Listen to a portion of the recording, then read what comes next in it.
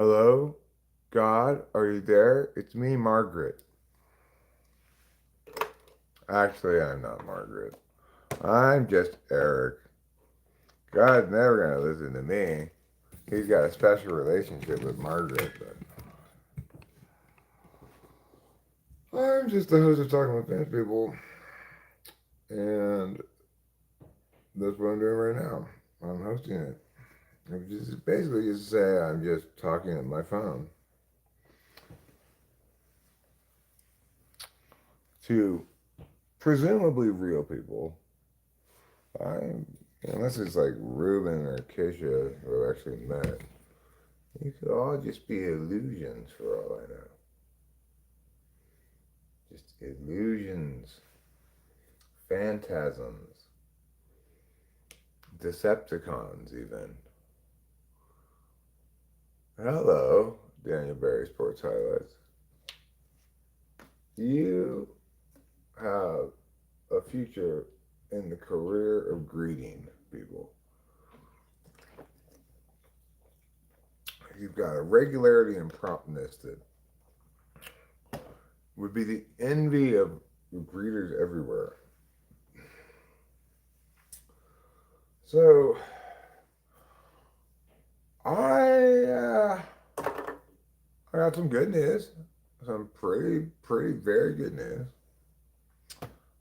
Somebody, namely me, got something today.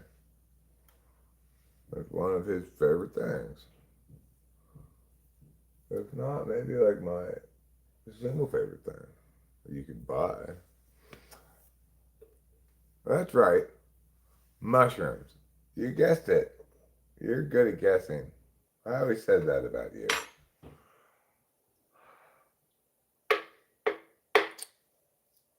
So, I'm on eat the mushrooms. Probably should have eaten a little more than an eighth, but hindsight's 2020. It's too late to add more now. It won't work to do that if you wait too long to eat more. Even if you wait just like a little while, like 30 minutes or something, you gotta eat them all together or just lament your failure to eat enough at the time. That's the only other option you have. That's okay. I'm gonna make up for a little bit of mushroom deficit I may be experiencing with this speed infused bong rip, which I think is, frankly, probably exactly what the doctor ordered. I haven't checked to see what Dr. Ingram's message says, but I'm assuming that's what it says. Eric, this Tuesday, I'd like you to take mushrooms. First, I'd like you to get basically no sleep. Then I'd like you to get up, take more speed, then take mushrooms. And then, if you don't quite take enough mushrooms, I want you to take a speed infused bong rip. Well, Dr. Ingram, that's why you're my doctor, because you have good ideas like that. And I approve of you wholeheartedly, accordingly.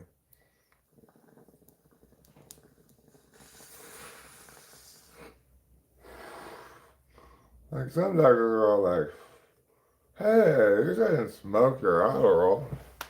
But not you. You understand the importance of doing so.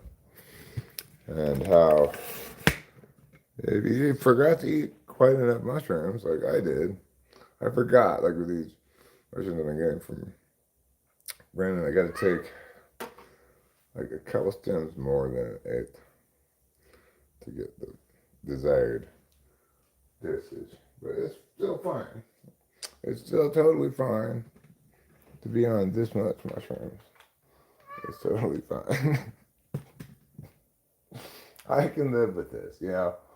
I'm not gonna kick this mushrooms out of bed for eating crackers. It's incomprehensibly better than no mushrooms at all. Hi, Hambone, long time no see. Did you come to learn some of the different ways you could meet Danny Glover? There's 50 of them total. One of them is you can make an appointment with his assistant. He's still alive. Danny Glover. I think he's dead by now, probably. He's got to be dead, right? He seems like the kind of guy who would have died a long time ago. Doesn't he just have that vibe? He's like the kind of guy who died a long time ago. He does have that vibe. That's why they cast him in that role that he played in that movie that one time. Because he gave off such a clear vibe.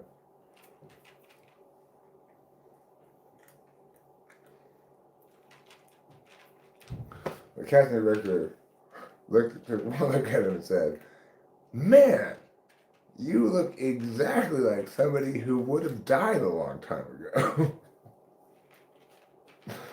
And he's like, "I know, I get that all the time.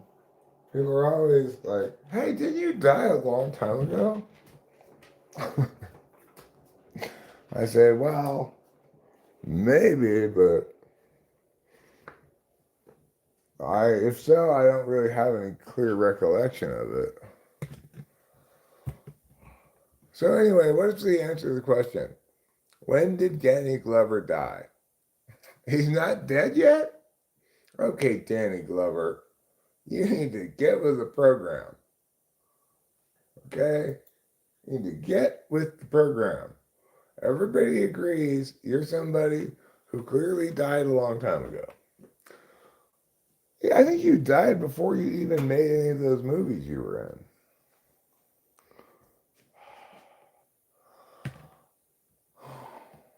Now here's the internet, or AI more likely, making shit up saying he's still alive.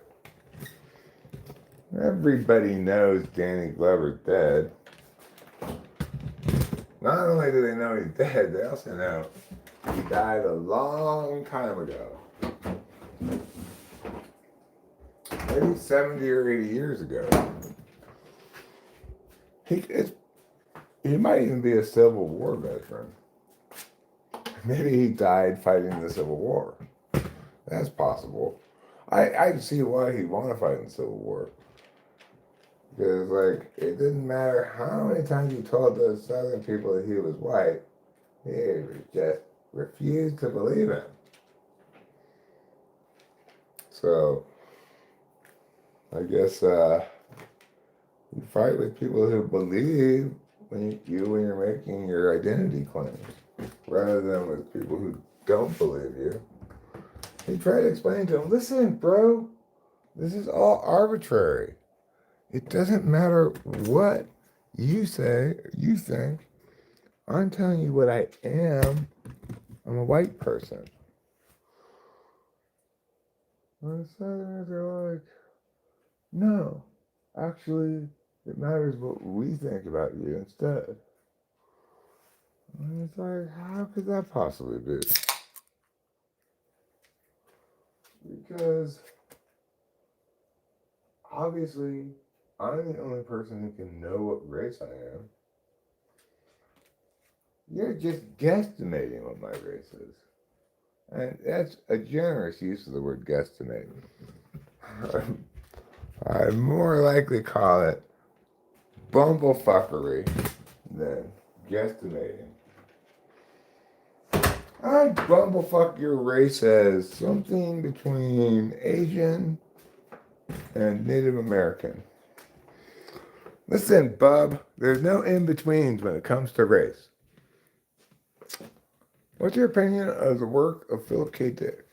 I think he had he's a genius, you know? He's a genius guy.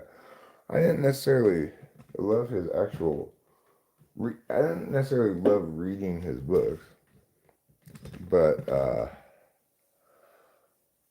he was full of good ideas. That's why Hollywood's made so many movies out of his stuff, you know? You know that guy, Joe Scott, on YouTube? I don't know if you're familiar with him or not.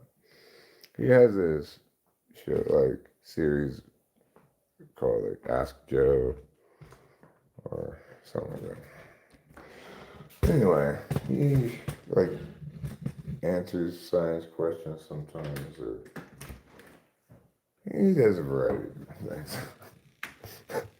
Anyway, what was I going to talk to you about? Why did I reference him?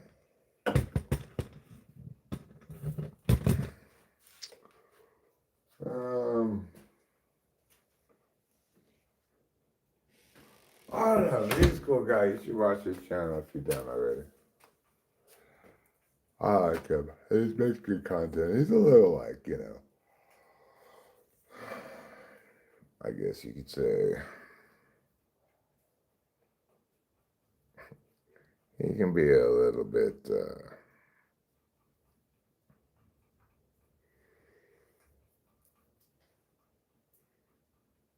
intellectually conservative, you could say. Like, I don't mean conservative politically, I just mean he does discuss like woo-woo stuff and sort of debunks it if it's bullshit and such, but I guess what I'm really saying is he says words indicating that he thinks evolution explains things. Even though you couldn't actually say that he affirmed evolution or believed in it, because to believe in evolution, you have to know what it was.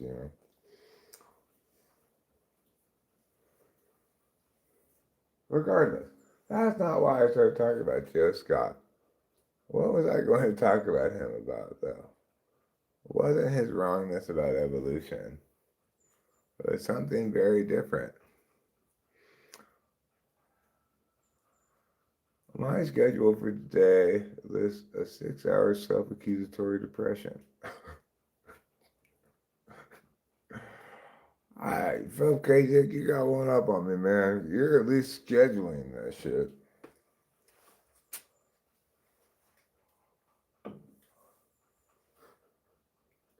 Our regular programming will be interrupted for this surprise bout of self-hatred and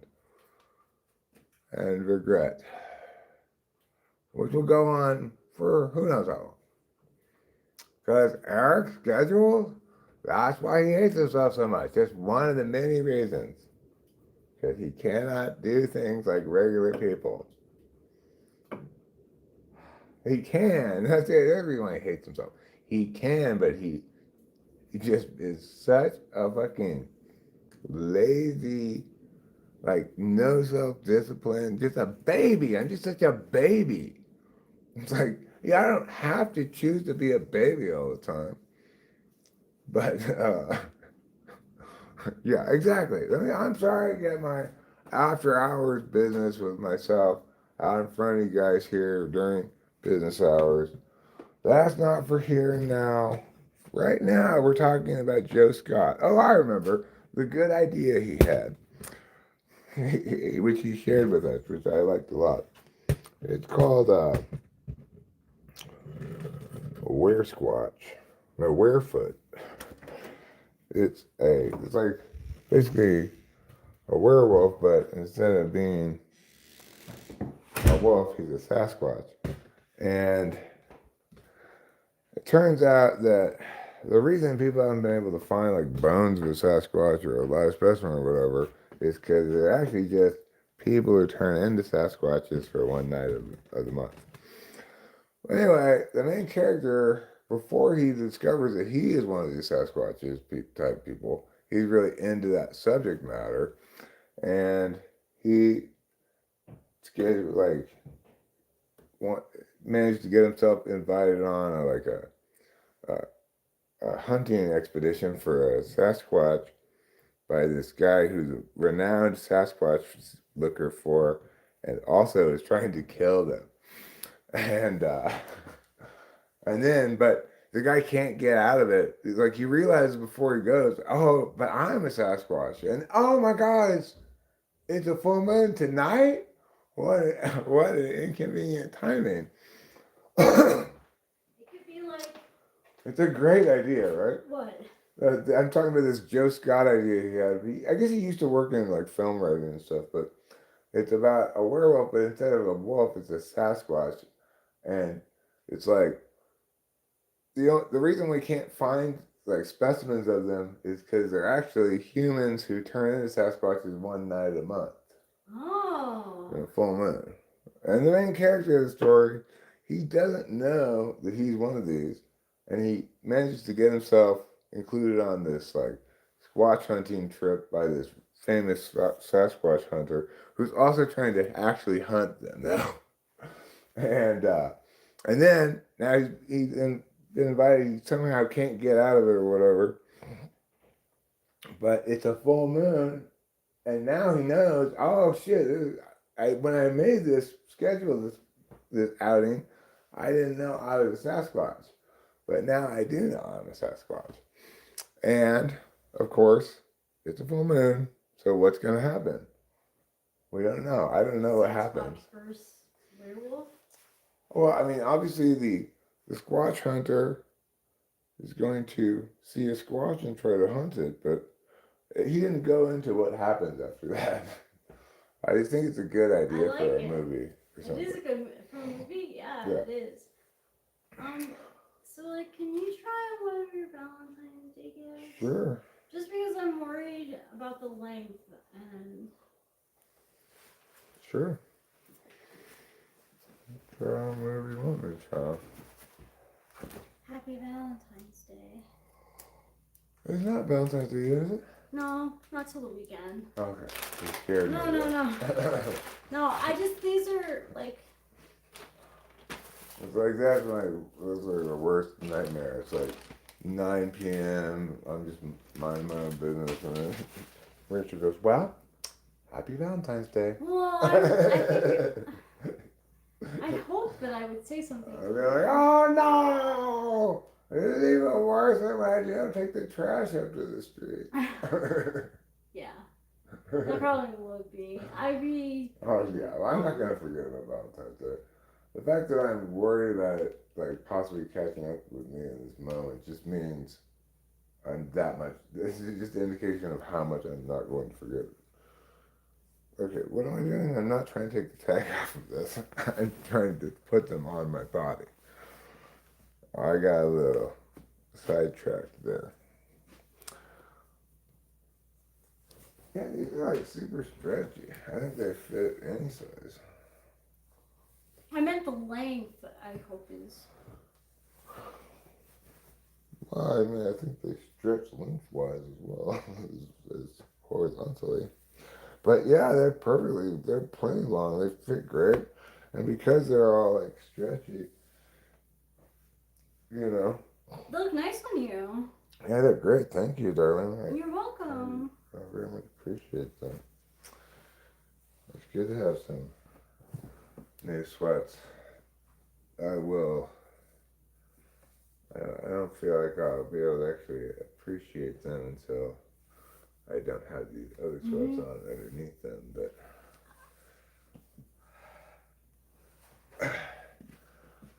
Well, they fit. That's all that matters. I really want to see if the length was good. yes, they do fit. Thank you, and they're great. I love them. Good. I'm so glad. It makes me happy. Oh, I'm sorry. Wow, they really are stretchy. That's comfy.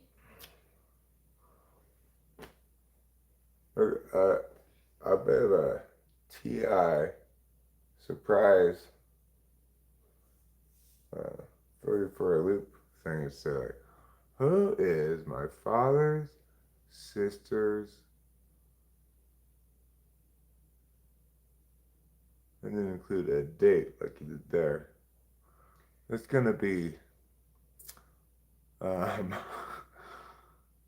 gonna throw a wrench for it. Who is my mother's father's sister's dad in late July?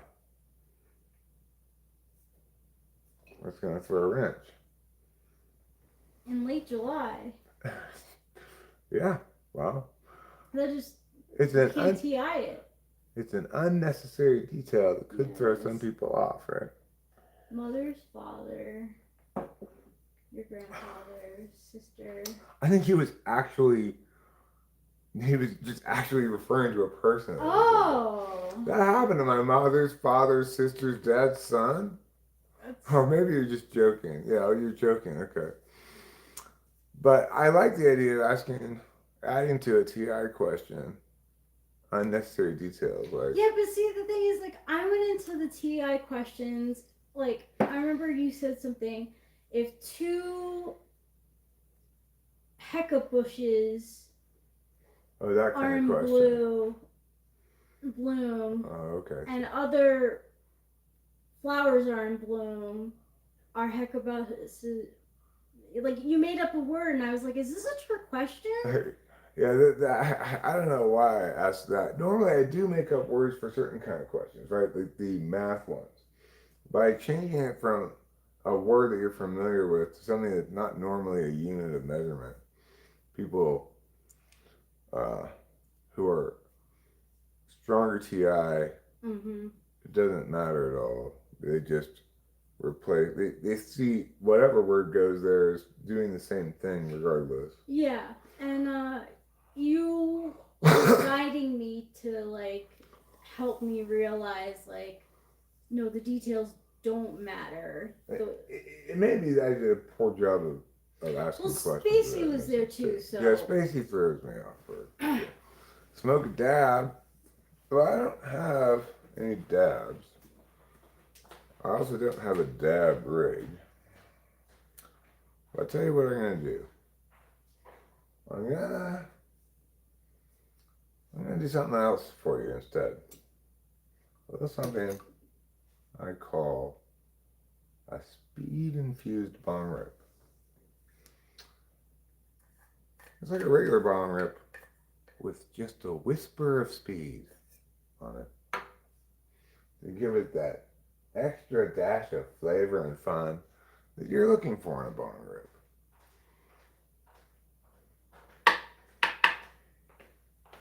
Certainly that I'm looking for in a bong rip.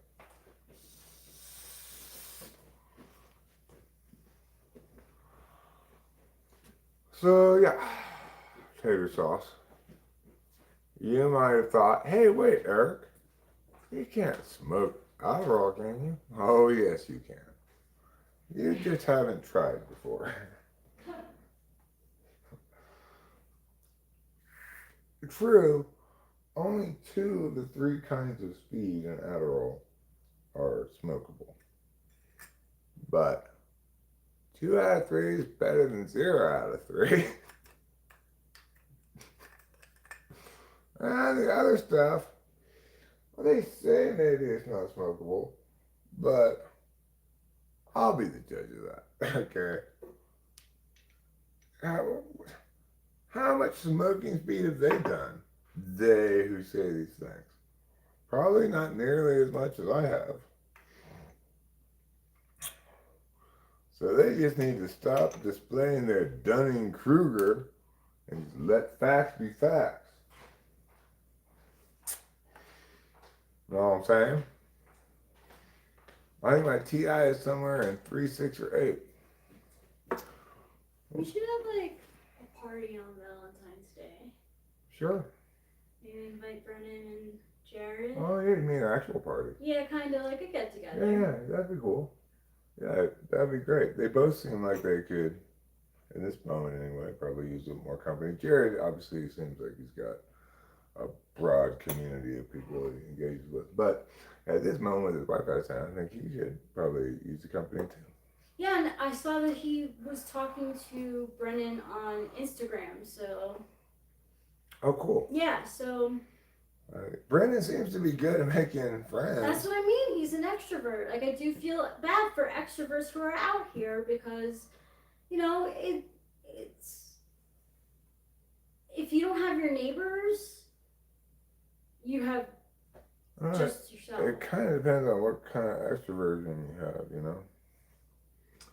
Like, extroverted feeling in an absolute value slot is going to feel somewhat like any kind of isolation is going to feel like deprivation. But like, we're not isolated in that capacity yet here, and that we have the internet and stuff. No,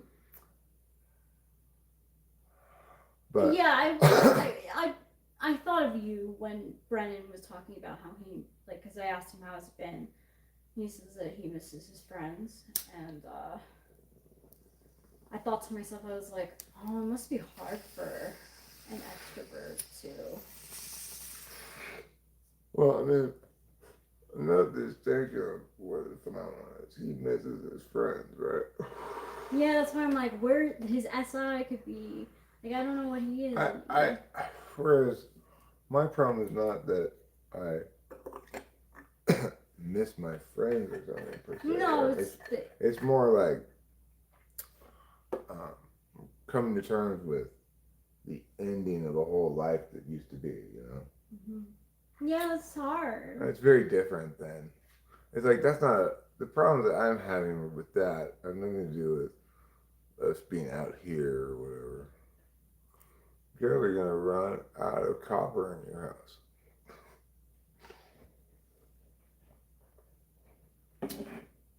I'm going to smoke some crack all night. Wow. That's the only way you ever do smoke crack. It's all night or not at all. I only ever did it one time. It's like, okay, that was not worth it for sure. I'll tell you what is worth it.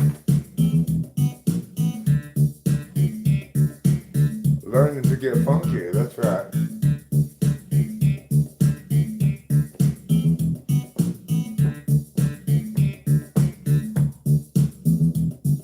Welcome to Late Stage Rapidalism. I'm your MC host Eric. And if you think it is wrong of me to invest in the futures of funk, well, this is what I have to say to you.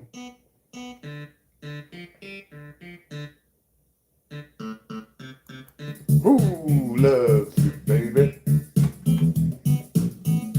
Who loves you good? Who loves you, baby? Only like the tellies of all this shit. That's right. Who loves you, baby? Tellies of all this does. Who loves you, baby? Don't call him Kojak. Who loves you, baby? I said, tellies of all this does. Humanities for sex symbol, tellies of all this.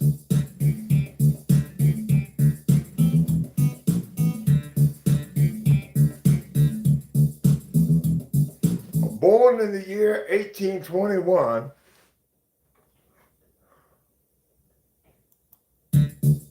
Telly Savalas was the only son. Hold on a second. Let's pick this up again.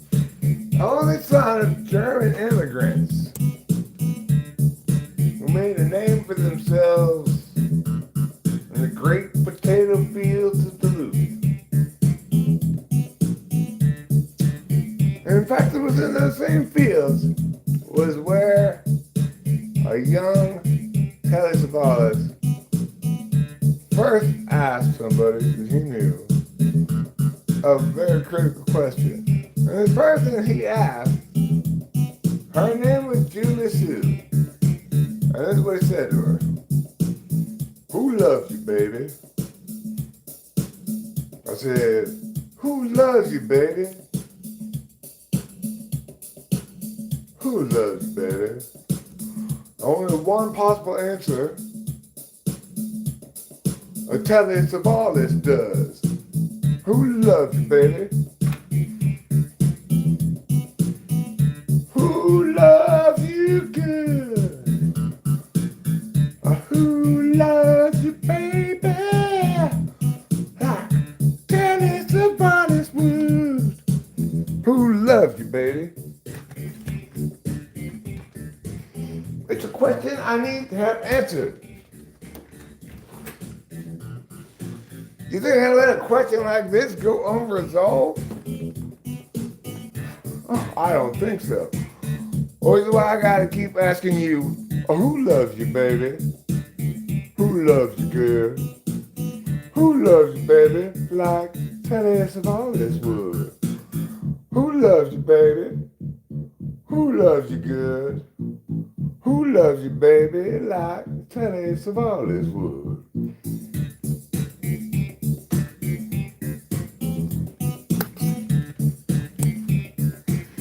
The answer's clearly Teddy Savalas. I was just pretending the whole time to act like I didn't know. I was putting on some kind of show. The truth is, I knew all along, Telly Savalas. That's who loves you, baby. Telly Savalas. Star of screen and stage, Telly Savalas. Son of German immigrants who made their name on the hard fields of potatoes just outside of Duluth.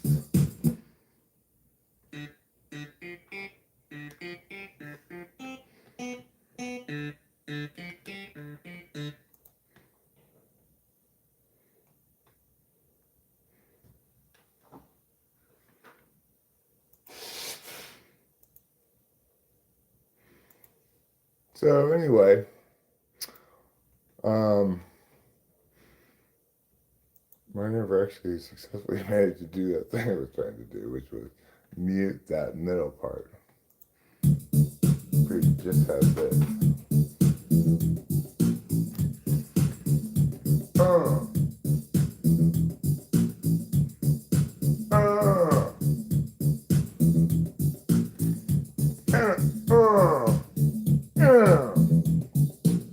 This makes me grunt.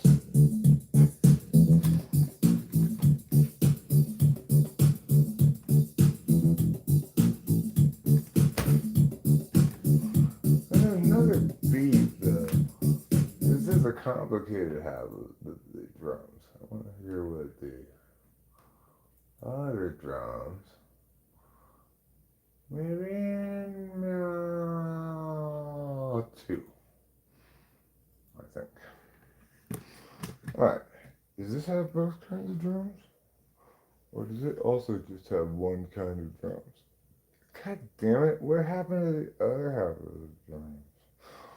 That's fine, whatever. I'm tired of wrestling with problems with that anyway. Unapologetic, enigmatic, irresistible, irredeemable funk on full display. You know, we only have one person to thank for that funk, and his name is Telly Savalas. Mm-hmm. It's who loves you, baby. Yeah, he does. That's who loves you. I know, it's really like very he really clear. took his catchphrase and took it to a whole nother level. Yeah. I feel like so blessed to have somehow remembered, like, hey, didn't he say something with baby or whatever? And I asked the internet, and it's like, actually, his saying was, yes. He said, first, I was like, yes, actually, he does have a famous saying with baby, which kind of surprised me right off the bat. I was like, I'm probably misremembering this, attributing to the wrong person or whatever. And then it hit me right in the face with that beautiful punch. Who loves you, baby? Wow. It's just such a Telly Savalas thing to say. You know what he looks like? Have you seen him? No. Let me show you a picture of him. He's like, I know that name. he's kind of looks like Yul Brynner, and they're both bald, but he's kind of got a guy who plays Oscar in The Odd Couple looking at him too. Okay. Telly Savalas. I know the name. Yeah, it's like he was all stuff that my grandmother watched when I So already when I was a kid even. So my grandma then. this guy. Oh yeah, he was in It was the King and Kojak. I. Oh no, that's Yul Brynner. Oh. Yul Brynner was in The King and I. This is Telly Savalas. Oh. He was Kojak. And he, Greek American genius that he was, asked one of the most important questions in all of human history. Who loves you, baby? How do I definitely have seen him in things. Um, Maybe not. no, he was in Kojak, and maybe that's the only thing I can think of him being in. But maybe he was in I guess other I know things. from my grandma. He's probably in many other things. Let's see. Is this really Telly Savalas? I think it was a happy experience for me. It's nice to be overcompensated for things you've been doing free all your life. Who loves you, baby? Can you just hear him say it? Yeah. And the acclaim is meets affectionate ears as well. I like to have people tell me how they remembered me when I blew a kiss across the room, but that doesn't happen very often. I've never seen you blow a kiss across the room once. Well, then it's important that you make that announcement right now. Put Telly in as the romantic lover and have somebody blow him a kiss every now and then. But what's your background? I mean, how did you get Well, here? what's your background? I just want to hear him say, "Who loves you, baby?" That interview is as old as you, basically. Yeah, this interview, lady. I'm obviously tripping because when I look at it, that's all. When it was going, well, now again, still sort of. I'm not tripping that hard, but it's still very obvious that I'm tripping. I'm tripping hard enough. I don't mean to complain about this tripping. Sure, with a little more foresight, I would have taken a little bit more mushrooms. Not a lot more. Maybe 2 or 3 more stems or something. But, you know what?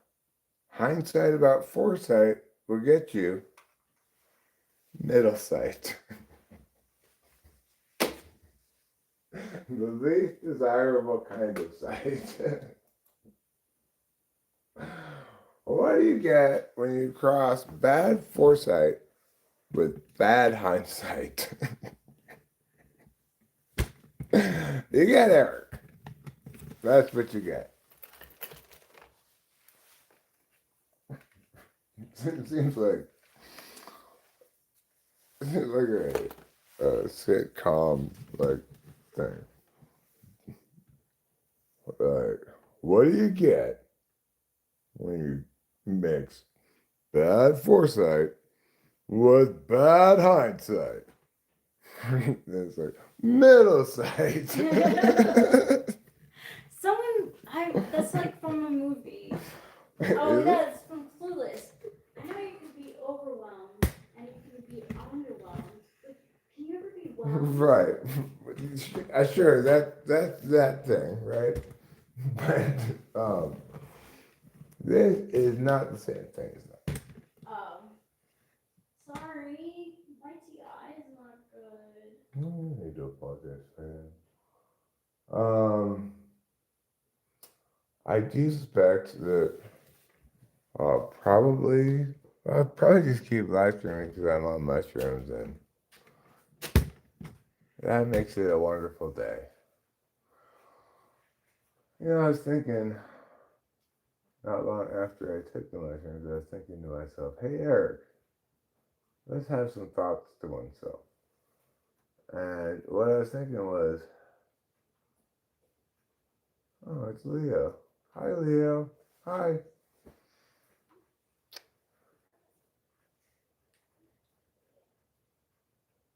I really like that dog, Leo. I hope, you know.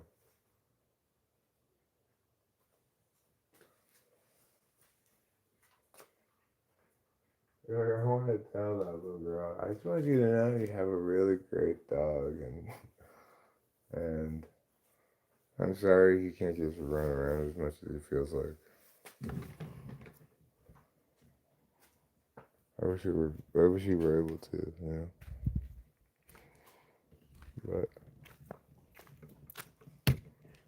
I'm running down the street, running Leo home. Checking the mail first. That's good though. He's like goes to get the little girl from school bus or something. good dog. What a wholesome scene. Little child with a dog coming from school, getting him down. What a wholesome scene.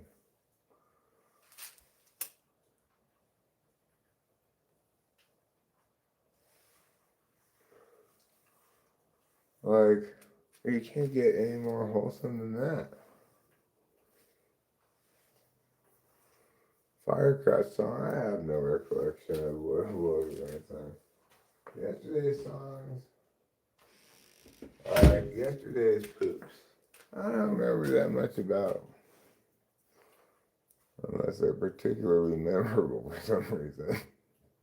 Like, it would have to be like this. Oh, I had a massive colon blow yesterday for me to even remember. Like, can I tell you right now? Well, let me see if I can do this. Can I tell you right now what my poops were like yesterday? uh, more or less, yeah. More or less, they're holding steady in appearance, consistency, and texture, you know. But if you asked me to pick one out of a lineup, I probably wouldn't be able to do that. Now, some people, they might say, well, Eric, you don't really know your poop. And to those people, I would say, thank God you were correct.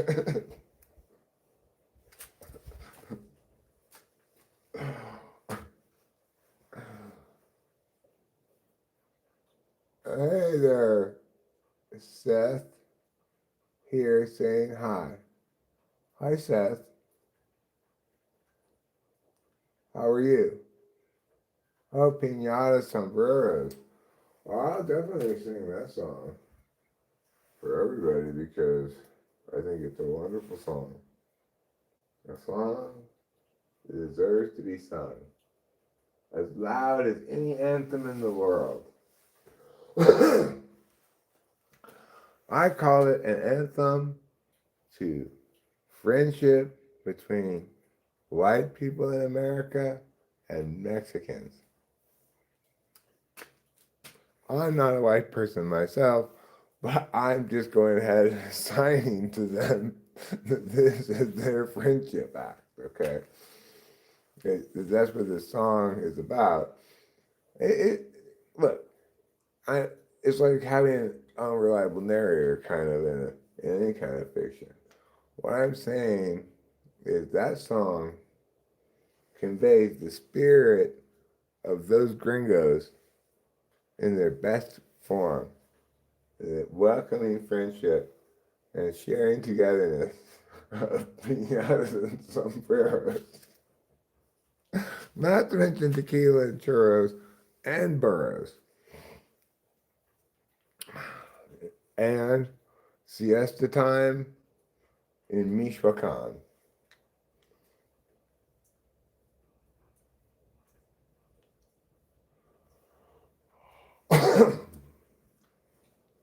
In fact, now I know more clearly what the lyrics of the middle part should be. Oh, neighborly Mexicans, we extend our hands in friendship.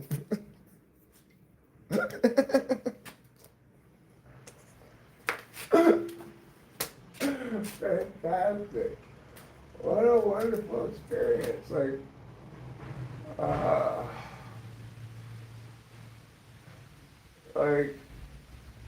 it feels so good and relieving to just be happy and laugh and stuff rather than be stressed out and or self-loathing or have various kinds of mental health or whatever. Mushrooms are such a godsend. The mental health may not persist very long after the mushrooms, but it reminds me every time I take mushrooms, it reminds me of what it feels like to be truly happy. Because mushrooms are just the best drug. Like, Speed can make me productive, it can make things interesting, but it does not make me happy.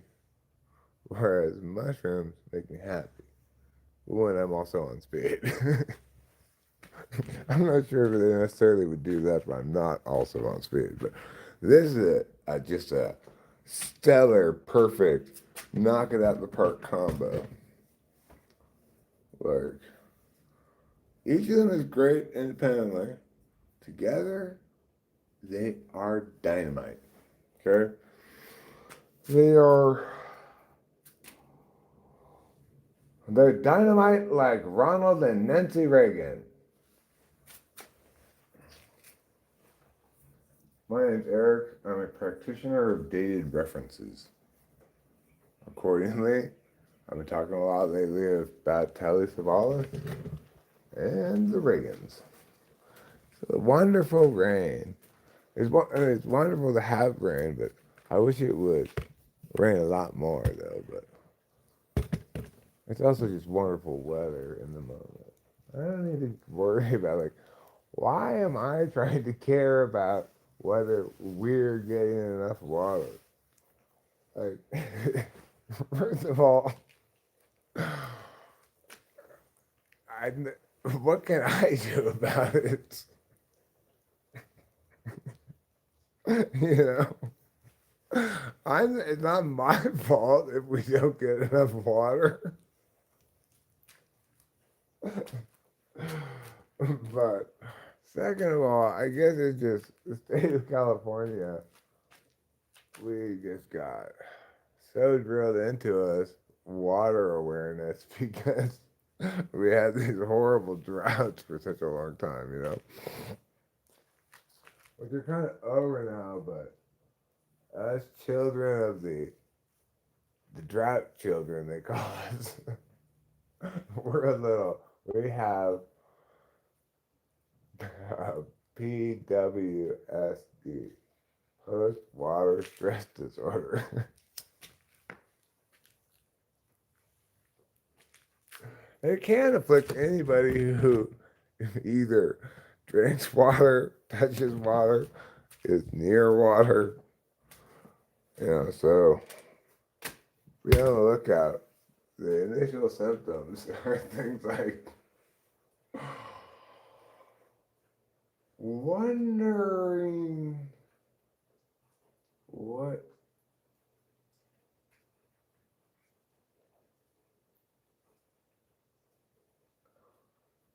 I can't see it. Okay. I think I could conceivably, like, I definitely don't want to watch TV. It's strange, like, the solution in life is to spend the amount of your time doing stuff, the amount of your time watching stuff or just consuming, the amount of your time sleeping. So, it has some kind of balance, right? But for me, it's just no balance at all. I want, like, I'm either, I either can't watch things at all because I'm adequately thwacked and have no patience for receiving information on the consumer entertainment stuff, or I'm lacking in dopamine, in which case it's the most I can seem to muster, is consuming media and not very much enjoying it.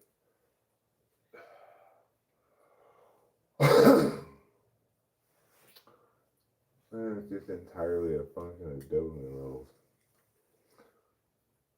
It's like I say that I like the drug. What I really am saying is, like,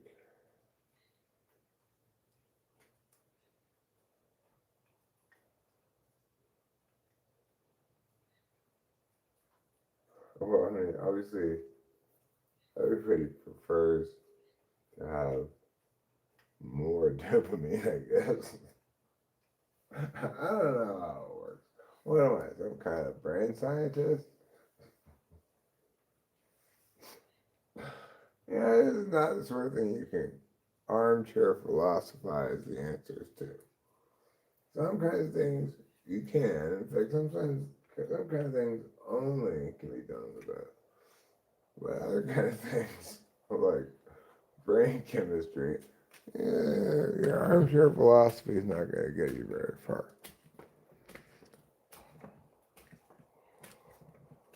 Like, I guess what I was saying is,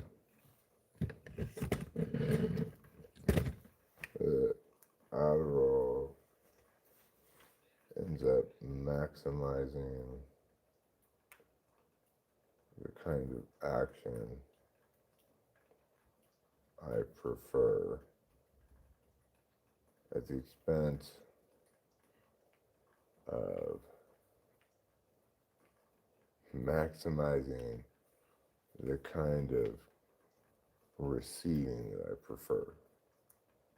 So it's like it is a way of avoiding a balanced life.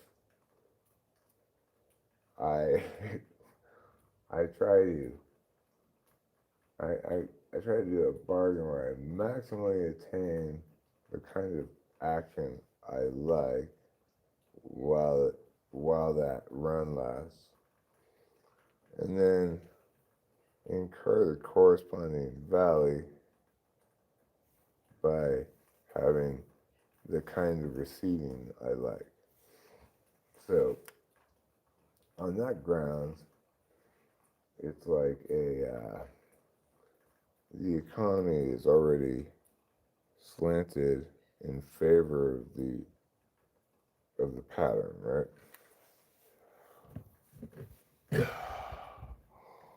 It's super Dr. Faustus, frankly. I'm so fucking Thomas Mann's Dr. Faustus.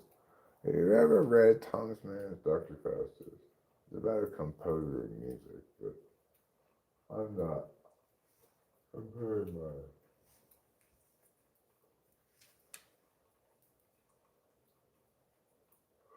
Dr. Faustus to the fact that to composition or anything like that. Rather to the phenomenon of an extended but temporary period of fevered ideation followed by at least equally long periods of, well, like in the book it would be he would be sick and stuff, like he gets fist, like I don't know if he was supposed to, it was supposed to be a metaphor or whatever, but hi there, Caroline Johnson.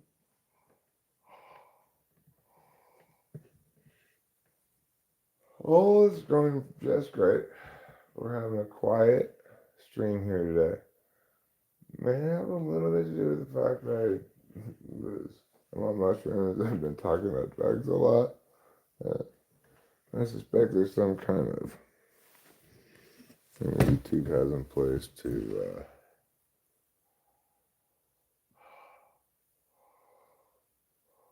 sort of like pre-screen stuff that maybe this is going to end up being age restricted later or something. And so then who knows? Who knows anything about YouTube? Nobody. Not a single person in the world knows a single thing in the world about YouTube.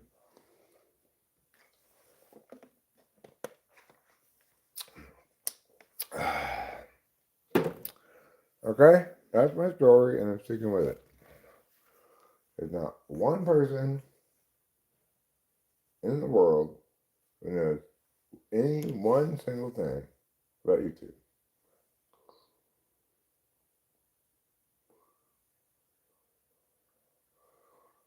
Hi, Guilt.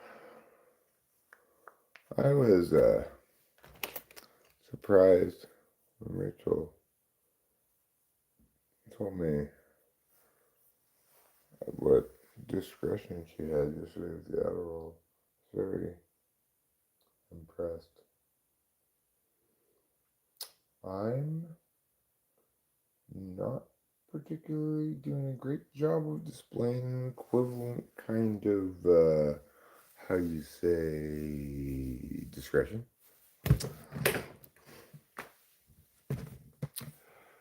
But here's the wonderful thing about Tiggers. The Tiggers are wonderful things. And how do you know? Because Tiggers get mushrooms. And you might feel like physically tore up from the Adderall already, if you're me. I mean, but then the mushrooms come home and they say, they come up to me just like it was Bresky coming to me. Listen. Here's the rub. And you're going, okay, all right, I'll settle back into my SI. I'm going to pay attention to how I feel. I'm not going to be all clinchy all of a sudden, all the time. I mean, okay, I do feel better physically, yeah. That's one aspect of the mushrooms. That's just an extra added benefit. Or maybe it's all part and parcel of the whole thing, but you know, if it didn't have that physical impact but still made me as happy as they do, I'd still obviously do them. I mean, mushrooms are the best thing that exists that I can think of, I guess, drugs, right? I state it every time I take them. They're the only they're the only thing that works as advertised. Like, it's always a good time. It always makes you happy. And it's an authentic happiness that you don't, like, look back later and go, oh God, it was just me being on mushrooms. You realize, you might look back wistfully in the sense that, oh, that mushroom guy, he really saw what was funny. He could notice when something was funny. He did a good job of that. I don't maybe do as good a job now as that guy did, but I respect the job he did, and I say, well done, sir. That was healthy, a healthy thing to do. So, my point is, never go wrong with mushrooms. I guess. Mushrooms are the exception to all the rules about all the drugs ever in history. Like, every other conceivable intoxicant has its downside. Like, there's just no downside to mushrooms, except, I guess, if you consider it's a downside, you should never plan to do something and then take mushrooms and think you're going to still do the thing that you're planning to do. In other words, taking mushrooms won't make boring stuff fun. It'll just make you not do that boring stuff.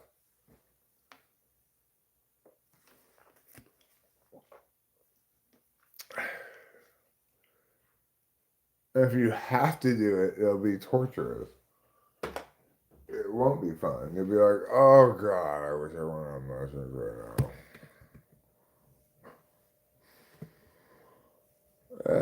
Some advice join programming and tinkering. AI really discourages me. We know who AI never discouraged. Somebody who really understood things, how things were, how they should be, etc. Well, have you ever heard the name Telly Savalas before?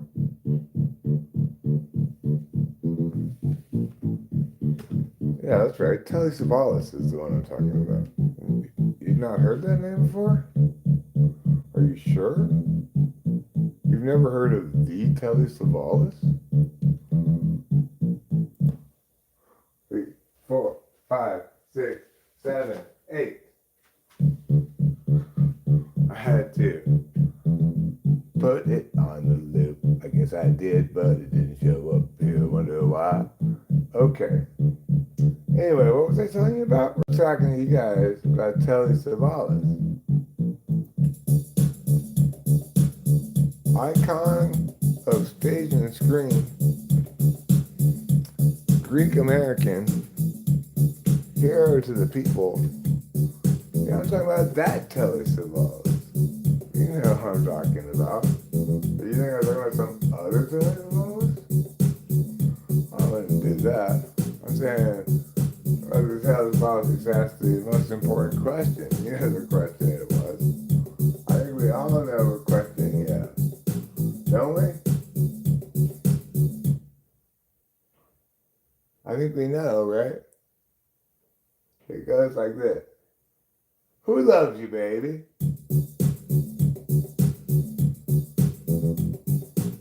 Who loves you, baby? Who loves you, baby? Who loves you, baby? It's me. T-E-L-L-Y. Telly Savalas. I am the one who loves you, baby. Don't think it's anybody but me. T-E-E-E-E. Telly Savalas. See? Who loves you, baby? It's Telly Savalas. Who loves you, baby? It's Telly Savalas. Who loves you, baby? Don't tell me it's anybody else but T-E-L-L. Wow, wow, wow, wow, wow, wow. Telly Savalas. See?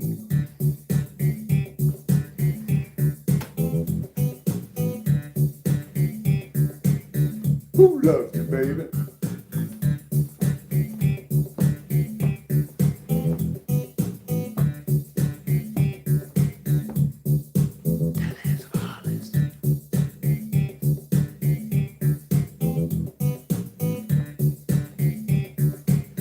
Who loves you, baby?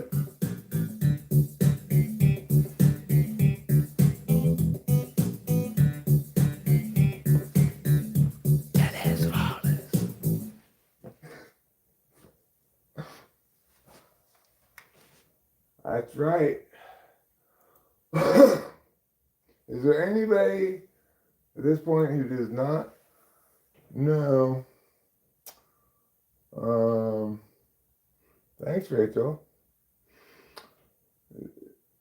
Is there anybody here who does not know the answer to the question yet? Who loves you, baby? The answer, in case I hadn't made it clear, is, in fact, Telly Savalas. Star of stage and screen.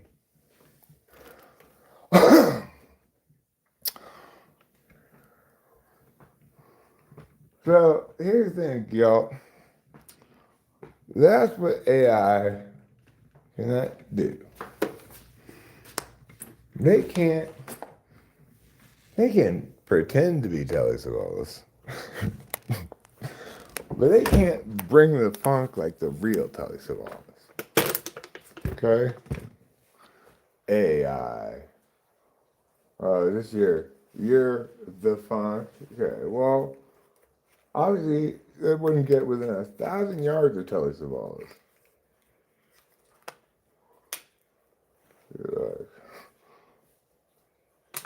He wouldn't even say his famous phrase. He'd be so offended.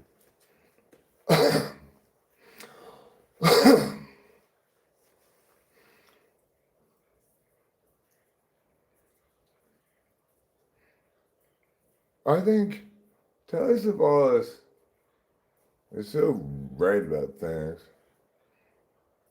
that he would just automatically, in every instance, know when something's AI or not.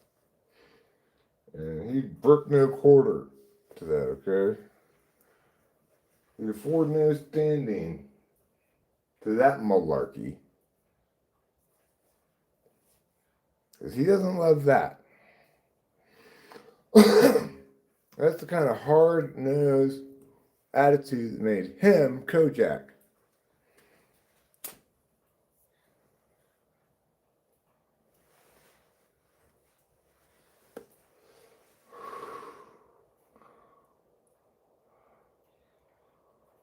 Ah.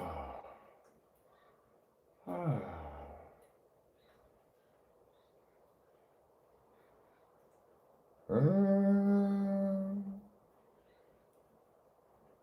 Acting on my mind. Ain't nobody around. That's a good song. I can't quite remember it. You're the only girl I love. I'm on many kinds of drugs. I can't do that. I can't tell that. I can't think that guy, Brad sucks. I feel like I identify with him a lot.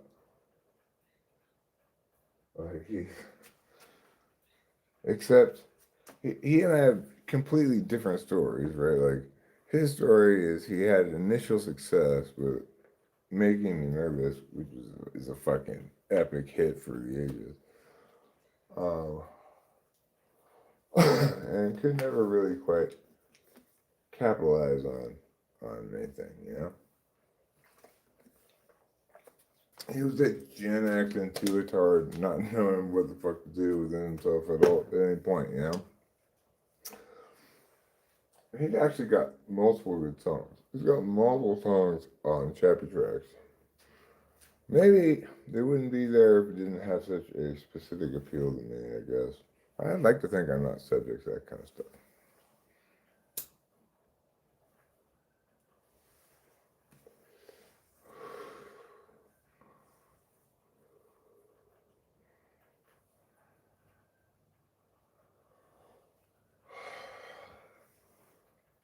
Like he's got this song,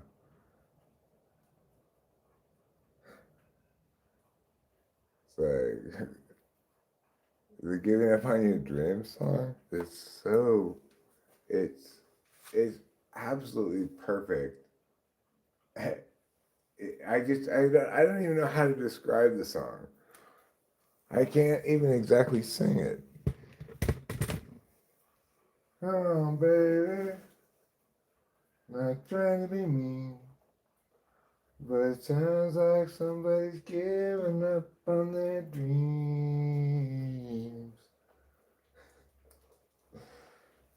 Maybe you'll never be famous, and you're never gonna, and never gonna, and you'll die alone. It's fantastic. It's such a great song. He's got such a dorky sounding voice too. It's like the guy he's not pitchy at all, but he could not be less of a singer, you know?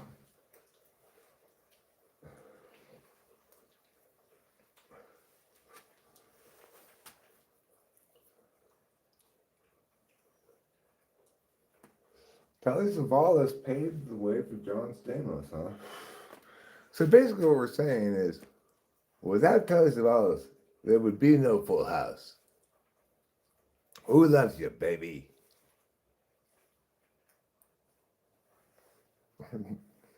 6 degrees of Telly Savalas. We should try to link every significant historical event back to Telly Savalas in some way.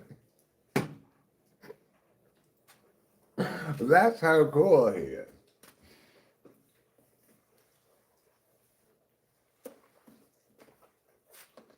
I think we should start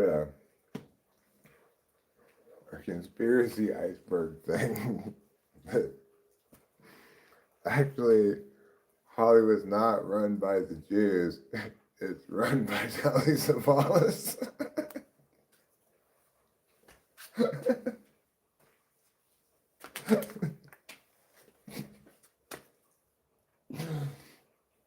Actually, that whole run by the Jews narrative, that whole thing is just a cover story to hide the hidden truth of who's really in charge.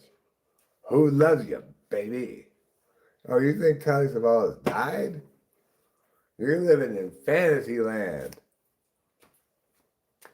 He had all of his body parts replaced with identical copies. He's the real ship of thieves.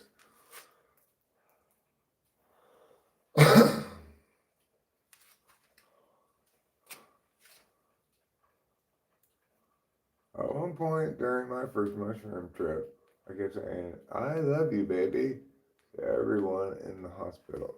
Why were you on mushrooms in the hospital? That sentence really catches you by surprise at the end.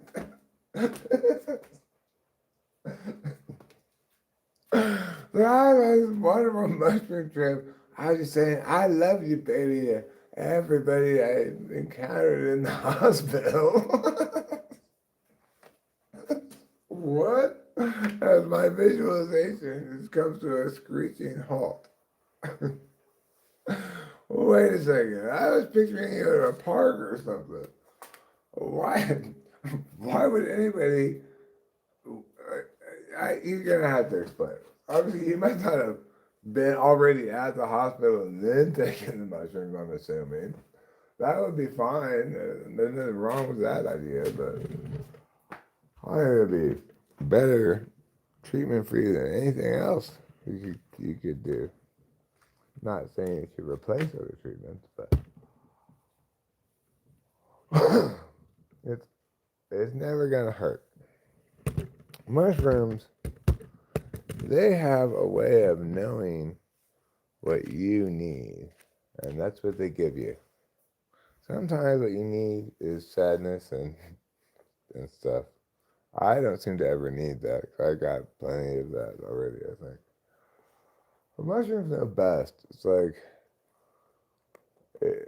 you also gotta respect them or they won't respect you. Like, you gotta not take them too often. Not try to take, like, you know, I go big with them. Try to find the right amount to take, right? And try to stick with that amount. Or, have a point you want to get to. You may overshoot or undershoot, but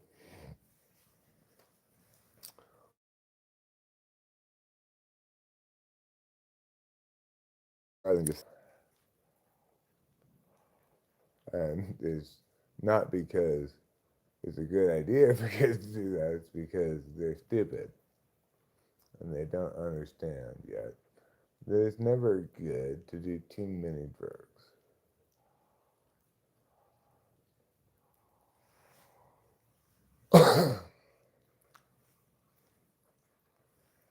and that's that is substantially worse than doing too little drugs.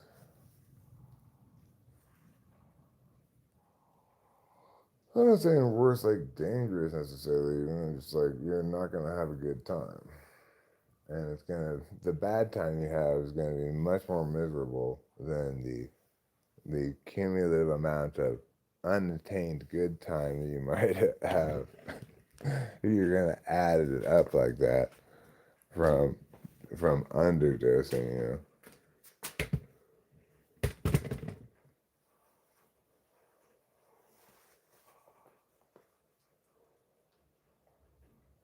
Confirmed hospital is bad vibe for shrooms. Yeah, well, I mean, what can you do there that's fun? They don't have any musical instruments. You can't smoke there. You can't put bong rips in there. As far as I know, they don't let you do that. well, it's a terrible place to spend time, frankly. If you want to enjoy your time, you should spend it someplace other than that.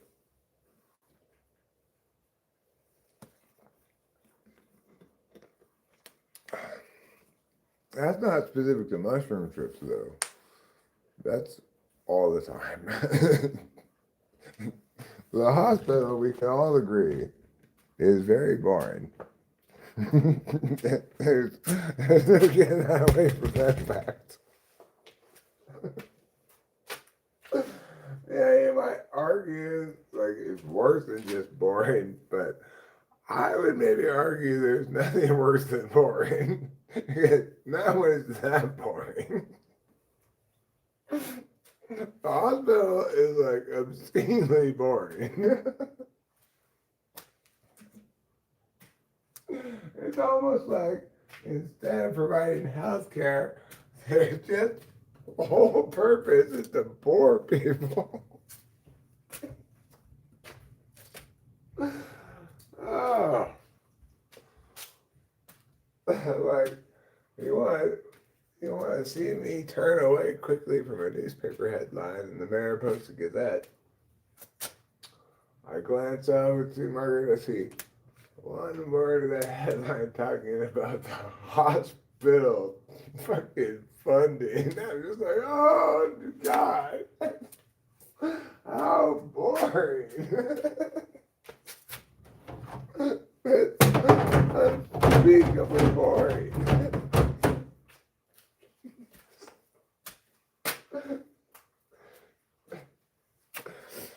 Oh. So, I'm glad we put hospitals in their place today. You know, if you're not going to heal me anyway, which is what happens in the hospital, unless you got some kind of injury or whatever, if you're not going to heal me, at least entertain me. Let me smoke in here, let me bump my music and stuff. But don't let other people pump their music. We don't want to listen to their bad music.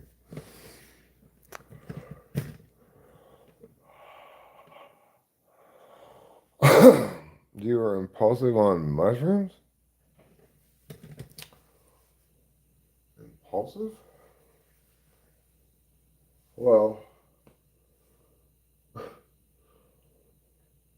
I mean, maybe I guess you could say I'm impulsive on them if my impulses consist of going over there and coming back over here and stuff. Oh, you took the drugs impulsively. Oh, you were impulsive with them. I see. You're not saying you were impulsive on them. You're saying you had bad timing? Yeah, I had that when I was young too. I remember one time I took LSD, very, very bad timing to take it when I had this thing that was kind of important to do later that day. I figured, I'll be fine. I'll just go do this tripping, you know? Oh no. I was tripping way too hard to even conceive of going and doing that thing, which was a debate term I was supposed to do. Also, I had the extent files for the extent team with me, and I was tripping too hard to even figure out to contact them and tell them come get the files. I left. I had to just leave my parents' house because I was tripping so hard. And get driven up into the mountains by my friend. Anyway, that was a bad trip. That was a very bad trip. But it was a bad trip not because oh my God, I'm tripping scary hard, which is one kind of bad trip. That's the worst kind of bad trip. That was a bad trip in this instance, though, because yes, I was tripping super hard, but I had all this. crazy shit I'm supposed to do. It's like, okay, I've got this stuff on my docket here, so cool, I'll get this all accomplished. Let me just take this acid first, and then we just proceed through the day. That's the kind of idiotic thinking a 17-year-old has.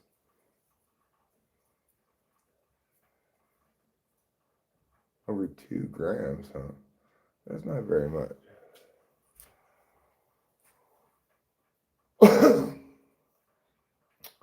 Well, have you considered the possibility, Gil, that maybe if it works like multiples of 2 on-off switch?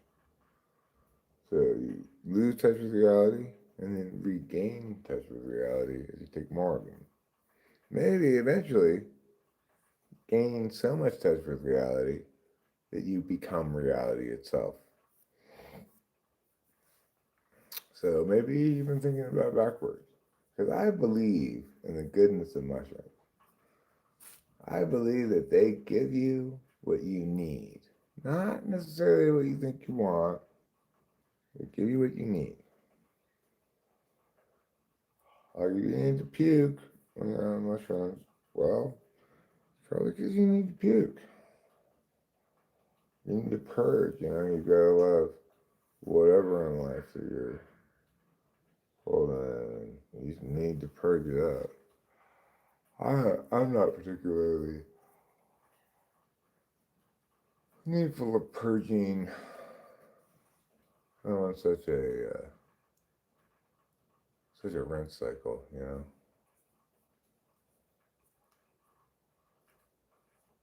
There's like all these kind of colors that aren't there. I get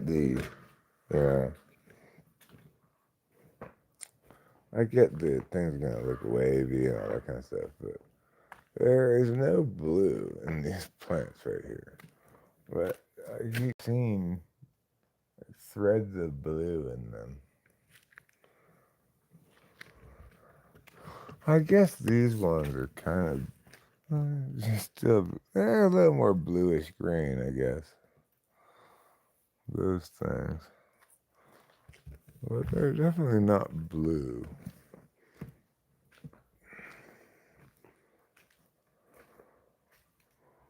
They're not as blue from Blue's Clues, which is sometimes referred to as the imperial standard of blueness. 50 ways to color your pizza. You only need one way to do that, okay? You only need one way to do that. Okay, let's be honest. You don't even need one way to do that. Ideally, you have 0 ways to do that. But what you do need are 50 ways to meet Danny Glover. And if you meet Danny Glover in all 50 of those ways, then and only then will you be granted the privilege of meeting Telly Savalas. Okay? You got to meet Danny Glover 50 times before you get to meet Telly Savalas one time. And you have to meet Danny Glover in 50 different ways, okay? You can't meet him the same way twice. That doesn't count as meeting again. That just counts as an extension of the previous meeting that used that way of meeting.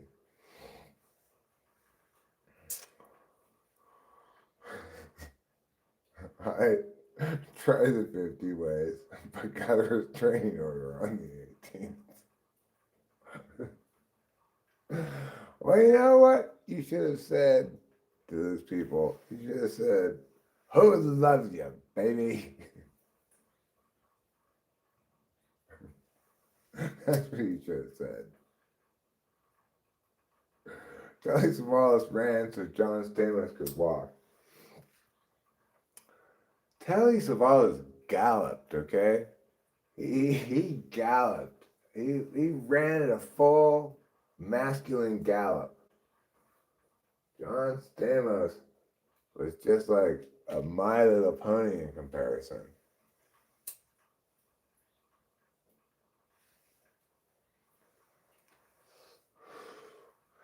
Telly Savalas was so manly that all of his hair was scared of him and ran away.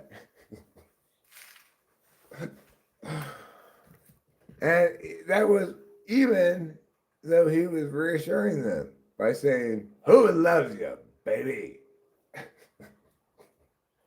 I wonder how many times in his life he said that. I wonder how many times in my life now am I going to say it. Once you discover it, it's hard to stop saying it. It seems like such a simple thing, right? But it, that's the power of NI. If it were any more complicated, well, it wouldn't be fit for Telly Savalas.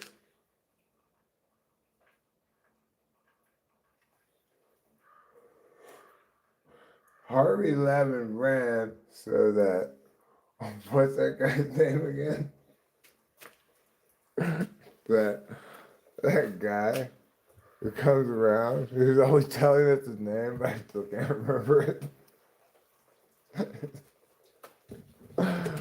Oh, what is that guy's name? The guy who's always talking about having met that guy. What's his name again? Steve Billings, yes. Thank you. Steve Billings is who we're talking about.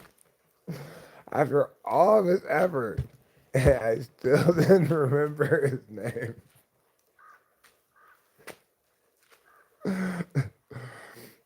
Because it's like, you just saying that over and over again, that's not any information, so there's no reason to process that particularly.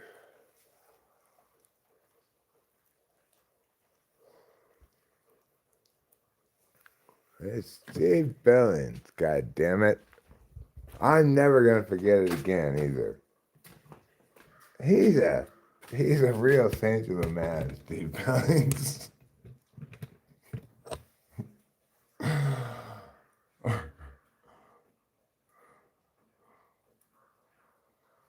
Right, the song No Scrubs is about Dave Coulier, who was catcalling ladies from TLC. John Stamos was the one driving Dave Coulier. And why did the girls turn them both down? Because they were trying to get up on Telly Savalas. They don't need those kinds of scrubs. They're aiming this high. Higher even. The height of the top of Mount Olympus, where Greek gods of lore gave birth to Telly Savalas, a modern Greek hero here in America. How's your day going, Gyalt? Did you ever decide on if you'd get bud or not? That's a good question.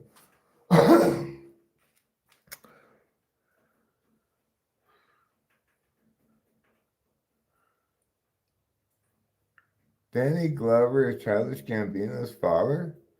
Is that true? Oh yeah, his name's Glover too, huh? I had no idea. Maybe I did know but forgot, I'm not sure, but seems like I had no idea. What is that guy's first name? Something Glover. His name Daniel too? Maybe?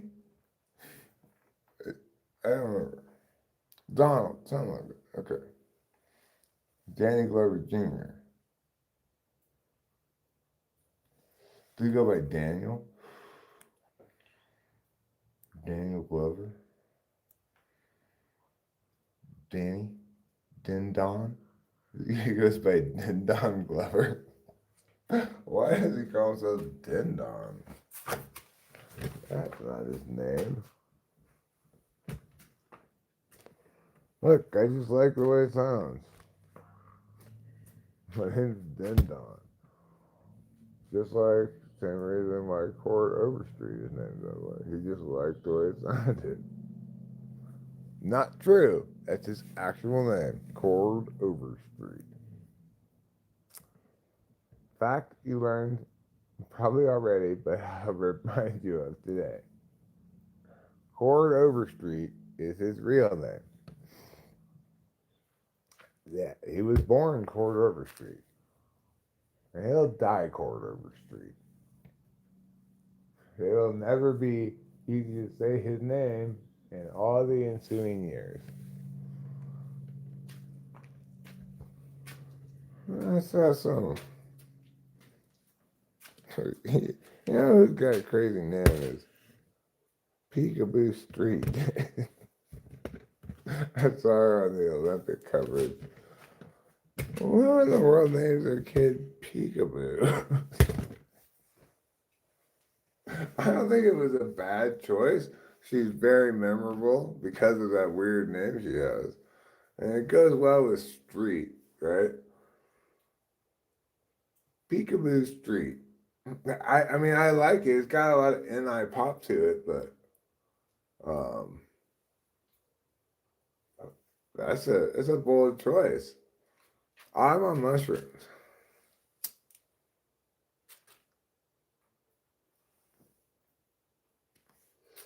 Yeah, I'm on mushrooms.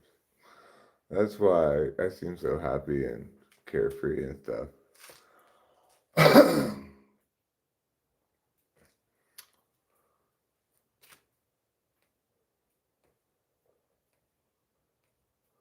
So yeah, Peekaboo Street. That's an NI. It's got a lot of NI pop to it, right? I mean, you're already starting off with a great last name if you want to have NI stuff go on, right? Like if you had terrible intuition and you're like ESFJ, you might name your son like Road Street or something. Something terrible. Or something equally terrible like Elm or Maple or something. No. Those would all be unacceptable. If your last name's Street, you got a real set of affairs in front of you when it comes to naming your child. I like Peekaboo. I think it worked well for them as a name. She turned out to be like a commentator. Yes, I'm assuming first because she was a good skier, but I like to think no. It's because he had a name, Peekaboo Street. Now, just like famed weather girl, Sunny Funshine. Sunny Funshine. She was born to the Funshine family. Anyway, she was born to be a weather girl. Let's just leave it at that.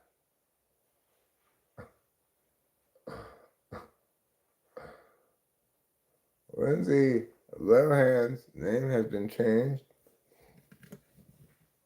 to Lindsay Lohan, but all caps.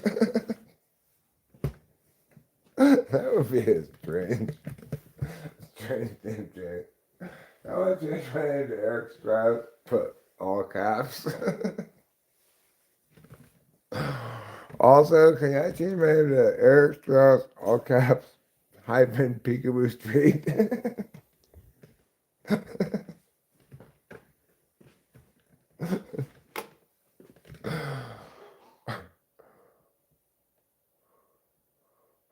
I've been to Marcus Russell.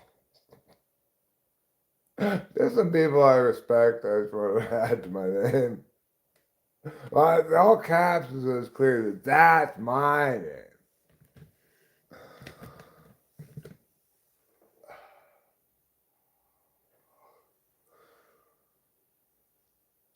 Lindsay Lohan's full name has been changed from Lindsay Morgan Lohan to Lindsay D. Lohan.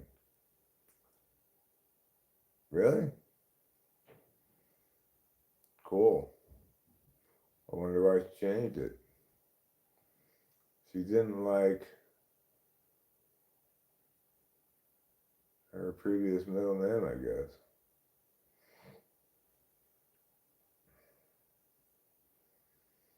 Apparently my name just popped in my mother's head randomly. You shall be called Gyalt, she said. It was as though she were consumed by a fever. E-I-E-I-O? Yeah, Elon Musk needs to check himself before he wrecks himself.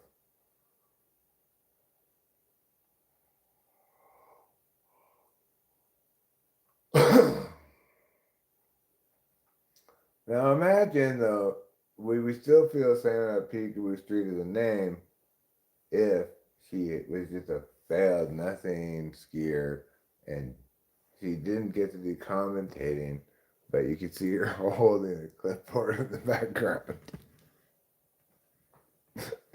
Will we still think it's a cool name? Yes. The answer is yes. Because its coolness, like most things in life, is not predicated on outcomes. Okay? We don't roll like that. We're not those kind of barbarians who thinks that you can determine things by measuring outcomes.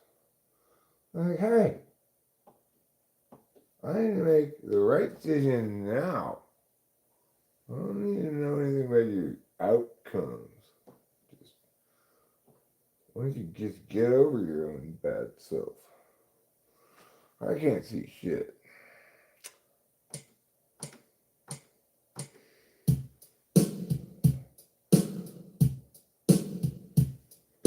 I can't see shit, but that's okay.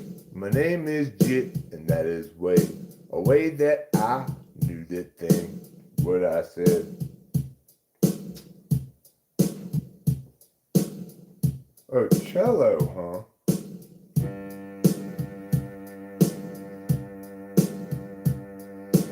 Let's have a very civilized song. This is very touch sensitive.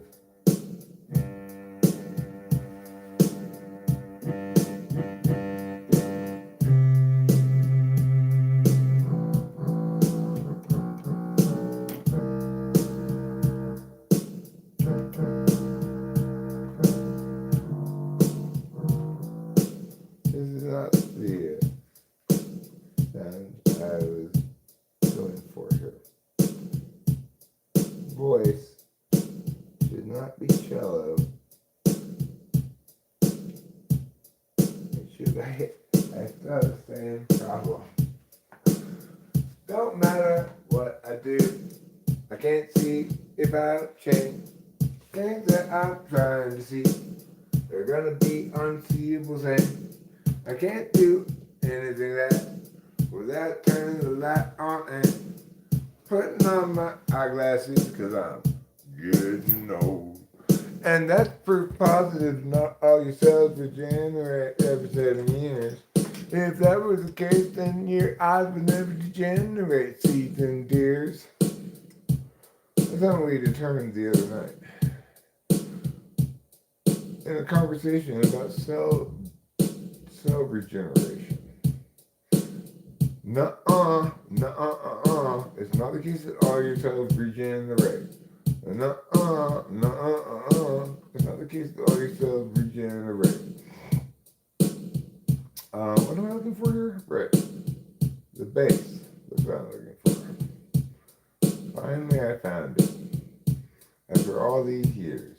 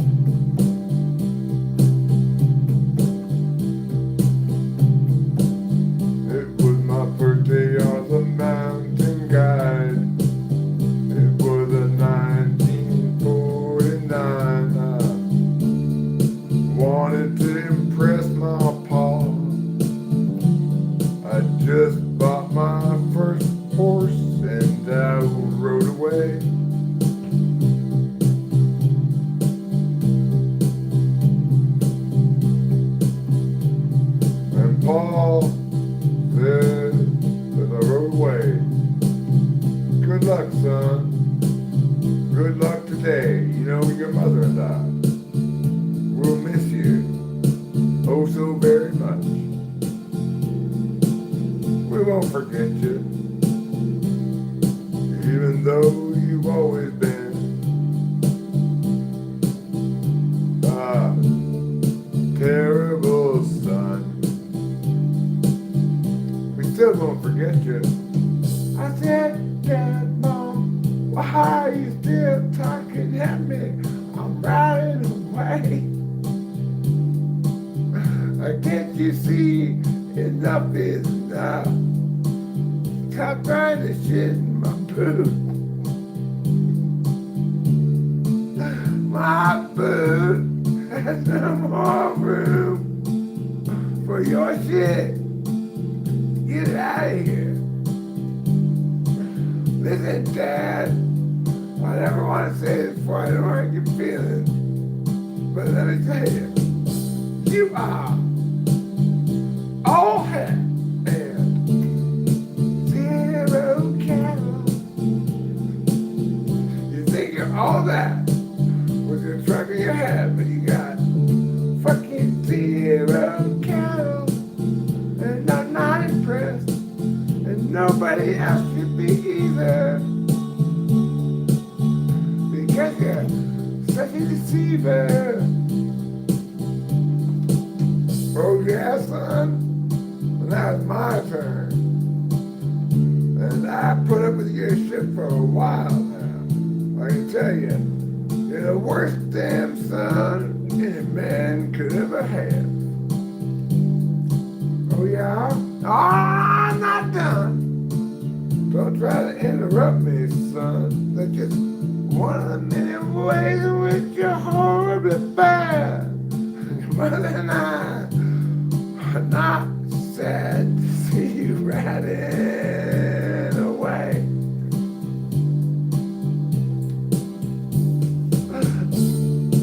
Dear God, why didn't I pick a faster horse to carry me away? I wouldn't have to stay when it's all this conversation. Oh, giddy up, giddy up, giddy up, giddy up, giddy up.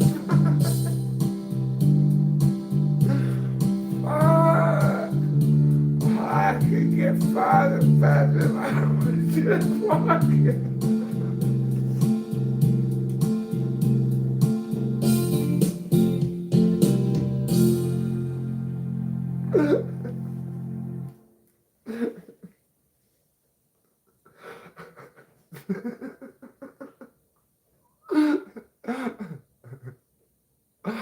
Oh.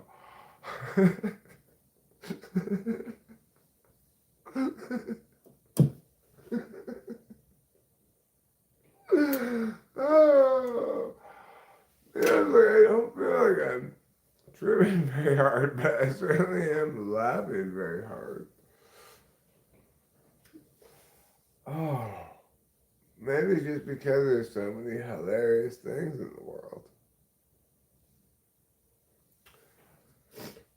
Like, I was really enjoying the fact that hospitals are boring earlier. Hospitals may be boring, but that fact that they are boring is not in and of itself boring.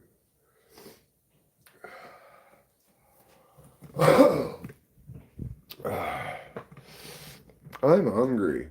I should eat some food. Fortunately, we were smart when we went to the store today. And we got a little something I like to call stuff in bags. They're not great. I don't love those chicken tenders. They didn't have it in a good kind.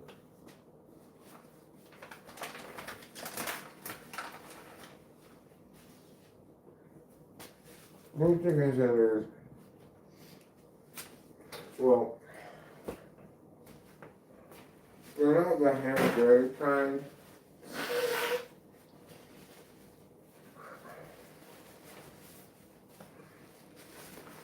we're like trying to just get a big bag of them and just put them in prayer or whatever, but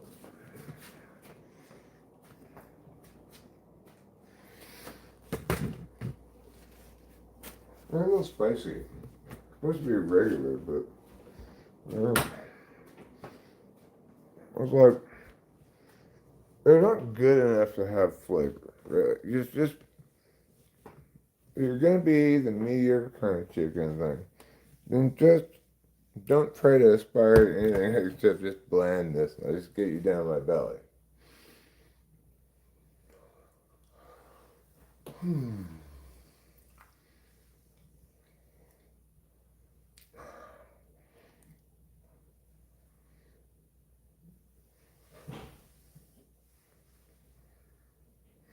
It's like just accept your station in life. Middle, like mediocre chicken tenders. You're not fooling anyone with your counterfeit Prada purse.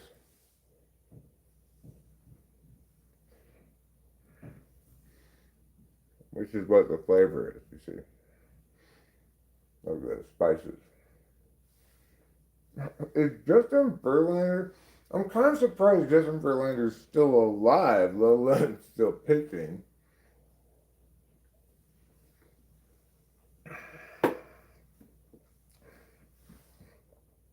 How old is that man? He's got to be 50 years old at least. Maybe not quite that old, but 43? Does he look older than that? Huh? It seems like he's been pitching since the 1950s.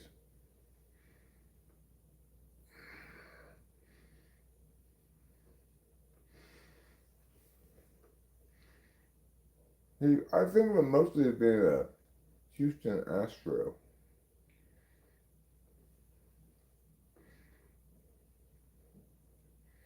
How did you do last year?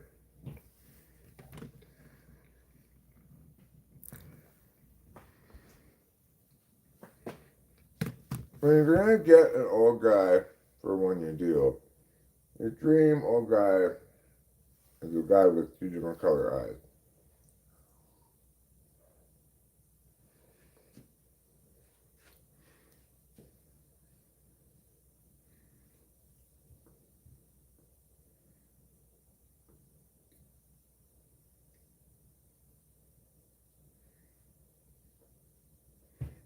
I mean, if we pitched well last year, then it just makes good sense for any team to sign him for 1 year if they think he can replicate that. It doesn't make much sense to sign him for more than that because of his age, but he's like, hey, he did last year. I bet I need to replicate it. If he had a horrible year last year, then it's a different story.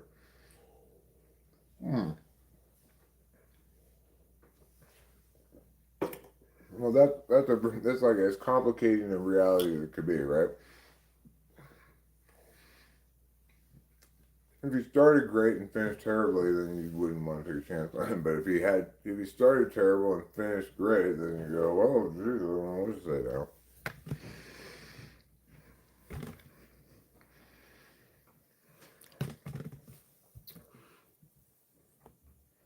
Kate Upton. Oh.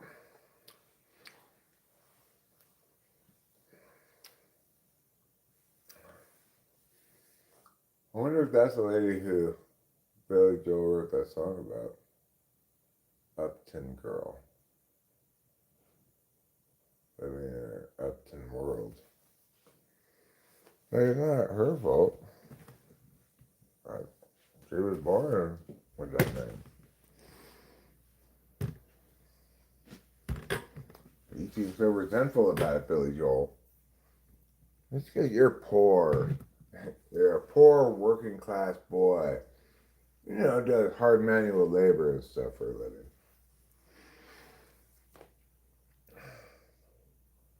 Couldn't be in starker contrast to this Upton girl.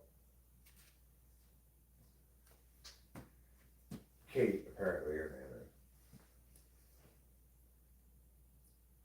Billy Joel playing the piano and making millions of dollars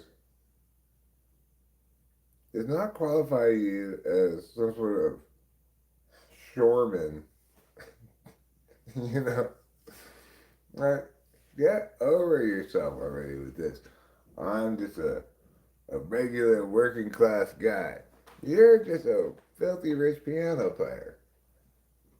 You're not a regular working class guy at all. Now, granted, I'm not begrudging Billy Joel his wealth and fame and success. He's earned it with his very genius songwriting. But I am going to begrudge him claims to being just a regular working class guy. You know, I come from a life of working, like carrying boxes and stuff. I don't know about that. My ass, Billy Joel. What working class kid plays the piano? That's a good question. We could look up his. Listen, Joseph 1, I want you in football. And Joseph 2, I want you to go to the military. I don't care if you're 6 years old. Go fight in a war. Now, Joseph 3, we want to call Billy Joel. I want you to play the piano. I like this vision of the Joel family is having three sons all named Joe Joel.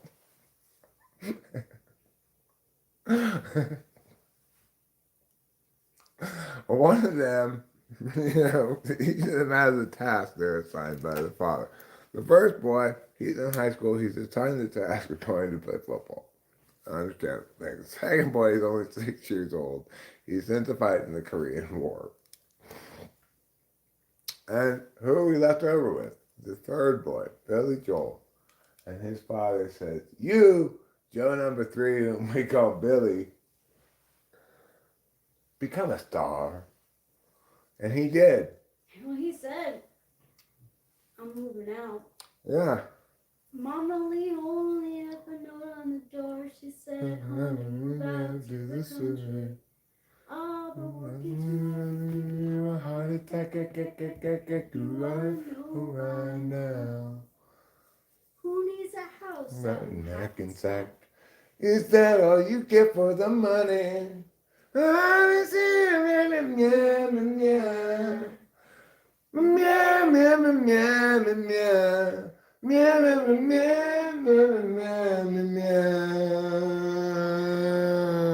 Moving out. It's so great. What a great songwriter. What they really call it is like, well, it's just life insurance is a way to make sure that people, plus you get a quick payout when you die, so that they get like, I don't know, like, well, right now it's just all crazy topsy-turvy because your loved one just died, but you don't have to stress so much about money for the moment because you got this check from life insurance people. And you can get life insurance that pays out even in the event of suicide. My dad had that kind of coverage.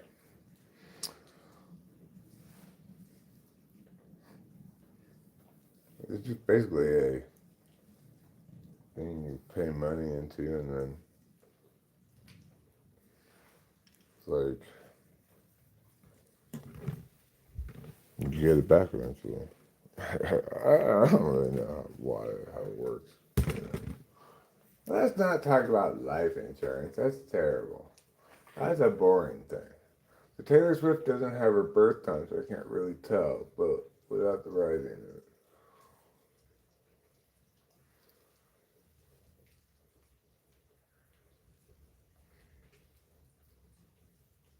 Without it.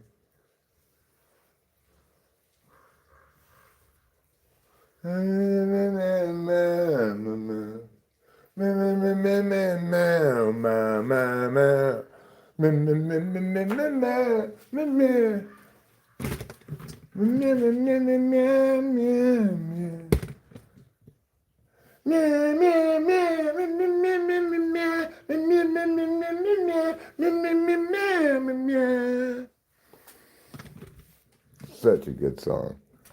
Shockingly good.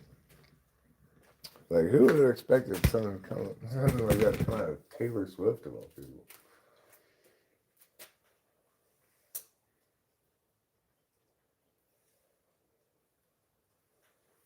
I hit 100 on the land, the sea, the sky, and then it has your team, your vibe,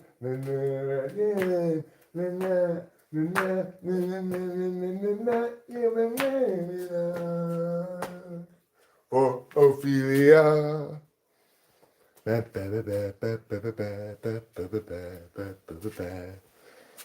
It's fantastic. Everything about it is fantastic. The lyrics, the melody, the song construction, the production of it, the bass and the drums are just the sound. It's like if everybody in the world could get bass and drums to sound like that, there'd be everything would suddenly click into perfect utopia for everyone. If everybody could master the drums and bass like that, there'd be nothing in the world to complain about anymore.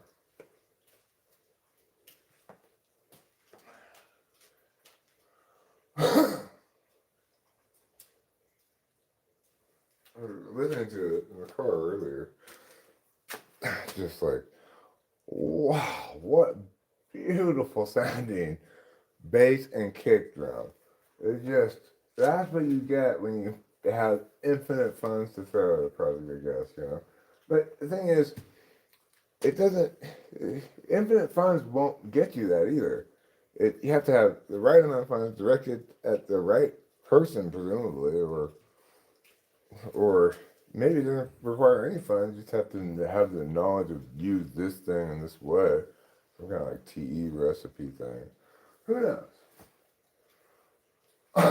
The thing about music projects, they don't work like that. They don't work like recipes because having the bass and the kick drum sit so perfectly in the mix like that is always the specific challenge of that specific mix because it's got to be balanced against other things. So whoever she's hiring to do or mixing and like I guess sound engineering, like tweaking the sound of the kick drum and stuff,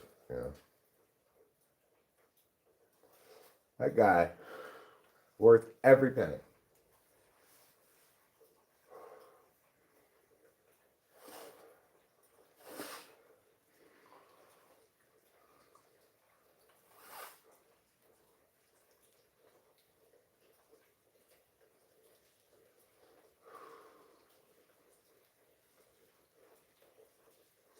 You know who's worth even more than all the pennies involved in that, plus a million more pennies?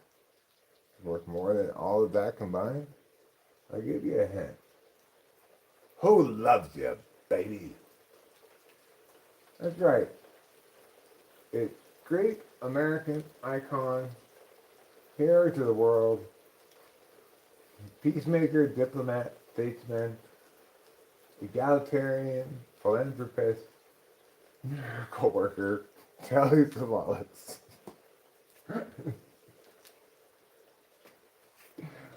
Who I think we could all say peered deep into each of our hearts when he asked us, who loves you, baby? And it made me wake up and realize for the first time, I don't know. I don't know who loves me. Is it you?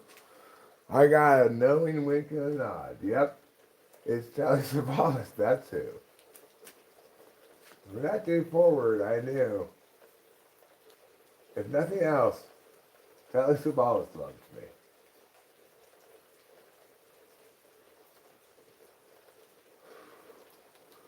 You always count on him also to solve a crime. If need be. Besides just loving you or asking you who loves you. You can always rely on him to solve any crimes that you happen to have lying around. That's what the great detectives do. They solve crimes. They solve crimes and they ask questions. Questions like, who loves you, baby? And where were you on the night of August 4th? And other questions too.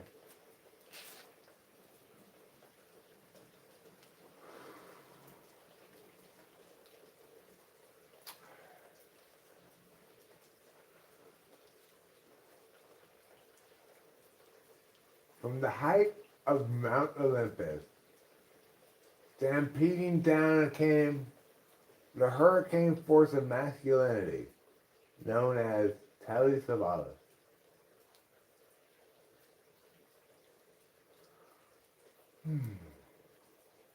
I wish his name, I mean, you can't improve on perfection, but it would be kind of nice if they had an Opolis in there somewhere.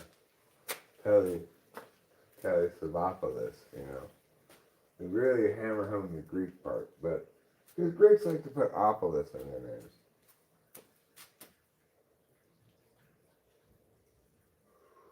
Even if it sounds ridiculous, they might, a lot of people, Greek people name things like Opolis, Papopolis. Wait, it sounds weird to us outsiders, but to Greeks, that's totally normal.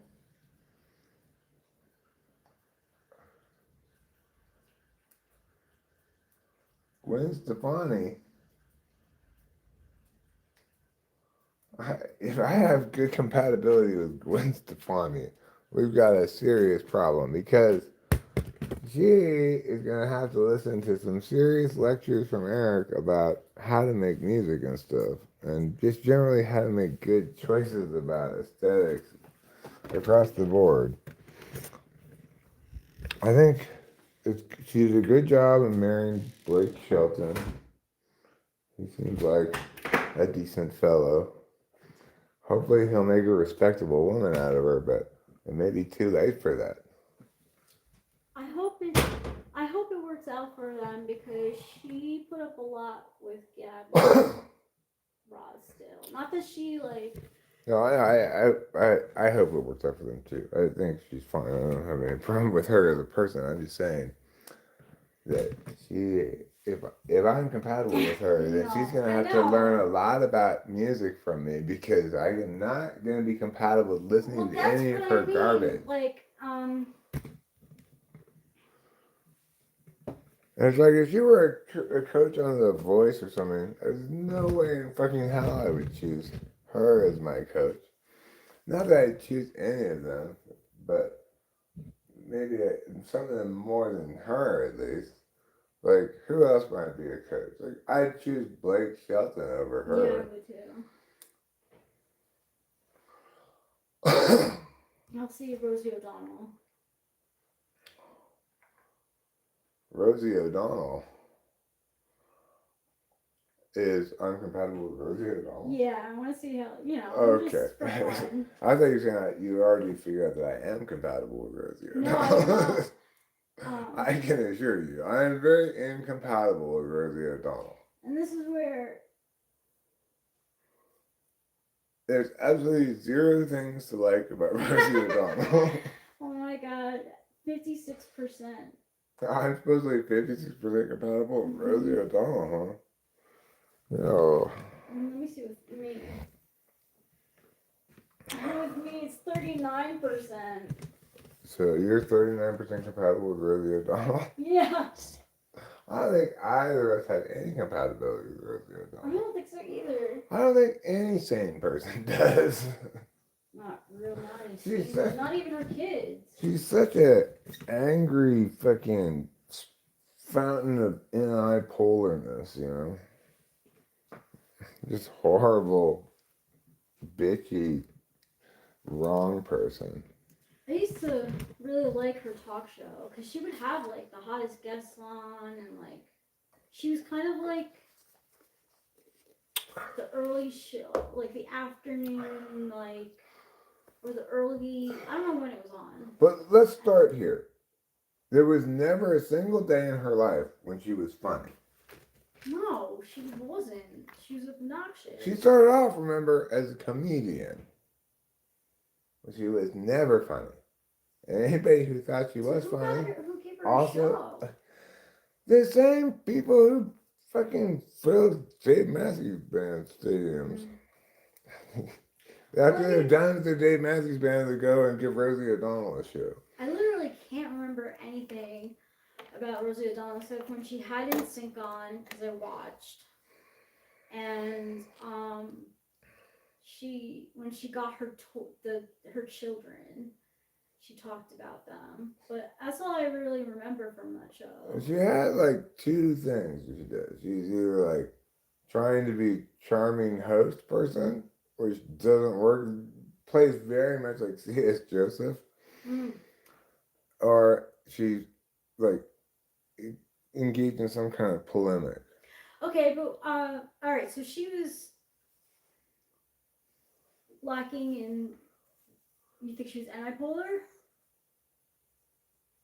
Yeah, I don't know if she's anti-polar, but she definitely. I mean, I read her as ESTJ.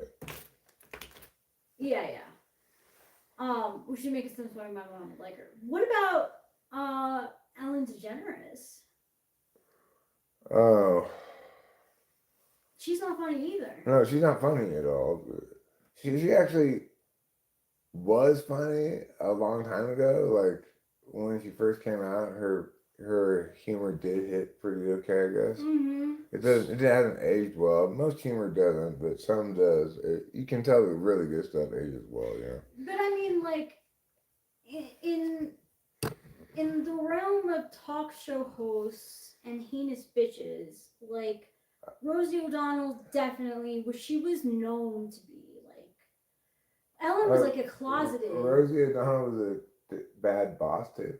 Oh, I don't think she was a bad boss, but she's not pleasant. I don't see. I mean, what you're saying, she ran a horrible production, right? No, I mean more like as in Rosie had this like facade where she could be like and like Ellen kind of was like, oh, I'm so goofy, let me dance, and they both were like actual terrible people. Right. Well, Rosie O'Donnell doesn't have to be a terrible person for me to already think she's absolutely terrible, because everything she does aesthetically is terrible. It's just she does nothing but make wrong decision after wrong decision. Okay, but like what?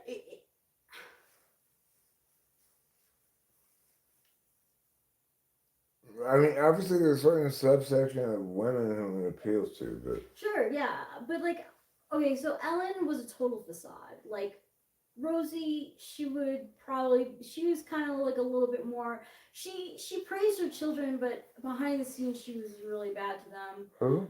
Rosie. Really bad to her kids. That she wasn't like they're not. Yeah, they have issues with her. Yeah, when there's a disconnect between kids and the parent, it's always the parent's fault. Yeah. And occasionally it's the other parent's fault. Like one parent might turn kids against an inoffending parent if that first parent has exclusive access to the kid's time and stuff, or a substantial majority of it. But regardless, it's usually if kids when they get grown up, they don't want to talk to their parents because their parents probably fucking horrible. Yeah, like it came out that she was like a strict parent. But like like Ellen Schmillum, I do wonder what type she was. Like she used to get typed as an ENFP.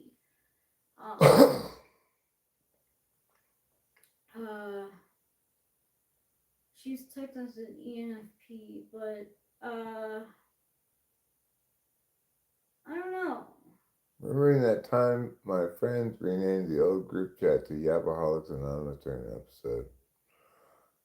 It's possible that they didn't know you were having an episode, right? They could just think like, Our Guyot's got really off the rails this time with his normal nonsense, but extra something. Damn, like They might not have been aware you were having a mental health problem. that's tough. Like it's like either you get called to the hospital or you get laughed at. That's terrible.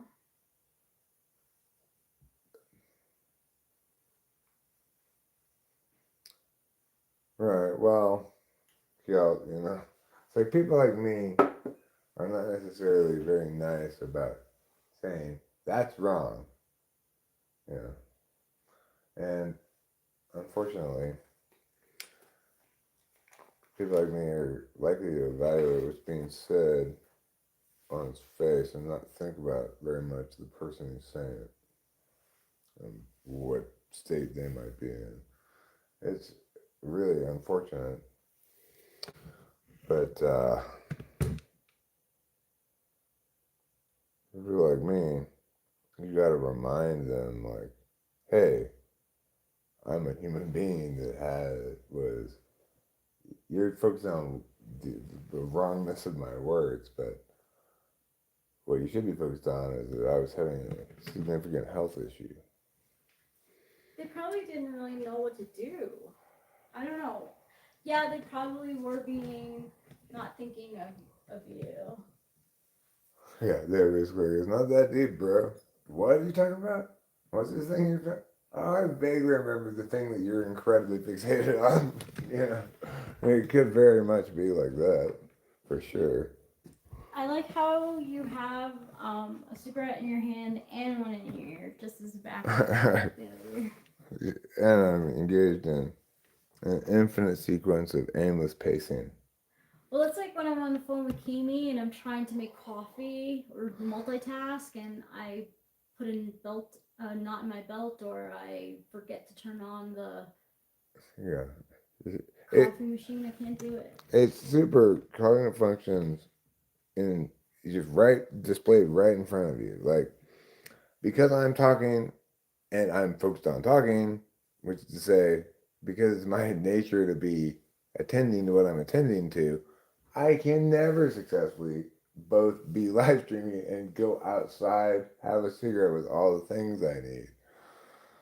Because doing stuff like that is the kind of attention to doing that well anyway is sacrificed because the attention is the available like channel space is occupied by the other kind of action. Oh, I'm sorry, Gil.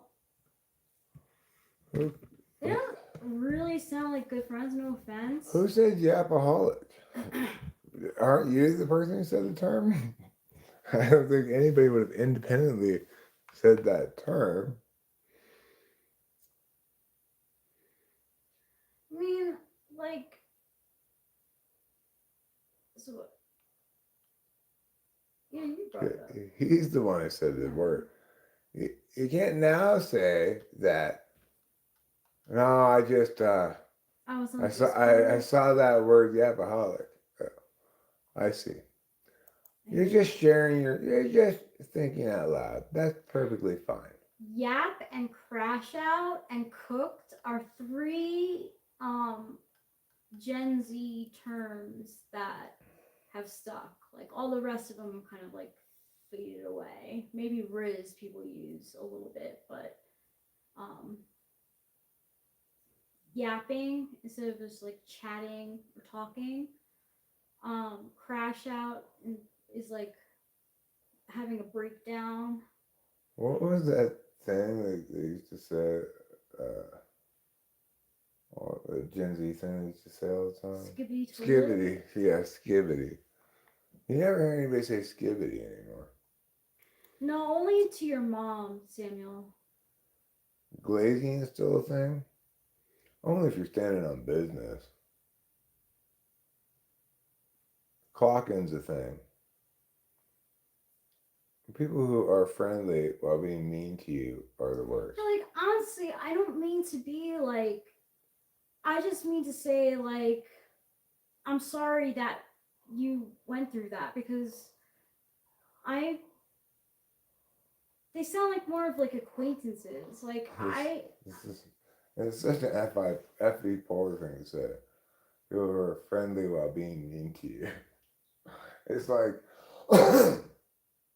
if they are successfully being mean to you, they're not being friendly. And if they are successfully being friendly, they're not being mean to you.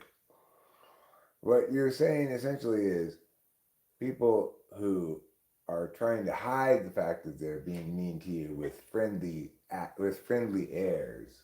Yeah. Because it's not really friendly to be like.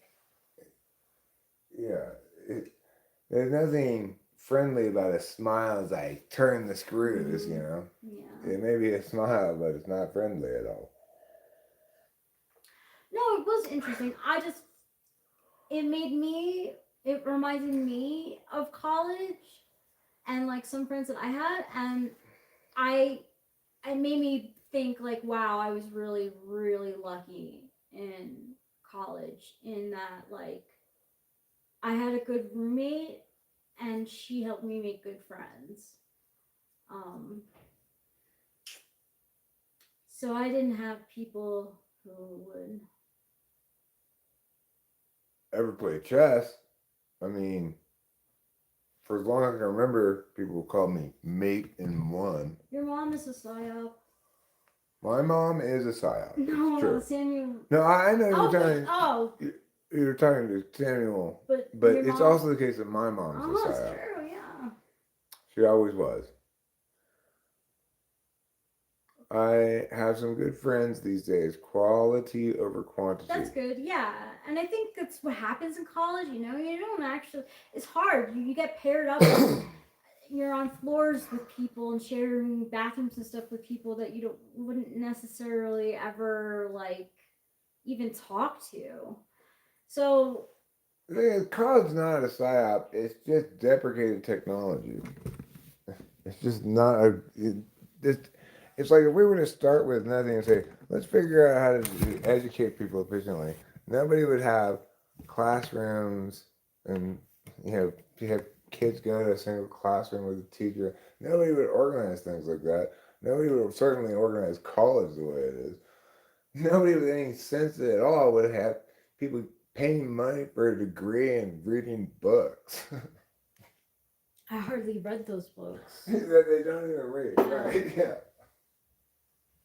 And like you're like hoping that you get half the amount of the book that you got when you paid for it. Oh yeah, that whole book record. And the professor saying like, okay, well, we have one required text, most of all, the book that I wrote. Yeah. Oh, that was. Because look, this professorship doesn't pay that much, but since you're having to each pay $500 for this book, and I get like half of that, so yeah, you're required, in fact, to not just buy this book. You're required to buy 2 of them. You need to have a backup copy. Everything besides your mom is institutional programming. And then he doesn't even use the book at all if he's in the class. Yeah, no, they don't. I read that. Buy it, not because you need it. Yeah, I'm just not surprised because college loan delinquency was at an all-time high when I was in my 20s and getting out of college. So I can only imagine. I didn't like either of them, honestly, but probably Romeo and Juliet because I didn't like either of them. They both made me, but like Macbeth was more haunting. Because isn't Macbeth where Ophelia, or she and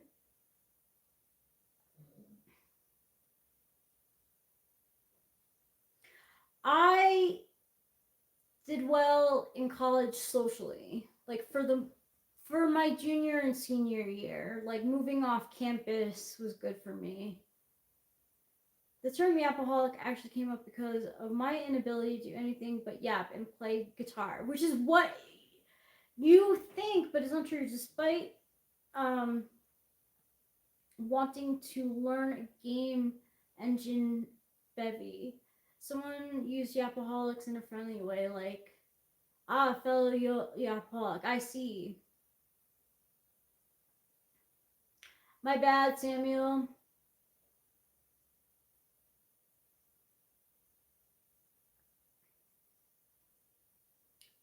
Yeah, I could pull some cards. Sure, I'll pull a card for you, for people who want a card.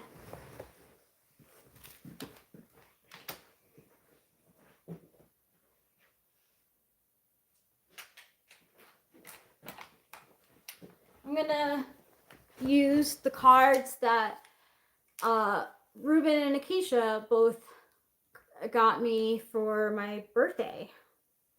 Akeisha and Ruben. It's a newer deck.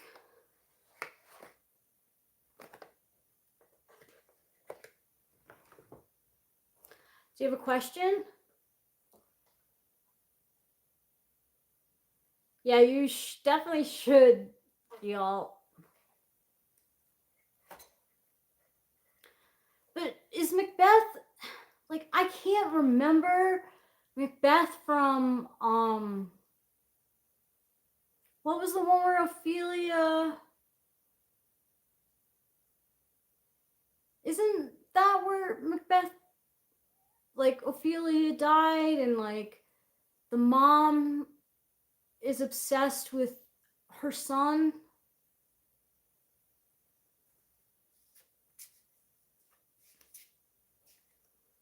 TYYP, you have a question?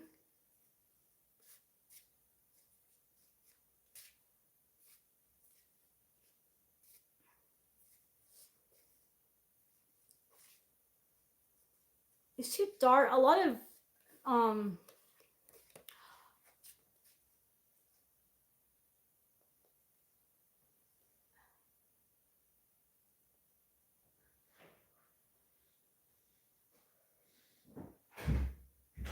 No.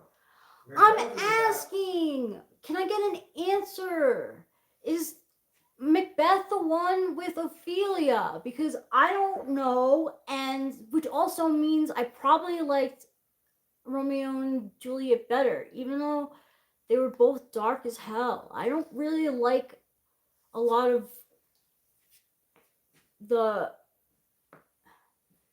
Oh, Hamlet. Okay. That's where I get it mixed up. Hamlet and Macbeth. Macbeth is not, that's not what it's about, pretty cat. What it's about is the unavoidable consequences of wickedness. Like Lady Macbeth, she may have gotten away with her crime in the corporeal world, but she cannot stop seeing blood on her hands. That's right. Spot. That's right. But there's no spot there. It's just her guilt.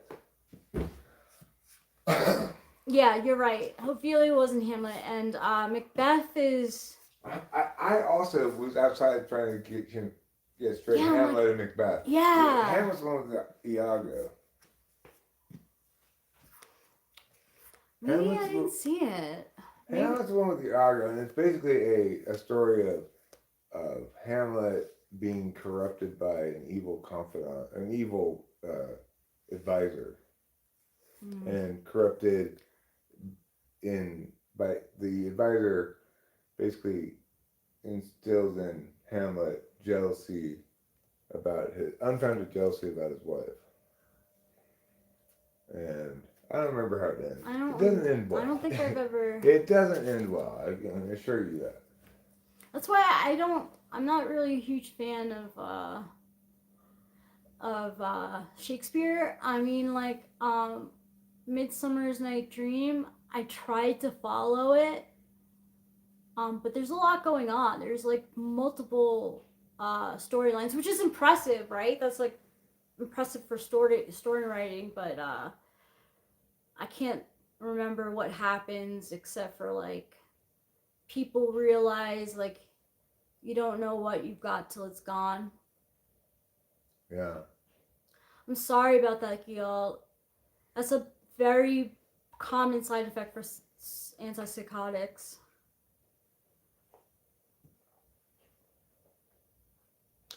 Pretty cat. I also feel the spiritual sacrifice involved in seeking the success. The success is an An overlooked theme in the play. Oh. But you're right too, Putty Cat. It obviously exhibits, you know, unchecked power doing what unchecked power does. Horrible nonsense. Apparently, I don't think I read that one, but I mean, you know, all these plays are about like royals people, you know, Yeah, like- with maximal privilege and no accountability and stuff. So the only accountability is the other royals will kill you. yeah, I guess that's the FI in Shakespeare. If he is an ENFP, Did you know that in Shakespeare's time, the best way to poison somebody was to pour something into their ear? oh yeah, That apparently. Well, that's how you poison people in Shakespeare plays. You poured some shit into their ear. You'd think you'd be more success poisoning people if you get them to ingest it, but you know, maybe Shakespearean times people knew better than me about how to poison people. I've never tried to poison anybody, so. okay. TYYP, are you still here? I'm gonna pull a card for you. Sorry for the delay, TYYP. We got a little sidetracked with Shakespeare. Yeah, I really didn't know. Oh. Oh my gosh, reading. We had to read Romeo and Juliet in ninth grade, and Why in the world did I assign that play to high schoolers? It's insane, right? that because the fucking crazy. I don't know. The teacher that we had, she loved drama. She could have been an ENTJ, actually, now I think about it. Yeah, I mean, the play is about like two 13 or 14-year-olds who kill themselves. Yeah, I know. I know. Because their love is not, it's not. It just plays into every fucking adolescent stupidity idea ever, right? It's a terrible play to have high school. It's terrible. And we had to read it. She had everyone read it in the class. We'd go around the room. And I hated reading it out loud because the English is so difficult. Listen, methinks you should suck it, teacher. Yeah. Oh my god, and it was tough because like my friend Angie sat behind me. Like my teacher, Mrs. What's Her Face, didn't like me, right? She thought I didn't put enough effort in. Like she definitely was an ESTJ. I believe her last name was ENTJ. Stupid Cunt, maybe? She loved my friend Angie who sat behind me, and she would always like, Angie, your writing is just so beautiful. I remember her saying that once, and like basically like she was her favorite, Mrs. Ingram. Wow, I haven't said that name forever. Mrs. Ingram, yeah. She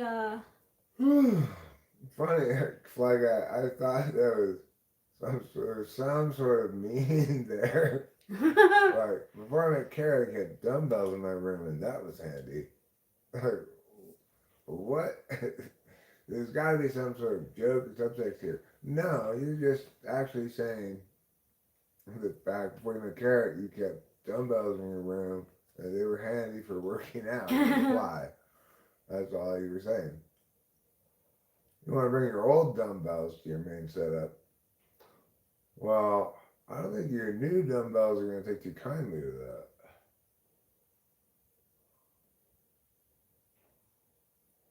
Yeah, you built up calluses, exactly. They were so handy. Oh, big yawns.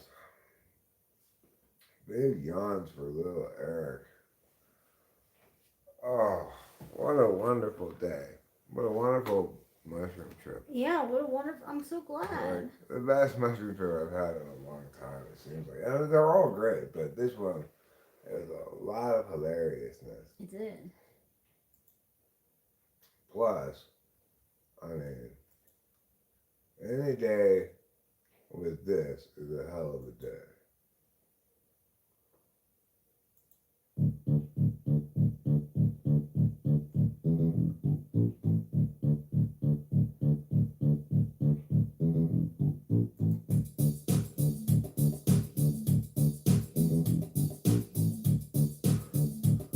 I know what you guys are all thinking right now. You're asking yourself the same question I'm asking myself. We're all asking ourselves this question. But is it really even us asking ourselves this question? Or is it a simulation? A simulation? No. It's somebody who's far transcends any possibility of simulation who's asking us this question. What would Jesus do? No, it's an even more important question than that. That's right. It's a question a certain man once asked, still asks us, forevermore will ask us. And that question, of course, who loves you, baby? Or who loves you, baby? Tell us if all this loves you, baby. Yeah, that's who loves you, baby.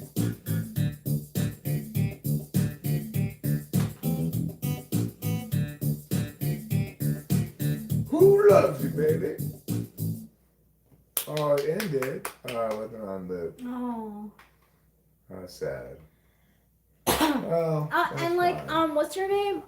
Samuel. I'm sorry. I like really didn't mean to offend you about your mom. I didn't know that she was gone.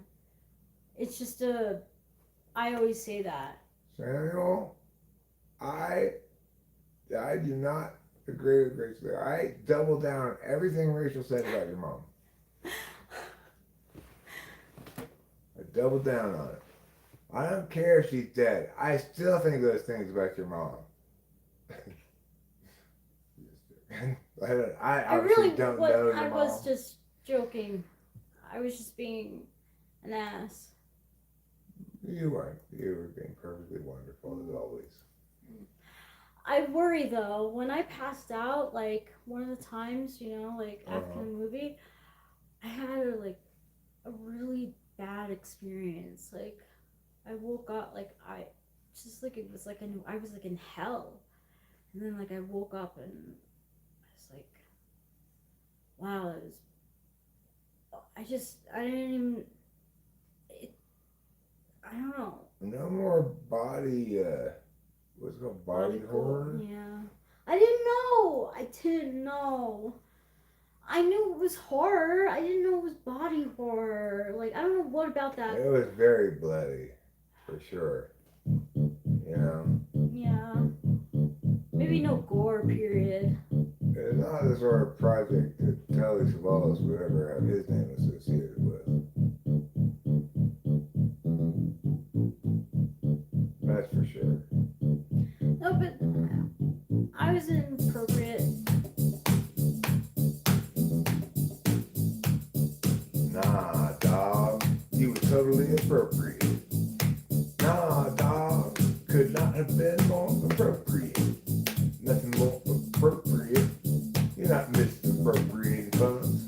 Nothing more appropriate than you. You couldn't be more appropriate. The only way you can conceivably be more appropriate. It makes like what I saw. I was like, oh my god, like, am I going to go to hell? Like, am I really? Like, it's been making me think, like, shit, like, I'm really fucked up. Why would you go to I hell? don't know. What have you done? I So evil.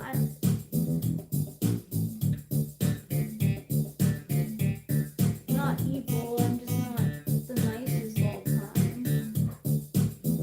Well, you're human, alright? You're not Jesus. So, you know, we are fundamentally sinners. Well, we are. That's true. We pay the cops with all the time, just like Lady Macbeth.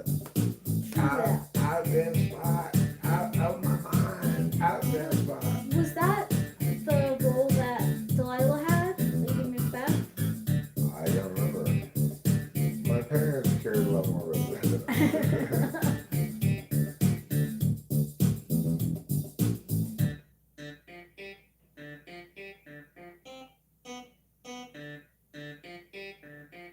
Guilty conscious? Yeah, probably guilty Who loves you, conscious. baby? Well, who loves you, baby? Who loves you, baby? I'll You had tell your two that you went to hell? Like, for real? That's a crazy coincidence. I can't see the chat. Oh. That's my problem there. You guys don't believe in hell. I didn't, but then when I passed out, like, lately I've been thinking about it, and I'm like, oh my god, is that what it's like? I just remember being so upset. Hell is the aftermath of your own poor choices. It is what it is. We get to suffer right here on earth. We don't need to wait until after we die. Unless you're a total sociopath, I guess. True that. Maybe they don't suffer for bad actions, but normal people certainly do. It's true. Telly Savalas understood that. There's a little bit of Telly Savalas in all of us. Because what was Telly Savalas about? Well, he was asking an important question. Who loves you, baby? Telly Savalas does. Who loves you, baby? Who loves you, baby? I'll give you a hint. It's Telly Savalas. What do you mean that's not a hint? That's just the answer all by itself. That's still a hint. It's just a really good hint. Makes it really easy for you to get the answer. See? It's a super mega hint. Okay. I hope you understand now. Who loves you, baby?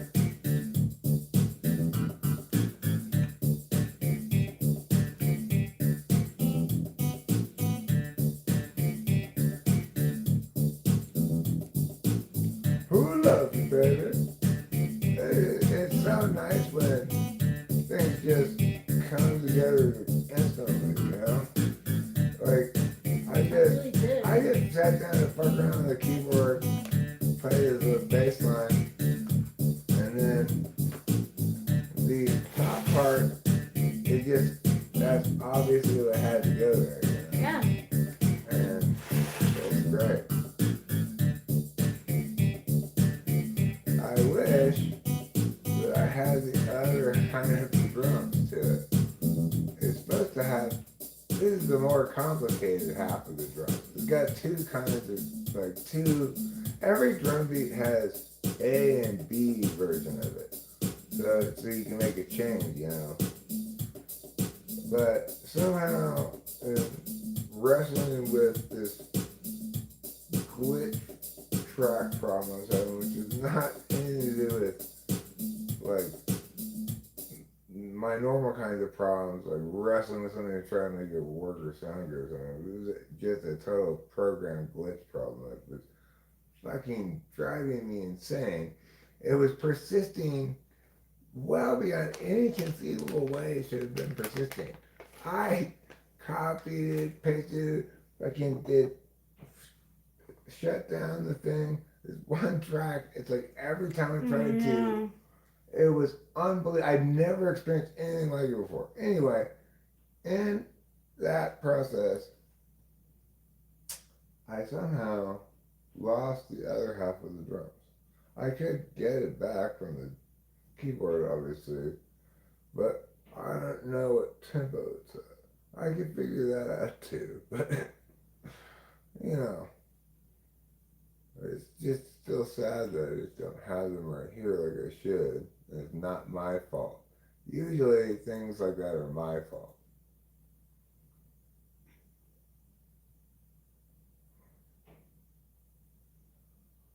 What if they already have your soul? Who already has my soul? have any opinion about the afterlife.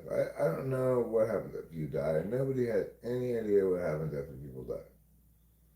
People might make claims about that, but not only can they not substantiate those claims, it's logically impossible for them to even conceivably substantiate those claims because you can't know things about after death, what happens to you, because that definitionally is the end of you.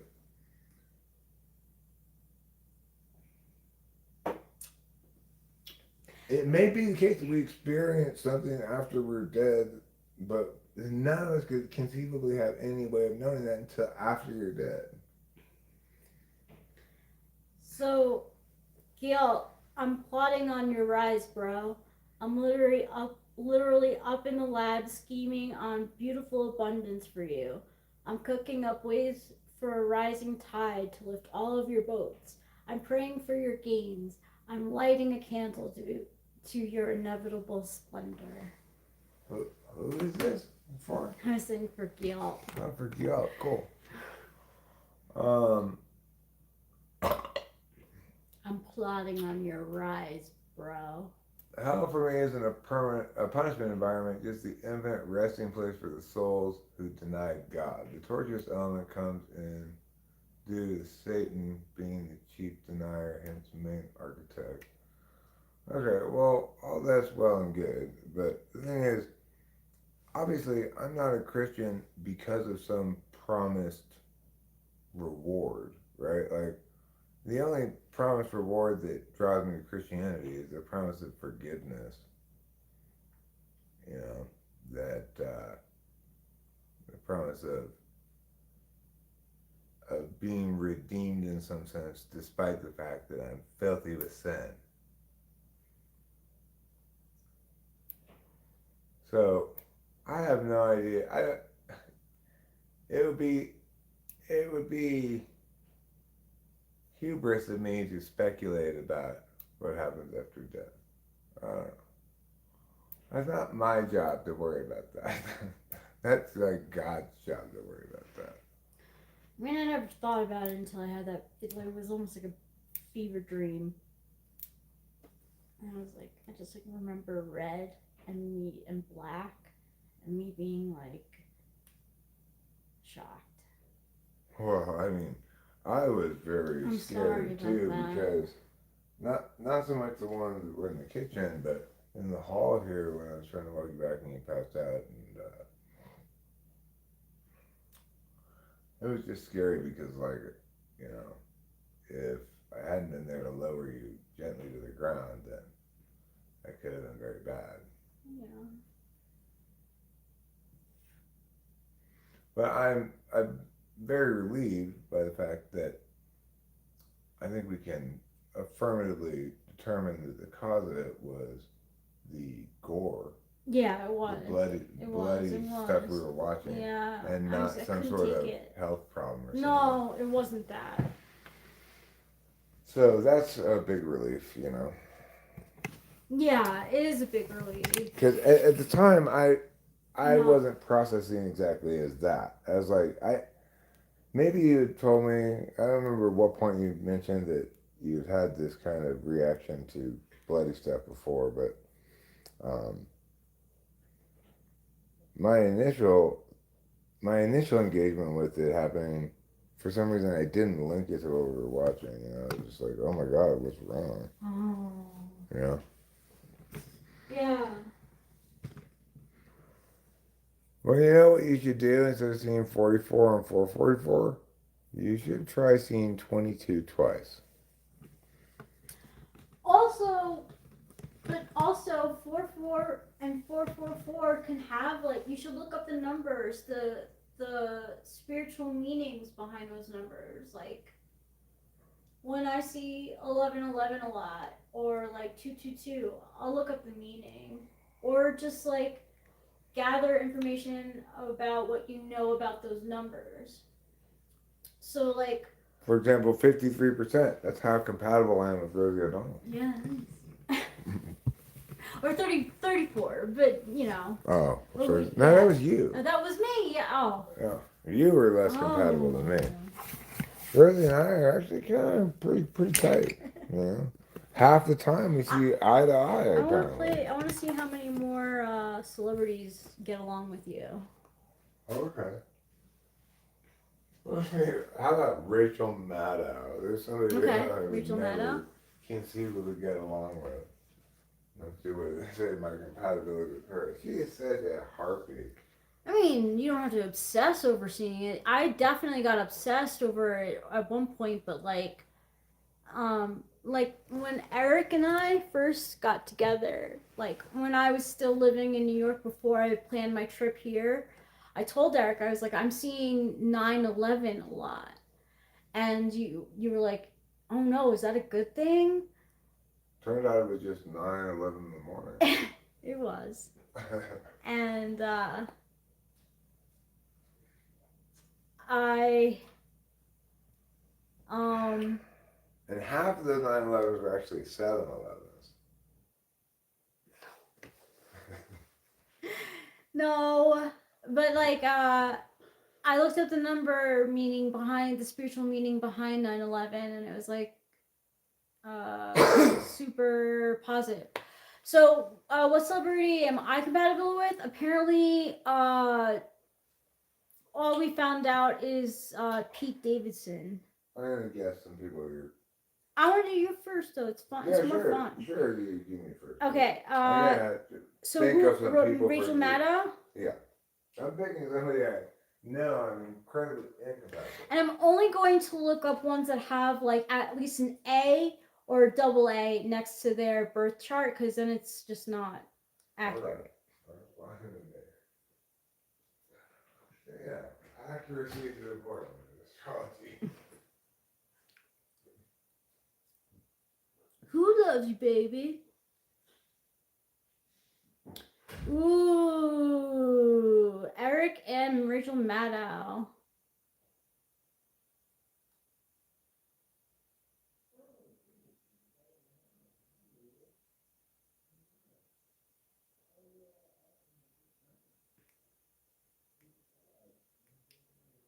I mean, look,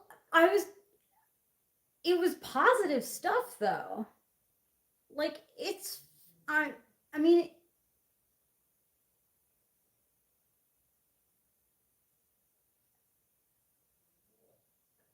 anyway. Oh, Eric has good compatibility with Rachel Maddow too. 77%.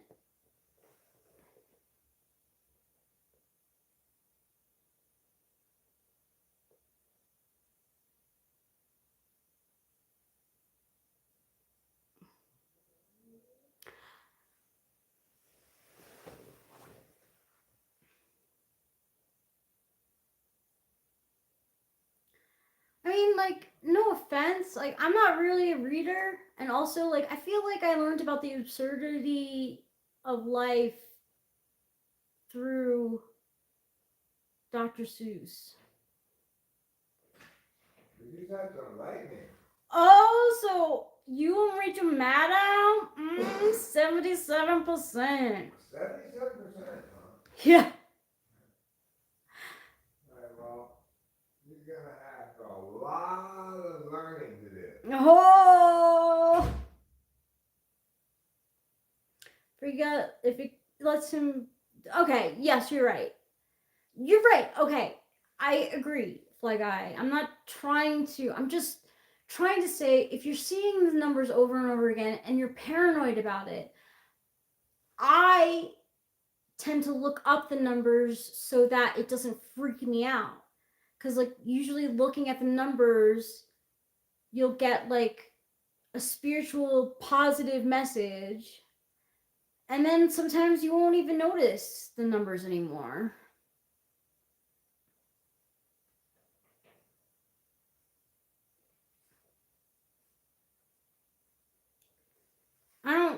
I'm not a big reader. I never was. The last book that I read cover to cover was a book about SNL.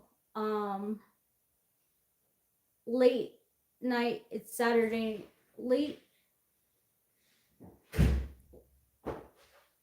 late live. It's Saturday night. What is it? That's a really good book. If you are a fan of SNL at all and the history of it, it's a great book. Here's the thing. I don't like the way that people use the word philosophy. Like Nietzsche, that is not philosophy. Camus, that is not philosophy. Those are just like perspectives on life or something. I don't know what those are, but it's not philosophy. Stoicism, that's not philosophy. Oh, I hate Stoicism. Philosophy explains things. It doesn't take a position on how you should live or whatever. I mean, it explains like moral reasoning and stuff, which says, which explains how we can determine whether something's wicked, but it's not actually advocating that you not be wicked. Oh, really? He's just saying. I mean, it is the case that one shouldn't be wicked, but that's not the point of philosophy. It's not to tell people how to live, it's to explain things. Yeah.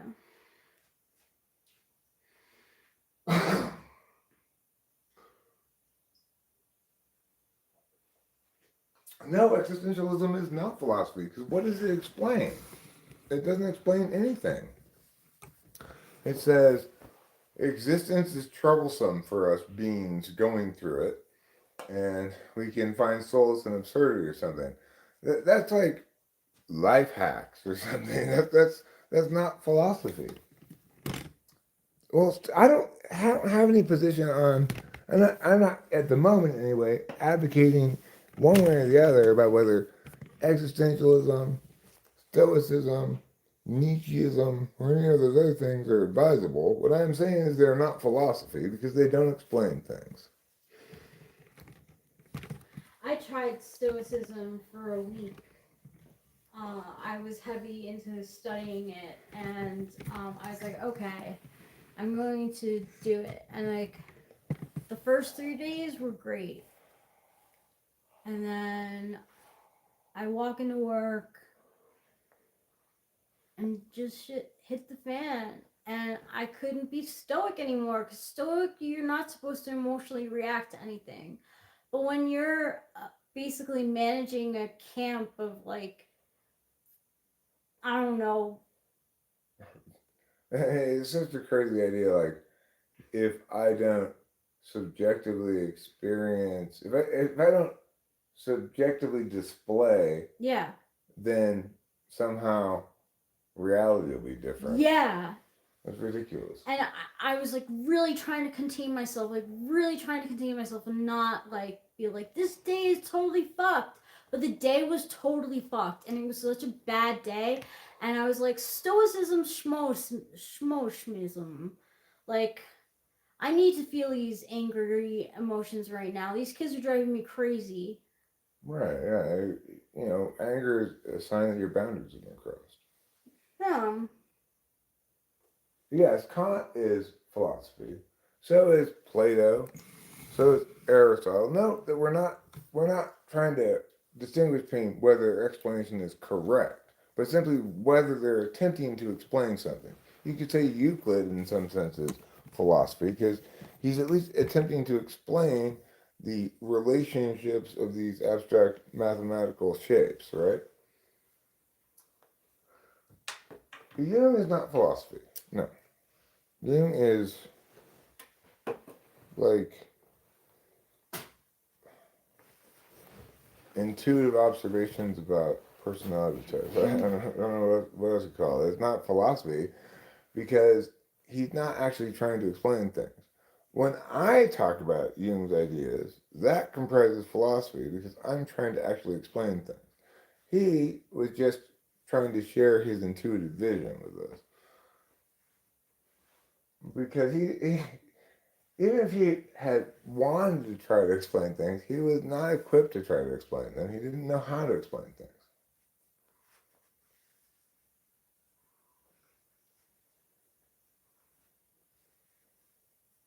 Why would you disagree that existentialism isn't a philosophy? What do you think existentialism explains? Isn't that when you ask, well, how did I get here? What does it mean to be alive? Letting the day go by. Is this my beautiful wife? Is this my beautiful house? How do I work this? Am I right? Am I wrong? See, that whole song is about Existentialism. existentialism. I think I remember, y'all, when you say there, you entertain metaphysical ideas about believing or disbelieving them. Those terms are not useful at all. You either affirm statements, or you negate them, or you don't have a stance on them. That's all. So, You don't engage in argumentation on the subject. so Samuel, are confusions of the life experience would cause an existential crisis? Okay, so it says individual perspectives are valid in their own right despite confusions of life experience. So, I mean, it's just saying your feelings are valid. I hardly think that qualifies as philosophy. It's true, but still not philosophy.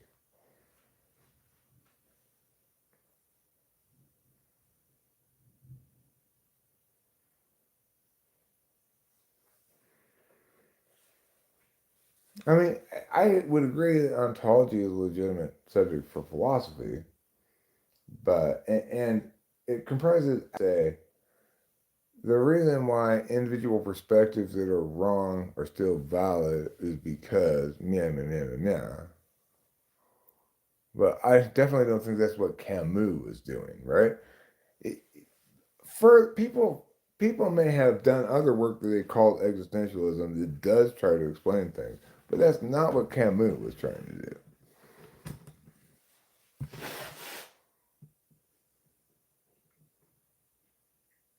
Do you believe Jung has skills one way or another? I mean, he had the only skill that ultimately matters, right? Intuition, vision. It's not a skill. It's an inherent possessed quality. Mm. You know, it's the same sort of thing like, did Rachel use a skill when she pointed out that maybe we could get Delilah's car? No, she just pointed out the obvious thing that I was not going to think of, apparently.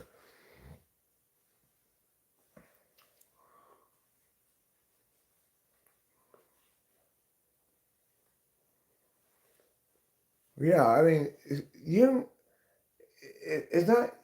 It's not that Jung had or was or anything. It's that the the vision he presented in his text, the, the rough outline of it, was it turned out to be the metaframe. Yeah.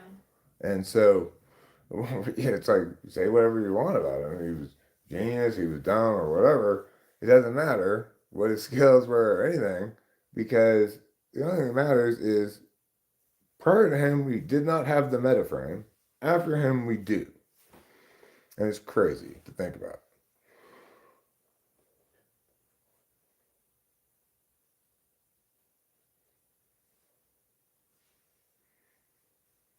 Camus' work takes what Kant did for understanding a priori experiences and stretches it to the merits of individualism. I mean, like, explaining why individualism is preferable to communitarianism, that's not that does not qualify the purview of existentialism, I don't think. Just because he was a French individualist doesn't mean that he was doing philosophy on why individualism is preferable over communitarianism. People can be right about things in general and not be doing philosophy. So it's like, what you're saying is Camus was informed by philosophers, and his work informed future philosophers. Okay, well, so did the Grammys. What about the fact that your dad had a doctorate in philosophy, didn't he? Yeah. But he was terrible at it. He didn't. I mean, Like he was against it, like pretty much. no, he thought that philosophy was something you acquire. You learn all the things, which he did, and then you're done with it. He didn't see it as a process of coming to understand things better over No. time. And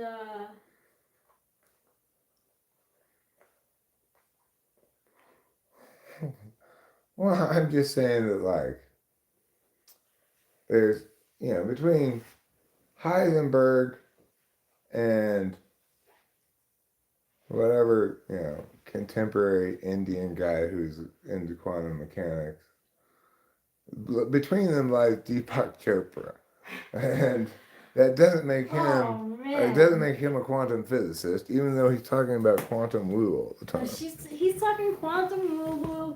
He's in the Epstein files with Oprah. Oh, Deepak, that's right. Yeah, Deepak Chopra. Chopra's in the Epstein files. I think of him still primarily as a guy who abuses the ideas of quantum mechanics for his self-serving gain. Yeah. For his saying nothing and selling to gullible idiots who think it's, wow, that really opens up my eyes about things. I fell for it. He had an app and it would do affirmations every day, and I was like, wow, I'm really getting spiritual. Well, affirmations are not inherently a bad thing to do. Prayer and, that kind of stuff is fine. You're right. But the thing is, if you read his books, No, I didn't. it's the same thing as that horrible German guy. I don't know if he's German exactly, but he's some kind of European guy who says nothing but has a very calm, like Zen demeanor. What's this fucking guy's name? What's his name? The British guy. No. He's like German or something. Wow, we really have this storm. There we are.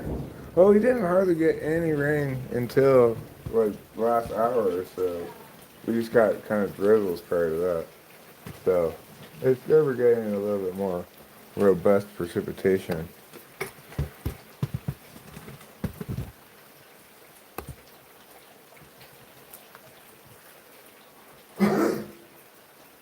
I mean, don't get me wrong.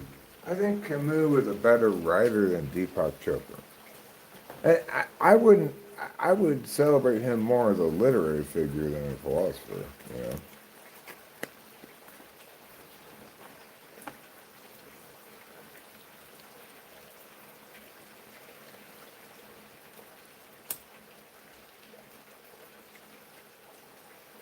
There's lots of great literature that's informative of philosophical matters. You really have to look at Robert Pirsig to see a book that successfully does both literature and philosophy at the same time. Or not at the same time, in different sections, in sequence.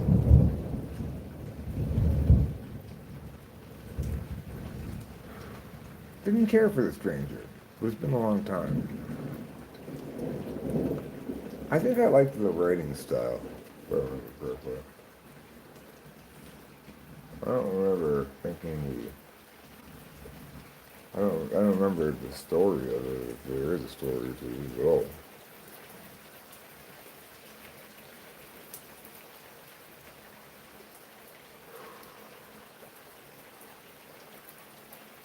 So yeah, Robert Pirsig's In the Art of Motorcycle Maintenance was hugely helpful for me in philosophizing things. even though I didn't have any questions really resolved in the aftermath of reading it. I now understand the questions he was raising, and I have the answers very easily. But at the time, I thought my hardest about it.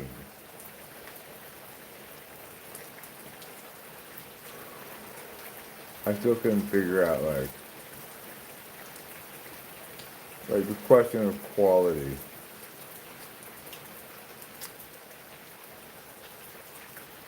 How about buying a cup of coffee that's only 3/4 full? And you're less likely to spill. Respect your opinion, but for me, existentialism is definitely philosophy. Yes, it may not seek to explain the world in its entirety. You don't have to explain the world in its entirety.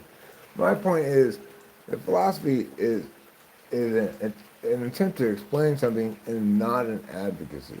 It's not supposed to be informative about how you should live your life.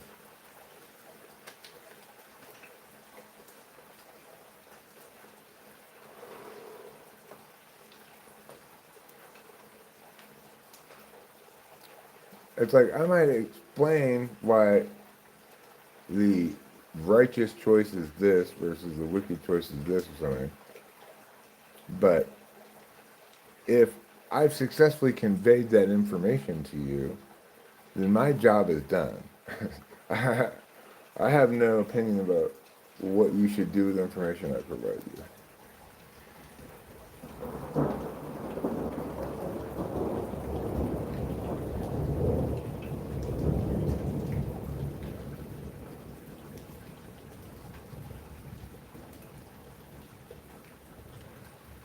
No, what I'm saying, look, we can agree that people use the word philosophy in a more inclusive way than I'm using it, and that's the more standard definition is used more inclusively than I'm using it. But my position is, and my claim remains, that the difference between Camus and Aristotle or something is not one of him having more contemporary breadth to the equation. It's him not doing philosophy. Like, explaining something is a pure and righteous art. It cannot be sullied by subjective considerations. And if you're going to sully it with subjective considerations, then call it something other than philosophy.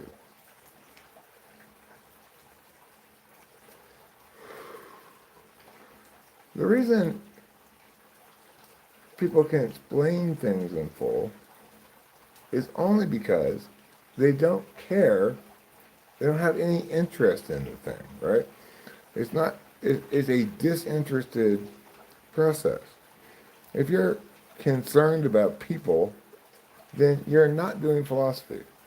If you're Peter Singer trying to justify an obligation to help distant others, you're not doing philosophy. You're thinking about what you care about and stuff, you know? Like, wouldn't it be better if people were poor? Sure, it would be better if people were poor, Peter Singer. But the idea that you can actually substantiate some kind of obligation to provide charity to distant others until you yourself are as poor as they is completely insane TI polar garbage. And just disregarding all definitions of words like duty, obligation, etc., in favor of your advocacy. That's not philosophy. Philosophy is not an advocacy.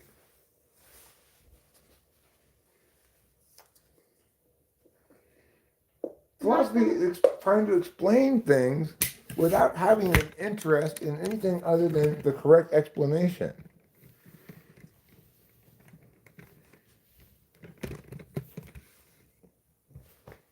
I don't have anything to add to Oh, this. I thought you were going to. I thought you were about to say something. Oh, so. maybe you wanted to.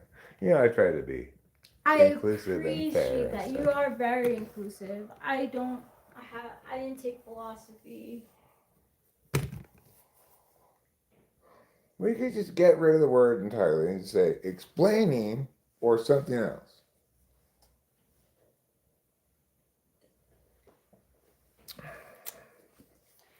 That word philosophy makes me think of that song. Philosophy is the name on the cereal box. Religion, the smile on a dog. I'm not aware of too many things. I know what I know. If you know what I mean, something like that. Yeah, Yeah. I agree with you, lady. You're not aware of very many things. No. But, you know, good for you. You made that song with Paul Simon, I think? Nah, did she? Didn't you marry Paul Simon? Oh, maybe. Isn't I didn't know Edie that. Brickell? Edie Brickell, yeah. I'm pretty sure she married Paul Simon. Oh. He may have helped her with that song. I don't know. It's an Edie Brickell song called I'm not aware of too many things. I know what I know, if you know what I mean. Philosophy. It's words on cereal box. Religion. A smile on a dog. Yeah. Yeah, because it's referencing dogma. Oh, I didn't know that. It's a poor aesthetic decision there, but that's Well, what it's she kinda chose like- to do. What's her name? Well, Edie Brickell only had that song, really, I think, so, really. Well, maybe she got alimony from Paul Simon too, so there's Yeah. two things in life she has. Oh, no, No, that was just this light bulb blew out. oh, I thought the power went out for a second too, but The obviously power all might the go other out, lights are but- on, so. yeah. Oh, this is the old kind of light bulb, that's why. Um, I gotta wait for it to cool down.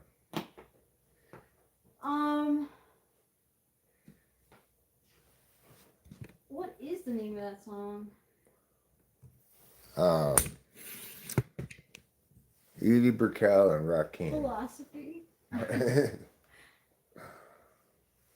Okay, so yeah.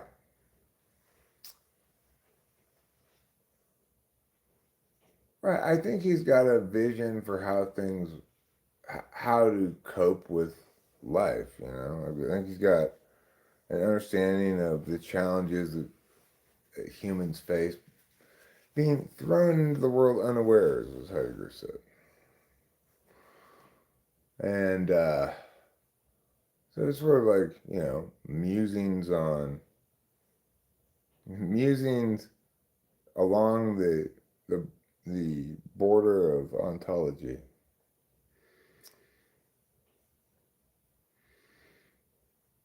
But yeah, it's like, as soon as, you know, we might read a bunch of philosophy and then step down and say, like, here's how I'm applying these ontological concepts or something. You're no longer doing philosophy, the thing that's happening there is not philosophy anymore, it's applied philosophy. And the reality is, nobody ever learned to live better by philosophizing. Nobody ever successfully figured out how to live by explaining things. If you think you've got insights on how to make life better, then you're not a philosopher. You may be much, much more helpful than a philosopher, but, you know. What is that German guy's name? Like, freaking hate, I can't remember his name. It's like on the tip of my tongue, too. This is how an ISTP dances. A Kendall Jenner isn't. Let me see. Which one's Kendall Jenner? That right there? She's just. She's doing. I don't even know I'm how she's aware doing that I it. might be on camera and I don't want to look bad. Yeah. So I'm not gonna look good, but I'm not gonna look bad. Yeah. So this is how an ISTP dances.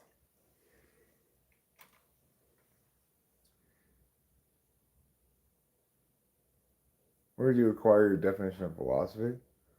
No, I'm drawing this distinction. The distinction is naturally occurring, right? There's a difference between advocating something and explaining something. I'm saying that we should, if we're going to use the word philosophy at all, because we can do away with it and just say explaining something versus advocating something.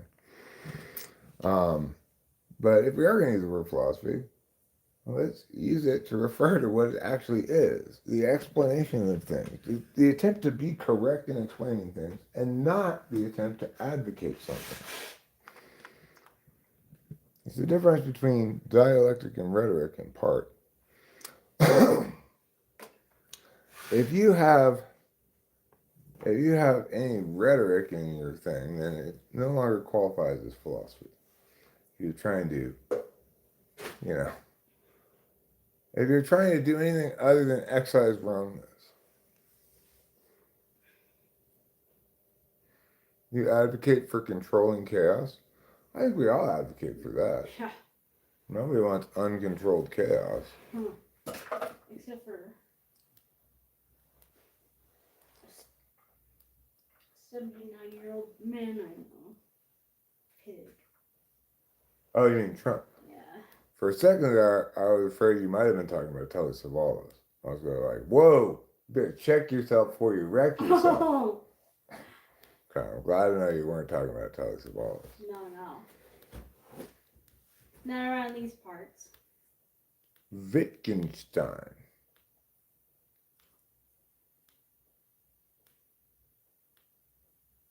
Yeah, the thing is, I didn't get this definition for anything or whatever. I'm just pointing out that, like, for example,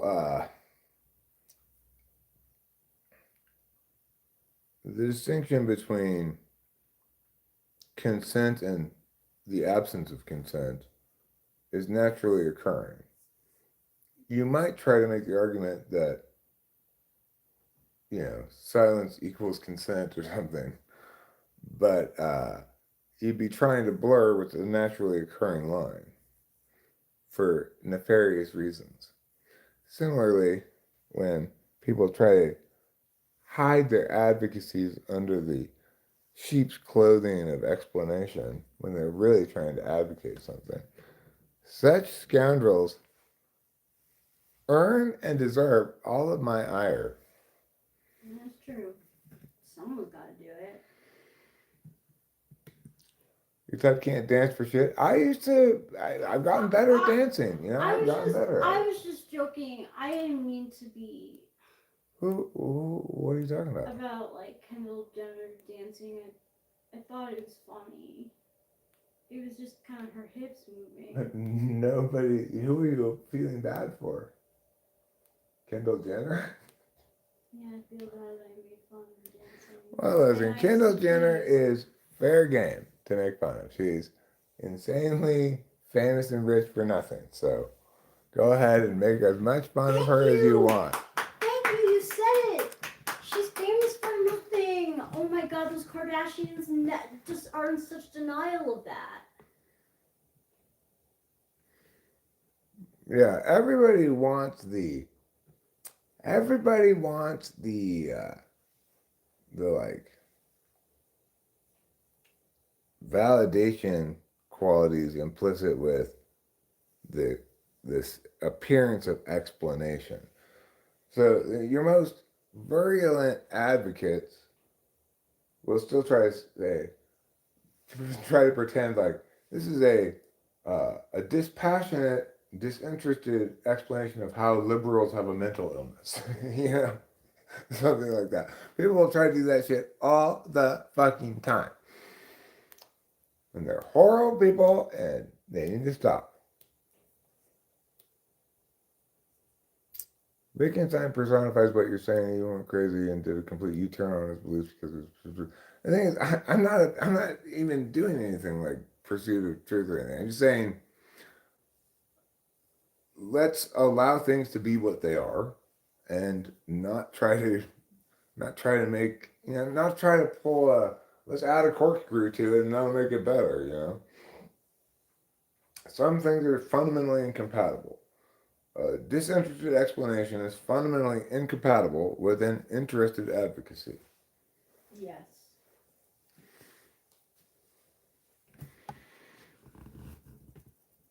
And the thing is,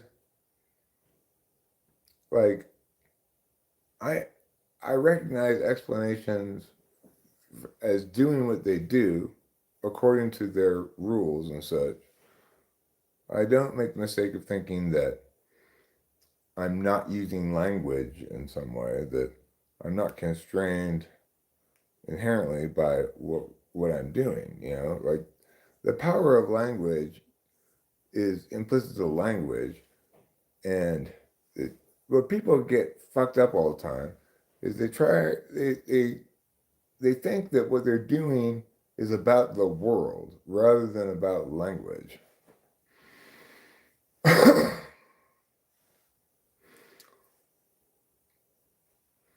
So, just like in math, okay, you don't need a definition of a point or a line segment.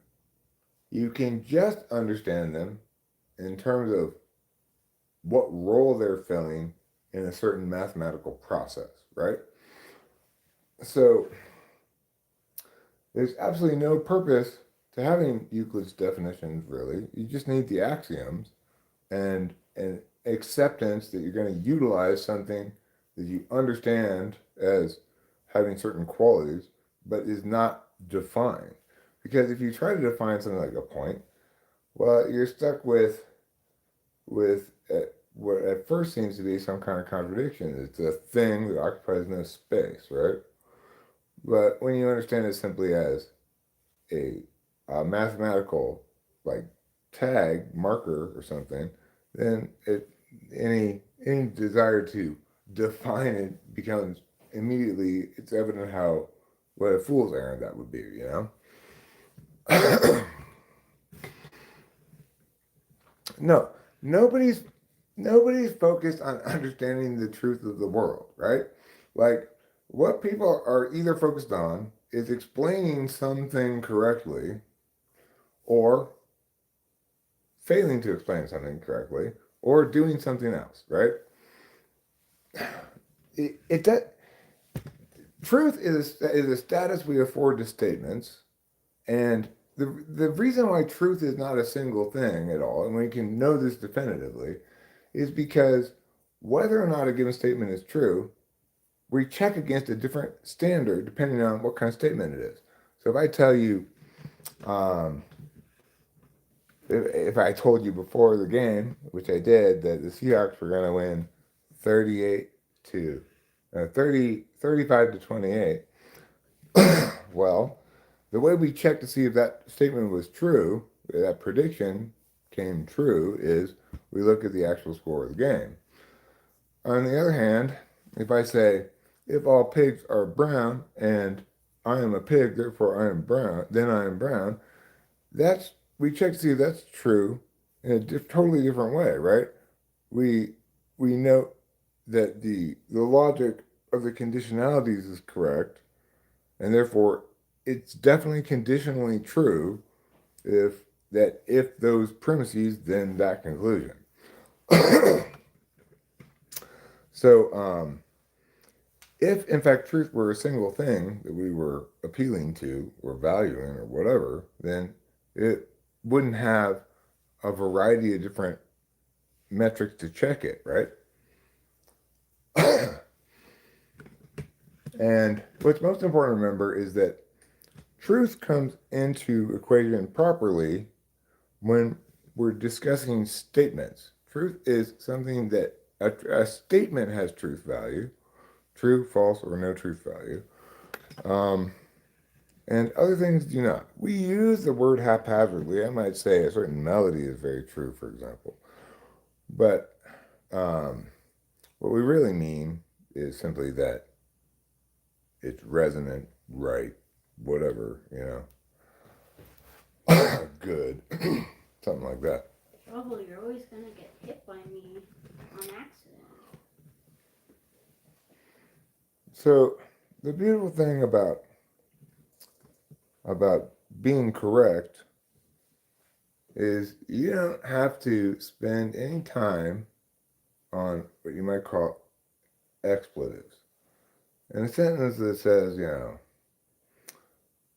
it's important that I like cheese, that serves no grammatical role in the sentence. It is important I like cheese is exactly the same sentence as is it important that I like cheese.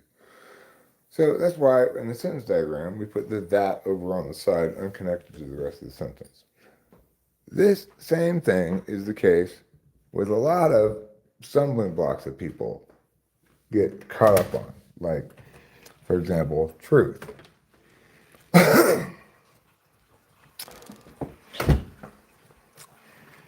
We don't need to have a definition of truth to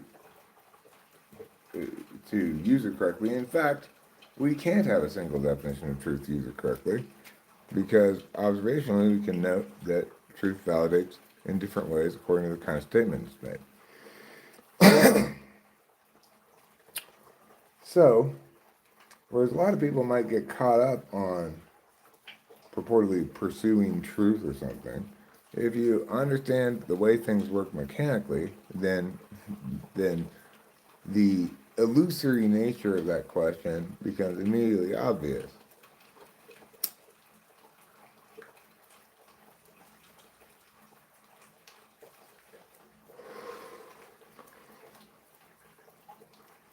I don't need to care about truth because I have the capacity to be correct. And correct is something you can determine definitively rather than truth. Because to be correct, I just have to make the claim, substantiate it, and withstand scrutiny.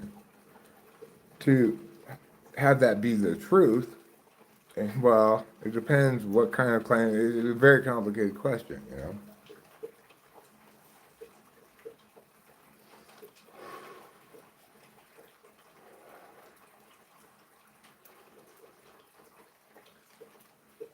I've asked this before, but I'm not sure I've seen it, but do you think that different functions have greater influence over the psyche at different times? Well, I mean, like, under different circumstances, you might be in your comfort zone. Let's say, for me, I'm in my comfort zone right now. I'm extrovertedly intuiting, and I'm explaining things. And it's easy for me to happily be in my comfort zone because I'm not reeling from too recent a trauma or anything. Plus, I've taken mushrooms, which always makes things wonderful.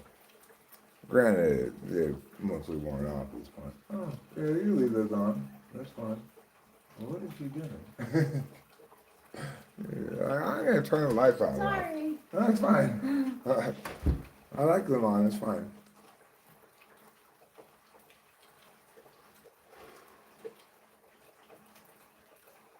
Well, to explain is an attempt to be correct. If you explain correctly, then you are correct.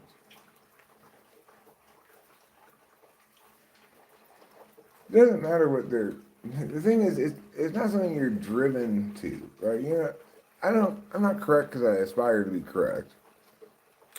I don't explain things correctly because I aspire to explain things correctly.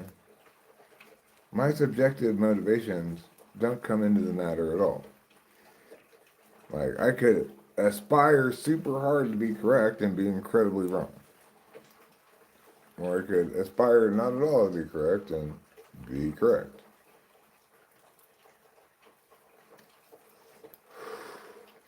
Obviously, if I'm going to be correct, I have to give myself some venue in which to be correct. Either write something down, say something, do this. You can be correct in your own head, but only INTPs care about that.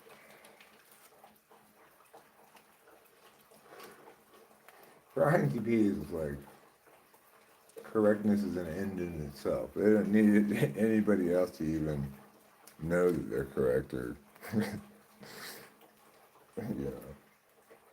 Well, sometimes INTP will ask me a certain question, and then that's it. Kind of piece together. They were checking this thing of mine for correctness, but they feel no need or interest in sharing with others why they're asking that question or how it's informative at all.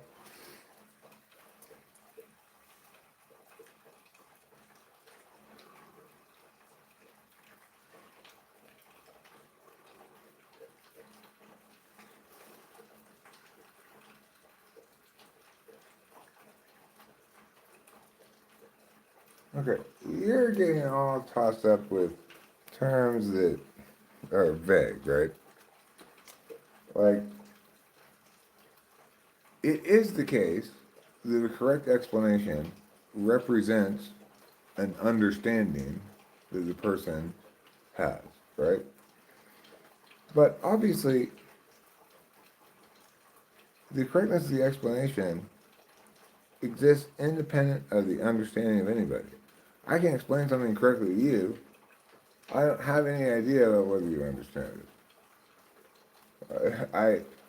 I know that many times I explain things to many people and they clearly do not understand.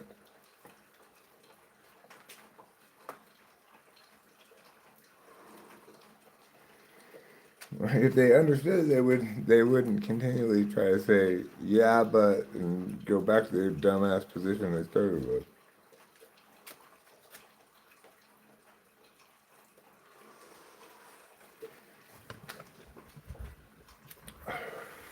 And the thing is, you can have great understanding without great explanation.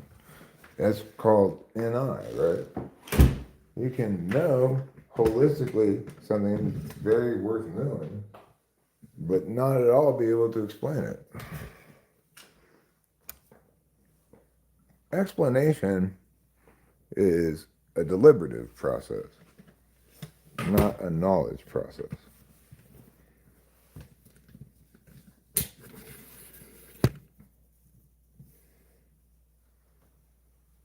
I think I differ with you there. An explanation doesn't necessarily have to have the intention to be correct, and simply being asserting what one knows or believes they know on a topic. No, I agree. Intention has nothing to do with it. People are intentionally disinterested in their approach to things or not, and like I couldn't not explain things if I tried because it's just who I am, right? It is the case that my explanations have gotten ever more correct the longer I've lived.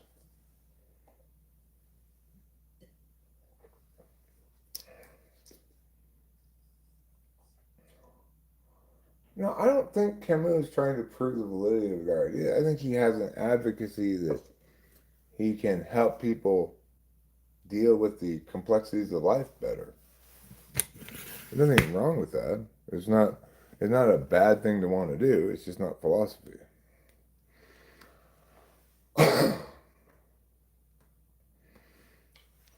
Just because somebody has an advocacy doesn't mean that it's wrong or something, It's just it's distinct from an explanation.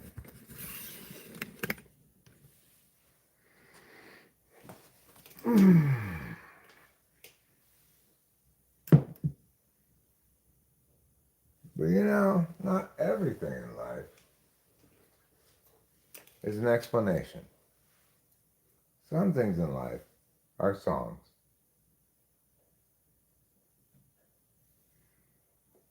Let's see here. 38. Is it different? This beat's called Saturday Night.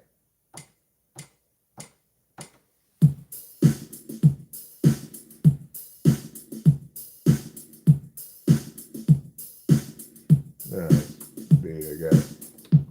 See what the other one sounds like.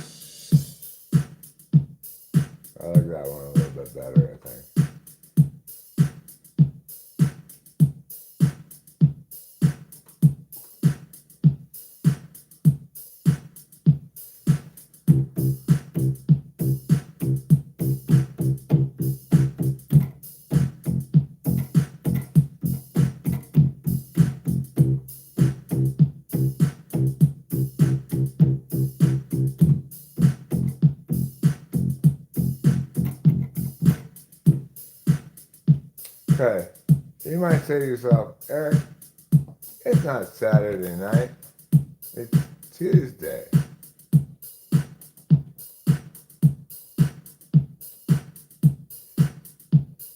Apparently, Rachel says my dad didn't like Aristotle. Yeah, it was Aristotle, yeah. It would make more sense if he didn't like Plato. Maybe it was Plato. Because Plato was all about NI. Okay, so maybe it was Plato. I just remember it was one of them, and I thought it was so funny because in my head I was thinking, I was like, oh, I like his philosophy. Like, I remember reading, like, oh, I can't say anything here.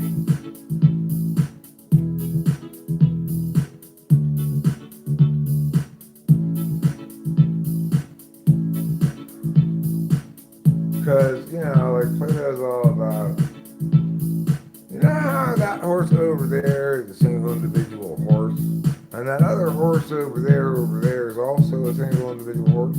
But what about horse in general? Where's that horse? Well, I'll tell you where that horse is, Plato. He's in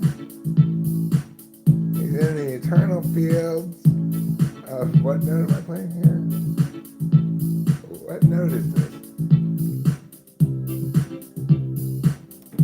Oh, A, that's right, okay. He's in the eternal fields of Platonic forms. That's right, the horse is a Platonic form. In other words, every individual horse is just a worse version of that universal horse, of course. Only an NI Dom would come up with such a notion. It's a beautiful notion. Not really correct per se. Kind of like a precursor to the idea of set theory, I guess. But what do I know? I'm not philosophizing. I'm just making a song. Right. A lot of people want to tell you one thing or another.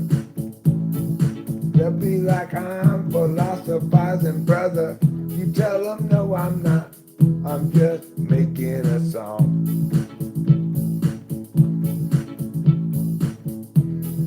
If you want to disagree with philosophy, then you should go and do that. But if you want to disagree with this song, you got the wrong idea. It's not philosophy at all. It's not an advocacy neither. It's a song. It's a song.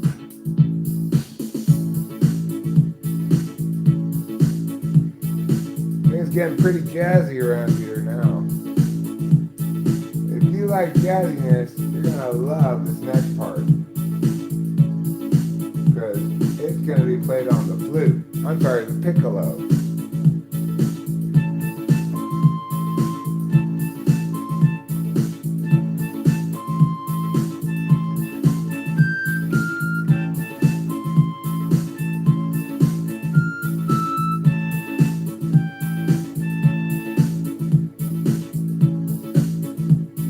That's why the piccolo is such a popular instrument. Because it sounds so beautiful.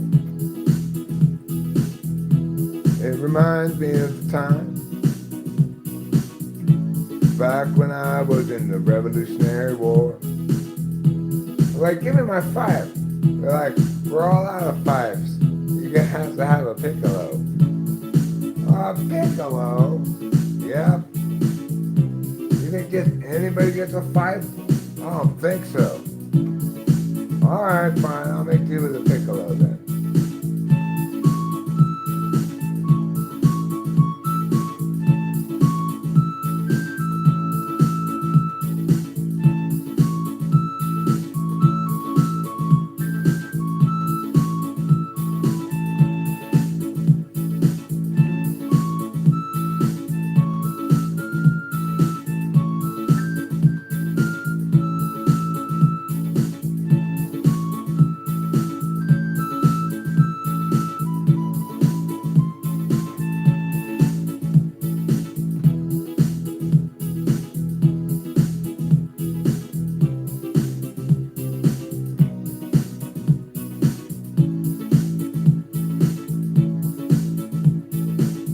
Good news, everybody. I've got you a present. You have in your hand a gift certificate for 4 free piccolo lessons. You'll learn how to play the piccolo like this. You'll be like, I got a piccolo in my fist, and it's the greatest thing that I've ever had in my hand. After just 4 piccolo lessons, I've learned to play the piccolo this well.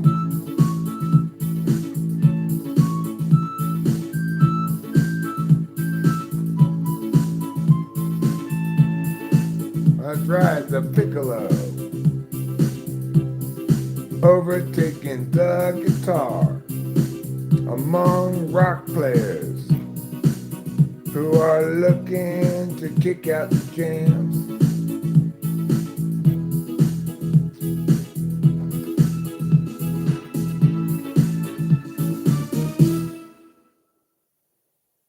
Yeah. Thanks. If Albert Camus is a philosopher, then so is that song. That's all I'm saying. Okay, Albert Camus is a little bit more of a philosopher than that song, which was not very much of a philosopher at all. But disco hands.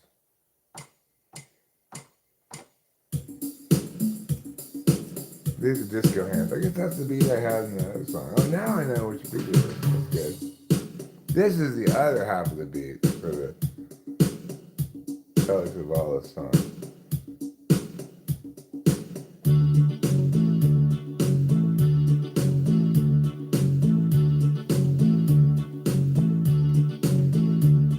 Welcome aboard the cruise ship.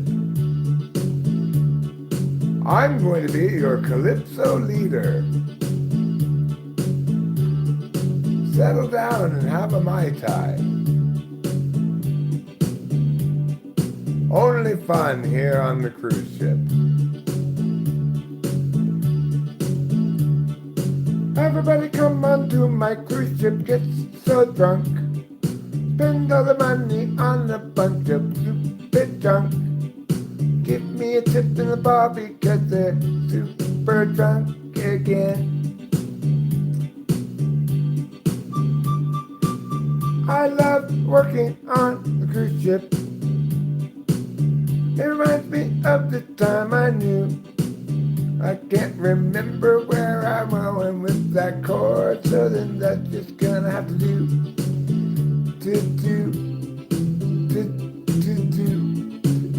What key is this in? To do.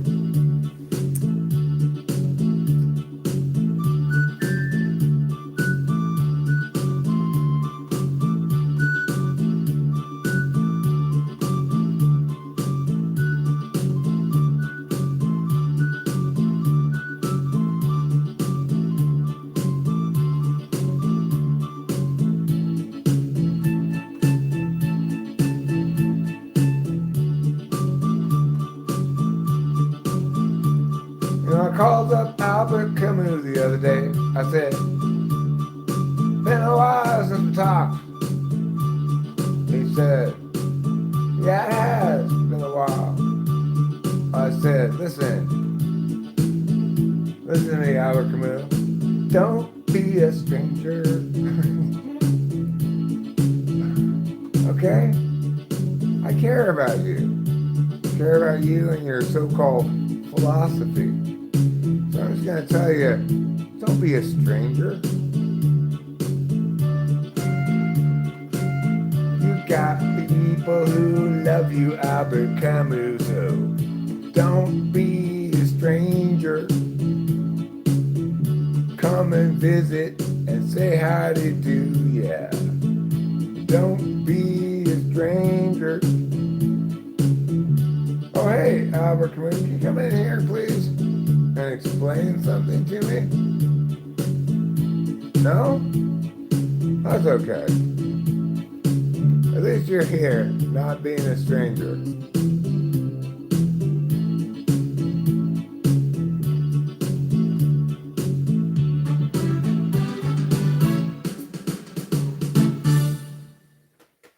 Thank you. Thank you. Yeah. I don't think I don't think he's engaged in word salad. I just, you know, he wrote his book and it became famous and everybody thinks it's great. So good for him. I don't remember really, so I don't really know how great it was, but I'll go ahead and give it the benefit of the doubt. It was great.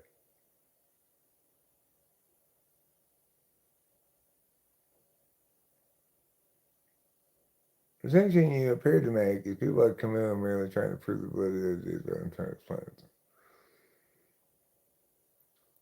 Well, I just think that you just, like I can make observations about life too, such as poop when you can, don't wait till you have to. Good advice, not much of an explanation.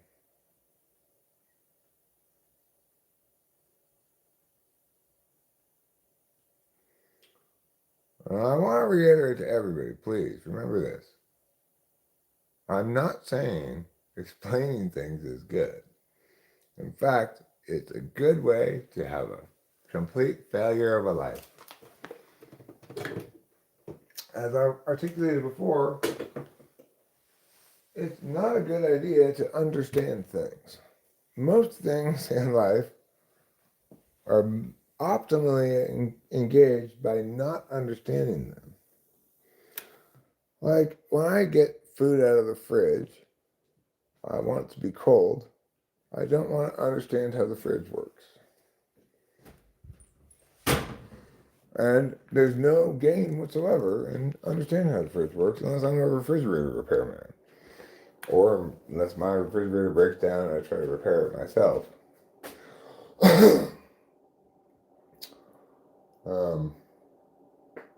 So yes, I'm like super correct in all my explanations and everything. So, what does that get me? An extremely slow way of dealing with things? Like, here I am going back and forth about explaining things.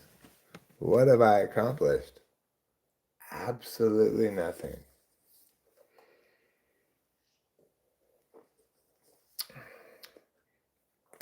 There's something about typology that interests me, but at the same time it feels like a futile pursuit. It's not a pursuit. It's an explanation.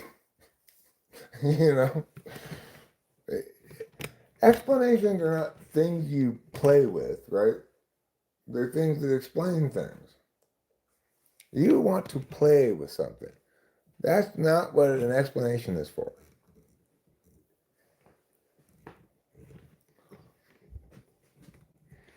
You want to enjoy the satisfying crunch of epiphany all the time. Well, again, while a good explanation may produce epiphanies, it's not the case that trying to do more explaining when it's not a good explanation is going to be useful at all.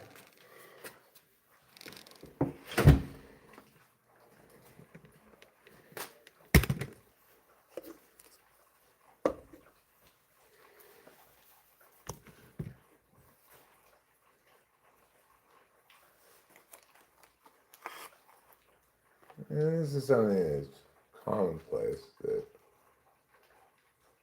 people are like, okay, cool, you're providing some great insight into some ways in which people are the way they are.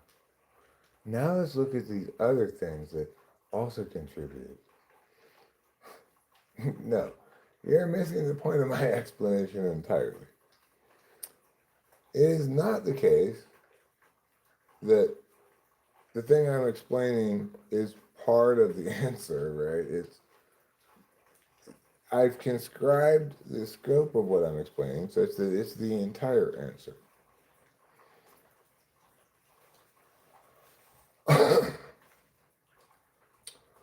And other things that aren't that answer are exclusive of that answer and wrong.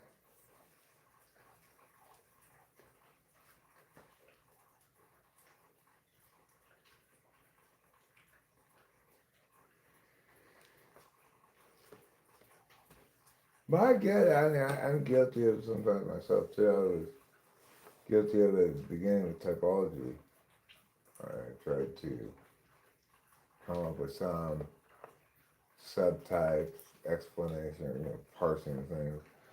But it was quickly enough obvious that I was failing to draw my distinctions rigorously enough.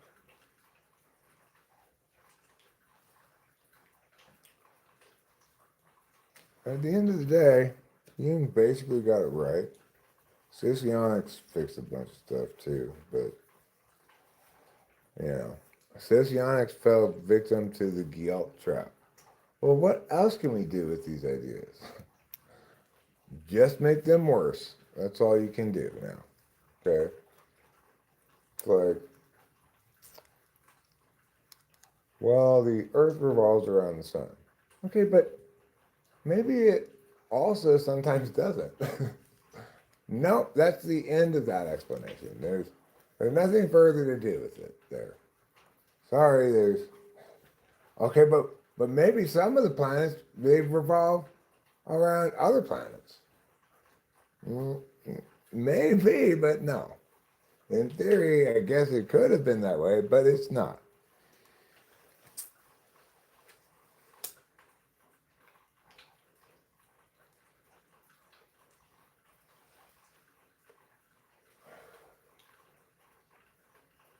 Eric, who's your favorite ENTP? Not counting family or friends. I don't have any ENTP family or friends. My favorite ENTP public figure? Um, well, one that I'm currently quite fond of is the guy from Dime Store Adventures. I think his name's Brad. He never introduces himself, but he's a very he's a ENTP I'm fond of. I like the cut of his jib. He's you know he's doing excellent work within his prescribed frame, which is all all anybody can ask for, right? Like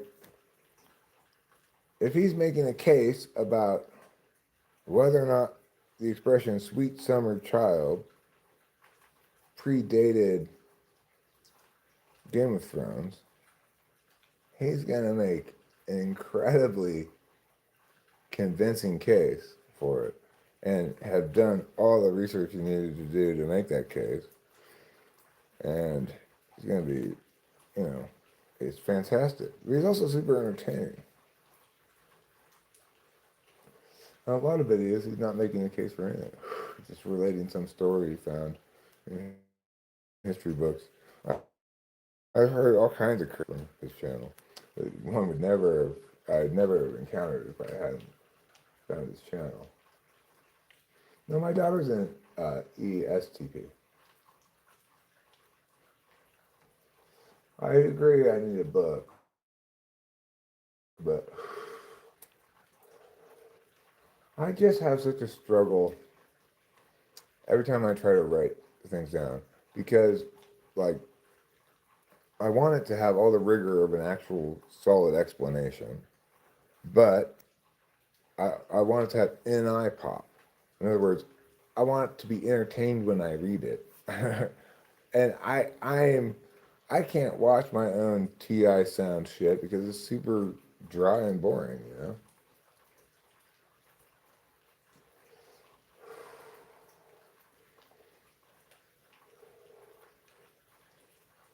The format I'd like to see the most is like an almanac of random things Eric is into parsed with rants. I do have some rants periodically.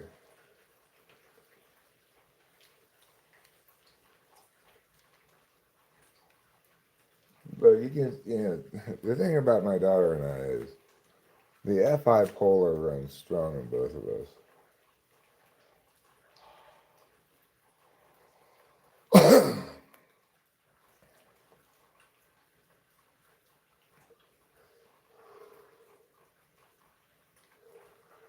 Like, don't remember exactly when it was. A couple times ago when I saw her, she was telling me the story about how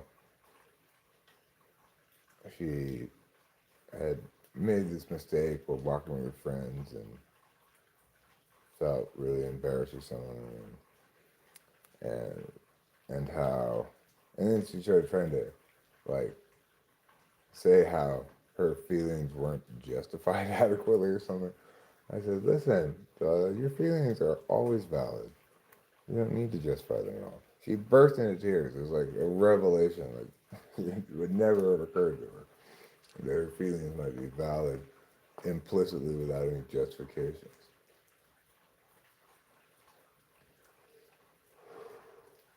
I mean, I don't care if it's under my name or not, you know.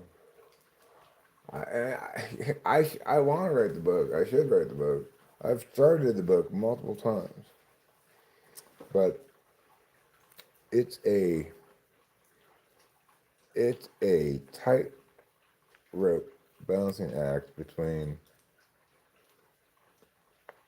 concision and like ideational impact and rigor. You know, I want the book to have pictures in it and graphs and stuff, and not just like a bunch of text.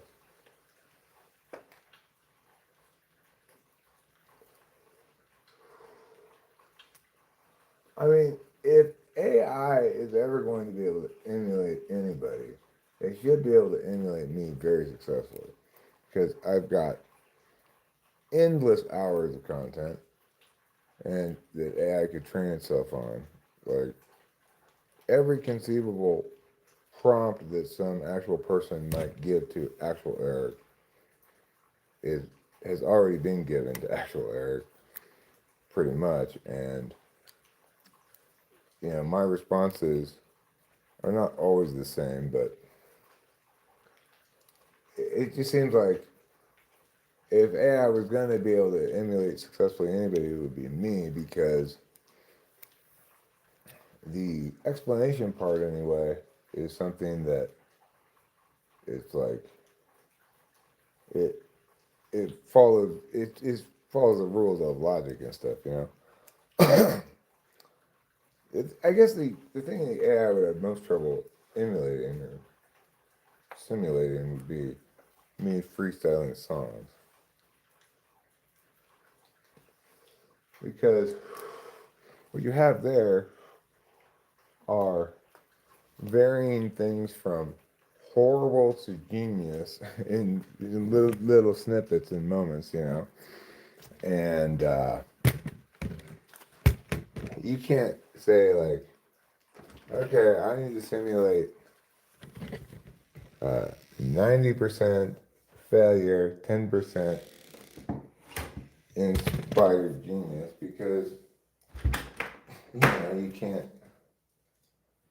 There's no way to emulate that thing. There's a purely human phenomenon. I need to go the Hunter S. Thompson route. I mean, write a bunch of text and not care if it's good. No thanks.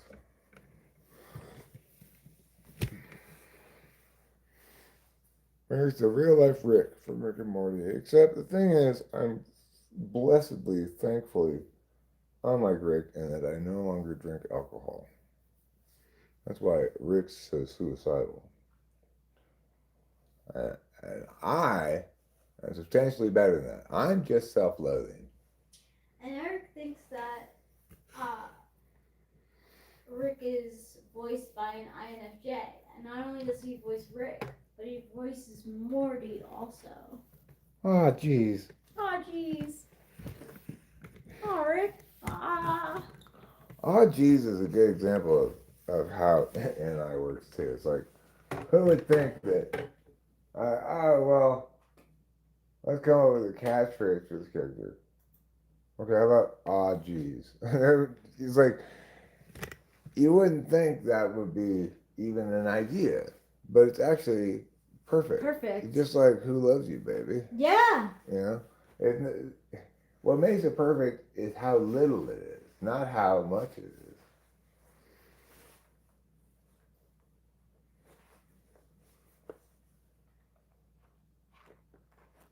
Rick is an ENTP and Morty is most likely an ISFJ. We typed the characters. I'm not sure who the dad is anymore. He might be ISFJ. Zombie, you are correct, by the way. That would be a great play to do.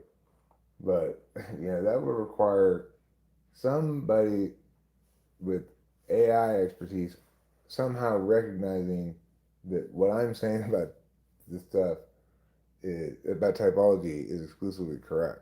And that's very unlikely to ever happen because almost nobody thinks that typology is something that which anybody can be exclusively correct. They don't think of it as that kind of thing, right?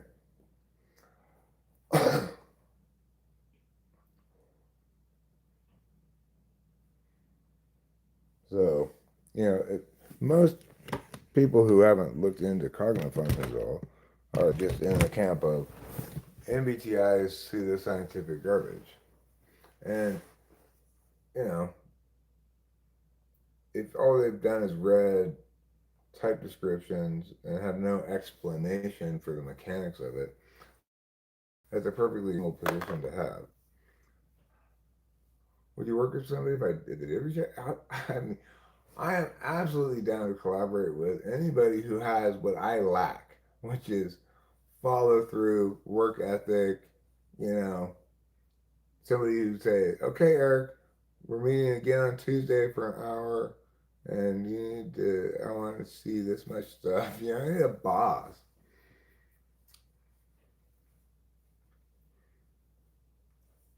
But what I don't need is another intuitard, as I've attempted to. Most people say, like, oh, I want to work with you on something. But they're always intuitards and they never have any follow through, just like me. I have work ethic? What Eric are you looking at? I I used to have a great work ethic in the sense that I worked all the time. But even then I didn't really have a very good work ethic. It's like I better get as much work as I can done right now while I'm on speed. That was basically the gist of it. And then ran out of speed and coasted on the work I'd done until I got more speed.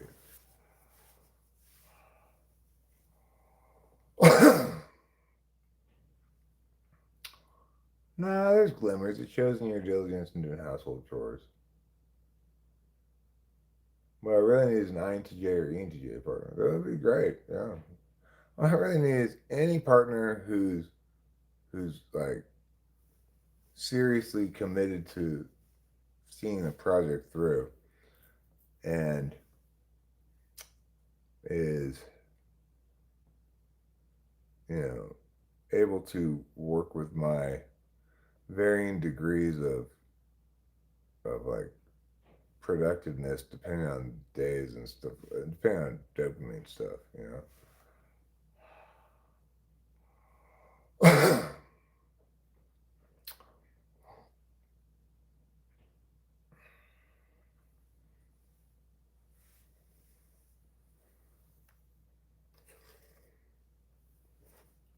But I agree. INTJ would probably be the ideal working partner because what I would benefit from is a lot is in addition to sort of follow through stuff is the NI insight, how to convey things in ways that are holistically resonant or more concise and less TI heavy. I wish I had more TI. I think I would not be so naive. Or had I wouldn't. Do you think been you're unless naive? what? Do you think you're naive? I used to be. I didn't have much use of my TI. With you, I've become more TI. Well, it is the case that when I make some sort of joke with a very dry demeanor, you're often like, "Really?" Yeah, because I am like, I guess I would qualify as some kind of nativity, but I think it's just indicative that Well- you're reading me and I'm doing a successful job of deadpanning. okay, maybe, but I've been scammed before. No one got any money out of me Yeah, well, because yeah. I had no money. But You were also not in a great place at that time, right? no, I wasn't. So, thing is, yeah, you might be a little less naive if you weren't an INFJ in some sense, but um, you're perfect the way you are. Thank you. Mm-hmm. It's nice to know I have someone in my life who actually like knows and thinks that I'm an INFJ. Yeah, I mean, So like, it's not gonna- impossible you could be anything else. Like, every bit of experience has only validated that over and over again. Yes. I do explain to people though that like you've tested my TI on like plenty of times. I remember when we were living in Arcadia, you tested it a few times, and it wasn't polar. Right. It wasn't even like close to being polar. It's so obvious that you're TI front stack too. Like, you hate nothing more than other people's subjectivity. Oh my god, that sounds so selfish. No, it's TI as an absolute value, NI as an absolute value, neither of which are remotely subjective. And No, uh, I'm not. and then like FE is a tool function instrumental value. Mm-hmm. That's has some linkage to other people's subjectivity, sort of, but um, like when you watch a YouTube video of some FI person saying some FI nonsense, it makes you mad. Well, I have to talk to you about it because, like, thank you, human. Thanks, human. Um, Rachel and I, Eric are my favorite couple too. I, wait, what was? Thank you for the compliment. I don't remember what you said. I said Eric and Rachel are my favorite couple too. Whatever you said before that. I don't remember either. I don't know. What's your go-to fast food establishment? Well, that's a tricky question. Like, it depends on my mood. So, I might. First of all, let me just say this: if I'm going to Jack in the Box, I'm definitely getting breakfast. I'm not going to go to Jack in the Box for any meal other than breakfast. I might go to Jack in the Box at a time that's not breakfast time, but they serve breakfast all day. What prompted me to get up? Where was I going? Well, the thing is, Zombie, Rachel's TI might like test better now or something, but it's the same as it always was in the sense that fairness is hugely important to her, and she's also got kind of a childlike relationship with it. TI? Fairness. Yeah. Because I know when I used it as a kid, because I can tell when I got cut off asking why and like mostly why, or saying that's unfair. You were born into the 'Cause, like, wrong family. I was told to be, to not question anything, and Listen, Rachel, Yeah. you need to be wrong. I mean, I would have liked some sort of explanation, like when my parents finally broke down and explained that I had to go to sleep at the same time as my sister because of her. If I went to sleep later, I think it changed after a while. Now that I think about it, I mean, how is that not fair to her? She's younger. because we shared a room. I don't know. Okay, well, I mean, I guess but I know. what's preventing her from going to bed first? And Her not wanting to because I got to stay up okay, later. so then that's not about fairness at all. That's about prioritizing one person's subjectivities over the other. That is true. That's what you call competing interests. That's the opposite of fairness. Fairness is when you don't try to judge things by competing interests. That's what horrible courts do when they're horrible. They go, well, we evaluate this on what's correct. We're going to consider competing interests and try to balance them. Fuck that noise. That's not how to be correct. That's how to always be wrong. Like, it's how, split the baby in half is always going to be the wrong choice. Well, yeah, and then my sister's TI kicked in after a while. And it was both of us, like, asking, like, why we had to go to bed at a certain time. Well, so. her TI is just as childish and selfish as yours. Yeah, of course. Yeah, so it was... You both understood each other's fairness perspective. Yeah. And, it was an absolute value for you. And, yeah, your sister obviously doesn't understand that she was born into a family with advantage over you, intentionally, because she fit in with the SI stuff. Yeah.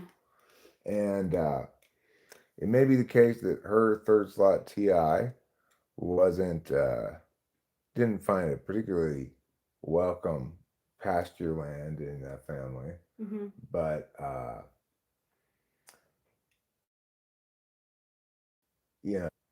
the SI made it easy for her to bridge the gaps. Oh, yeah. Whereas with you and I and TI's absolute values in that family, what a catastrophe. Like this picture of me and my cousin when we were like maybe like 4 years old. And Perfect pants according to Human. Thank you, Human.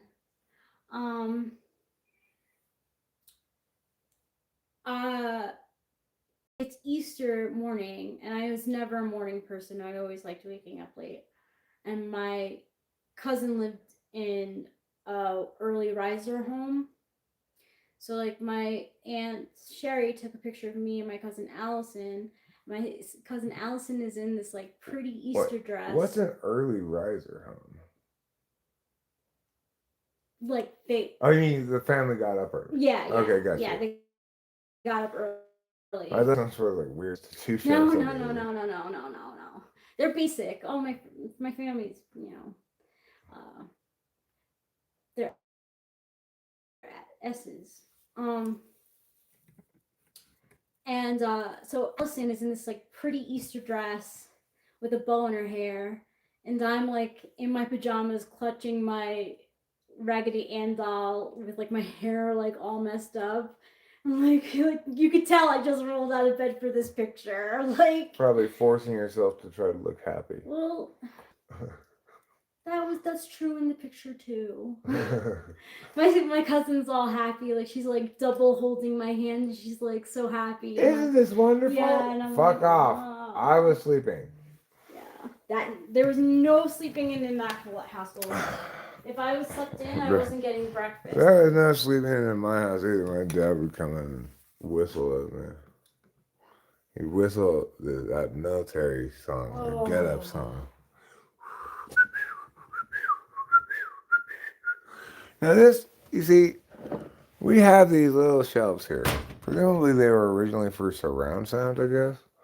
But because we have 3 of these little shelves, we need 3 things to put on these little shelves. This is one thing that goes on a little shelf. And here's another thing that goes on one of these shelves. I think this meme is like so introverted. What meme is that? Let me just show the last corner and we'll Sure, of course, I didn't realize. So here's the third little shelf. That's really the gem of the collection. Although I would hate to say that I don't want to denigrate either Porter or Foxy either, but Foxy is our American astrological symbol for October. But the thing is, Porter and Foxy are people, and that's a book, and this is a home of letters And numbers. and numbers. My mom's ESFP, and people always tell me I appear much more outgoing than other people my type. I just emulate what she would do in social settings.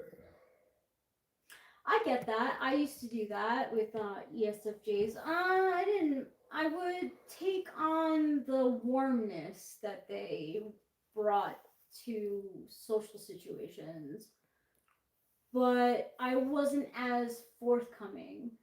It was a cold warmth. Yeah, it was. So The this one here- simulated warmth. What? It was a simulated warmth. Yeah, yes, it really was. I mean, don't get me wrong. I had a good time. We used to like go to house parties and stuff. And you are actually a warm person too. Like your engagement with random people in the stores and stuff is always very genuine, and I can tell you're having a subjectively good experience in doing that, which is Thanks. what warmth is, That's true. as opposed to an objectively graceful decision. Yeah, that's very worded very well. We do not need to get a dog. No, you're the second person who said that. We already have a Oh dog. my god, no. It's this dog right no, here.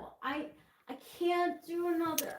I can't This do it. just yesterday I swept up, I shit you not, 45 metric tons of cat hair. Yeah, there was so much cat hair, and really like I really like the idea of getting a dog, but training a dog is such a bitch. It is such a bitch, and you really have to stay on top of puppies, especially. Oh yeah, I mean the thing is, if one were to get a dog, one would be ill-advised to get a puppy. I had 2 puppies. One would be Oh well my served to God. get an older learned, dog. I learned. Oh my god.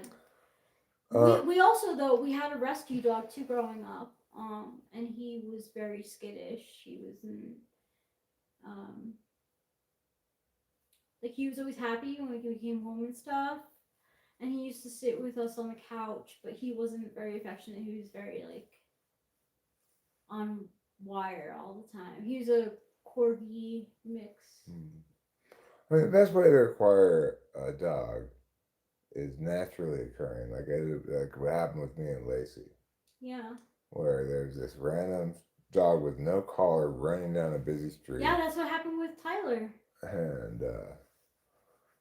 And anyway, Lacey, she wasn't a puppy though. She was already able to menstruate or go into heat or whatever. Yeah. So she was at least, I guess that means she's at least a year old, maybe at least 2 years old. I'm not A sure. year at least. I'm not sure how long it takes dogs to do that. Oh, they usually do it like pretty soon. But this cat's name is Trouble. Yeah, we have Trouble and we have Capito. Trouble, he's trouble, but he's in his own way incredibly adorable too. He is. And- He's so adorable. And he's Can't got, take that away from him. he's an incredible character. Like, straight up the kind of cat character you write. Yeah. Like for us, if we like, work on like a writing project, the cat could totally be based on like our cats.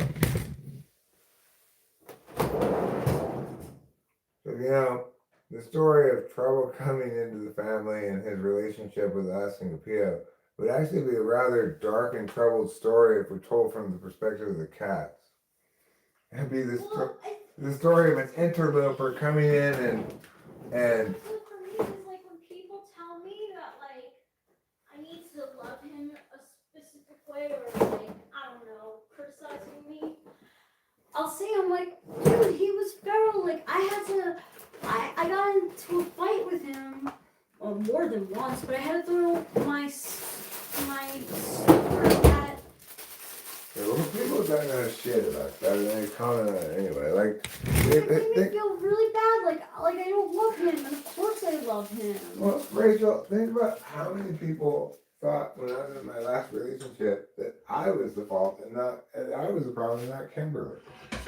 So, when other people tell you things like you should love your cat differently, But it was like more than one person. I felt very ganged up on and like not heard. I had to say like, I mean, this cat. I'm sorry you didn't feel heard, but this cat is like. Oh wait, what am I doing? Stop that. Turn this on for. I can't talk and do things at the same time. no. Now this one, I need to get one of these things.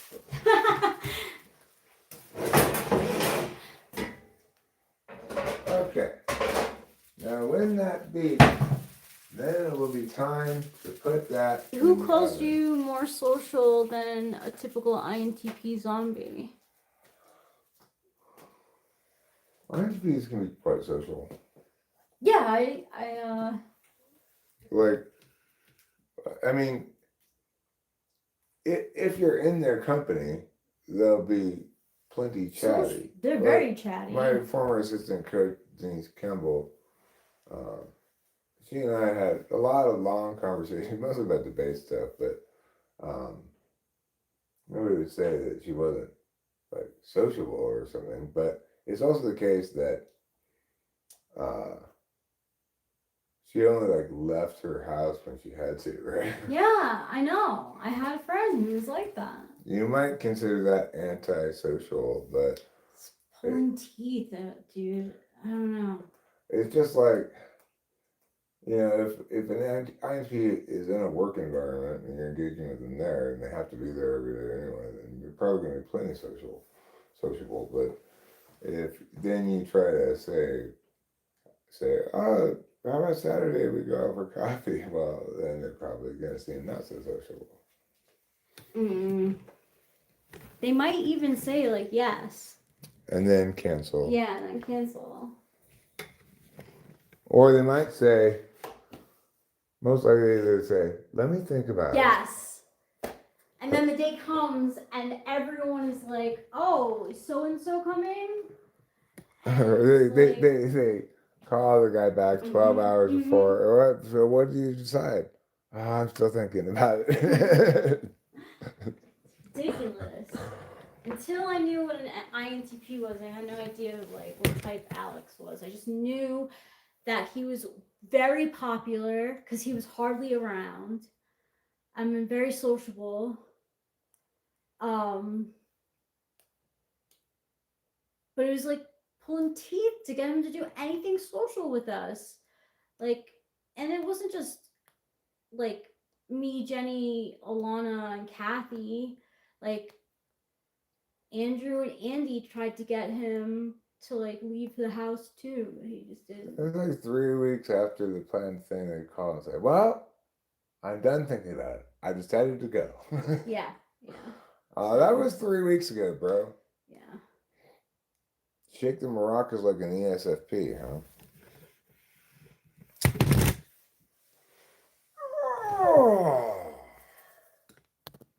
Okay, right. I'm making food. Okay. That's what I got going on So there. this meme is introverted coded. One friend is at a party and goes, ready to go? The other friend says, I was ready to go before we got here.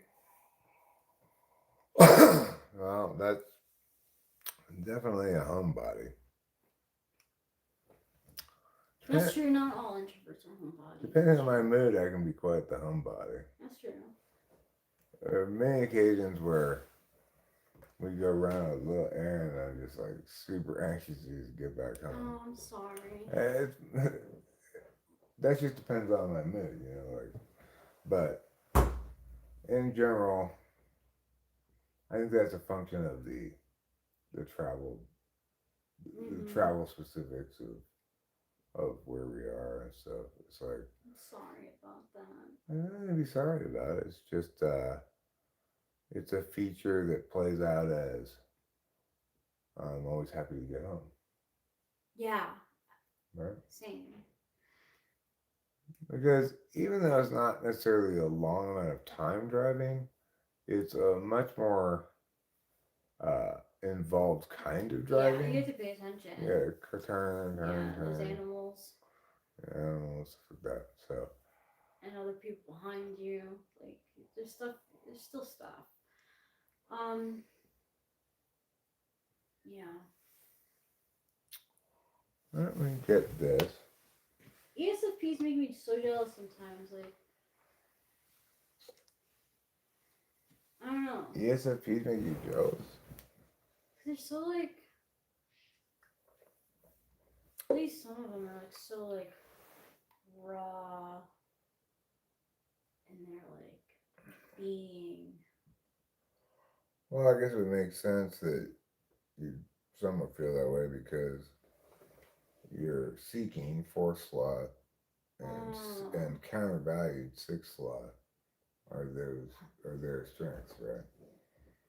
I couldn't. I would always be like, that's not fair. I would always be like, it's a double standard, or You probably feel like, why are you getting rewarded for your lack of like forethought, mindfulness, or whatever? FE.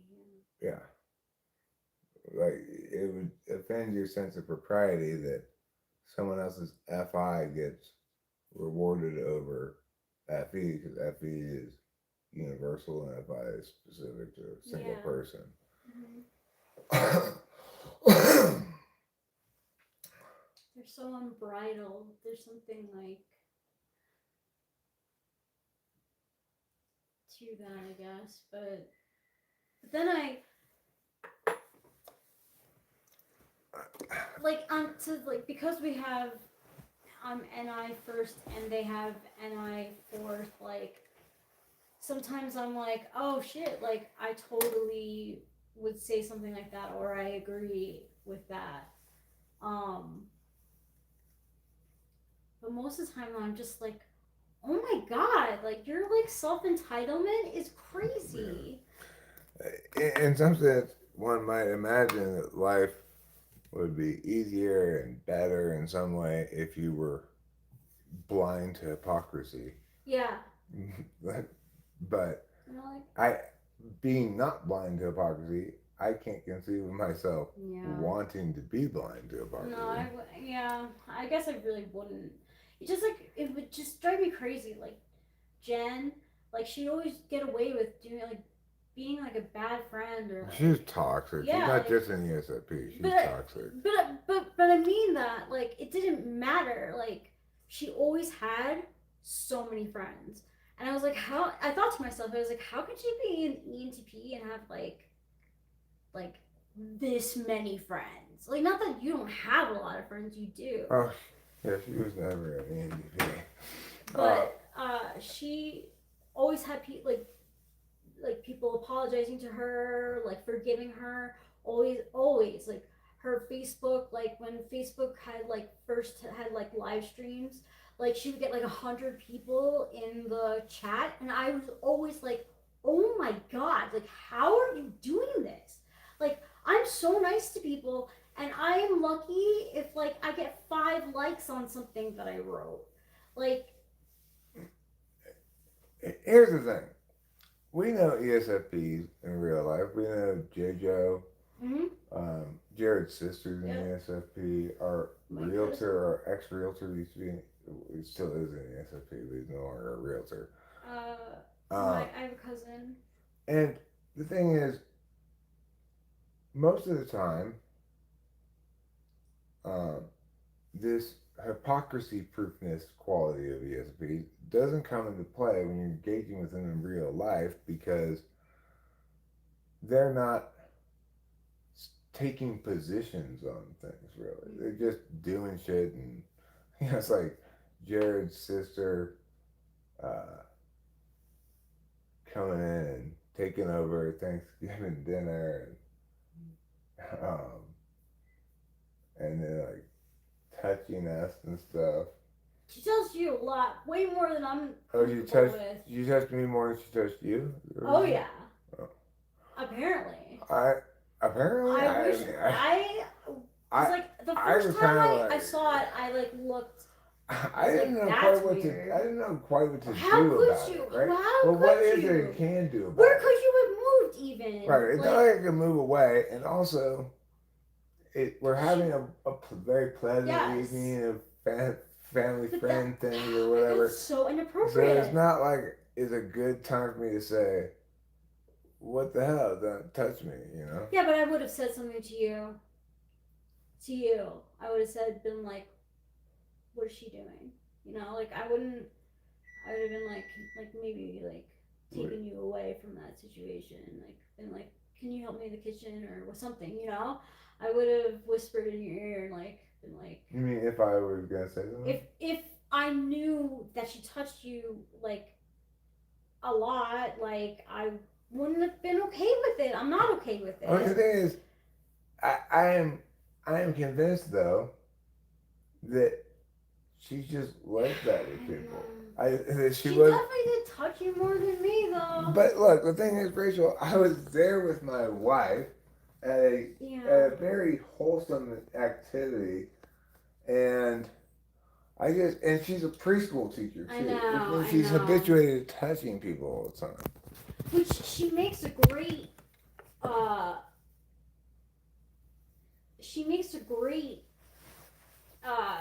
kindergarten teacher, I bet, or preschool teacher, because she sees kids as all being the same. There's no difference. Like the cats. When I was trying to explain to her that no, we really do have, like, he really is trouble, and she was just like, oh, like all cats are. No, there are no bad cats. There's no bad cats. Yeah. No yeah. bad cats.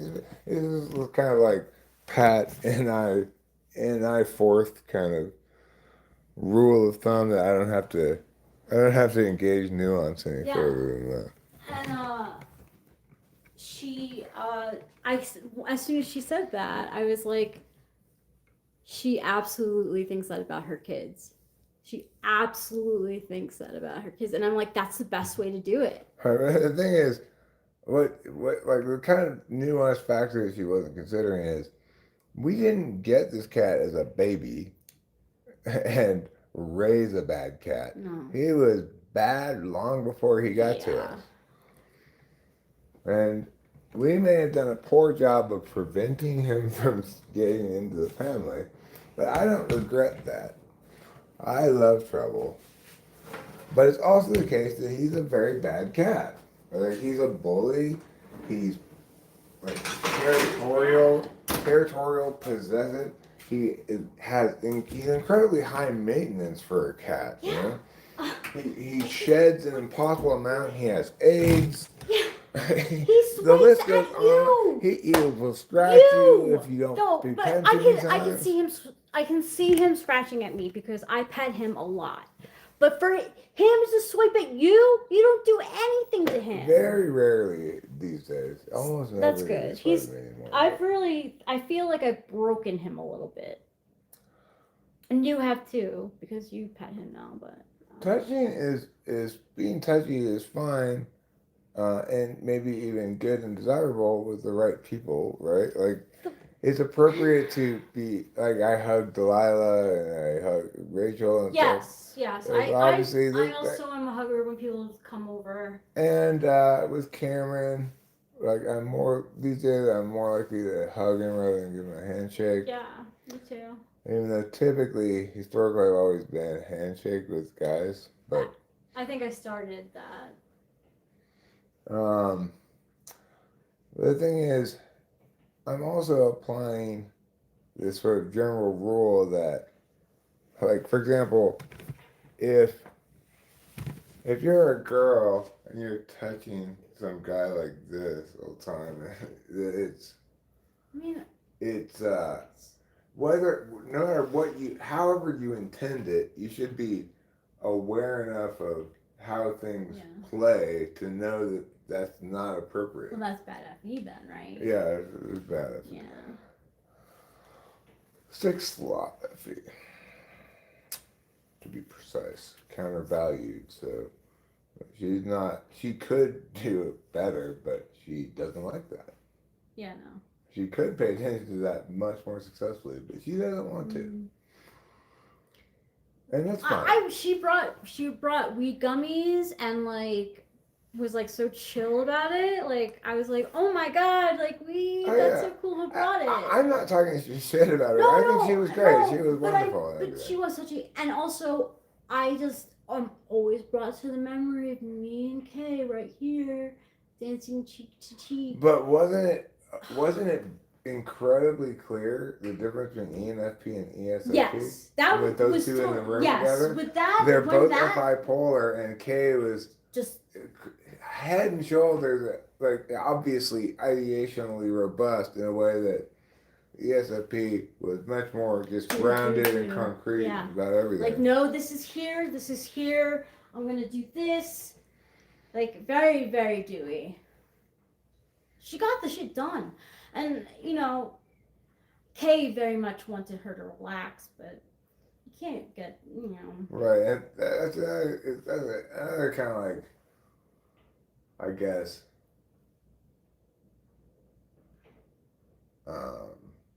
FI. She was putting herself in the ESFP shoes. Yeah. I would want to relax. Yeah. You want Yes. to relax. Yes. A boundary test. Good point. What's a boundary test? I Taking am your own tiny something. next to Eric. I'm only 5'2". Eric is 6'5", right? 6'4", 6'5". So yeah, between the two. I think she understood it as a way of generating connectedness. Connectivity, and if she's a preschool teacher, there's a good chance she's often touching. You know, you have to handle. There's kid handling with that. But in the way that like you and I might ask questions of somebody or whatever, and maybe find, oh, you like this band too, that kind of thing. Yeah. Find common ground as a perspective. She finds common ground in actually being connected physically. And of course, she's just going to project that we're going to experience that as a bond, like a bond builder rather than a questionable thing. Yeah.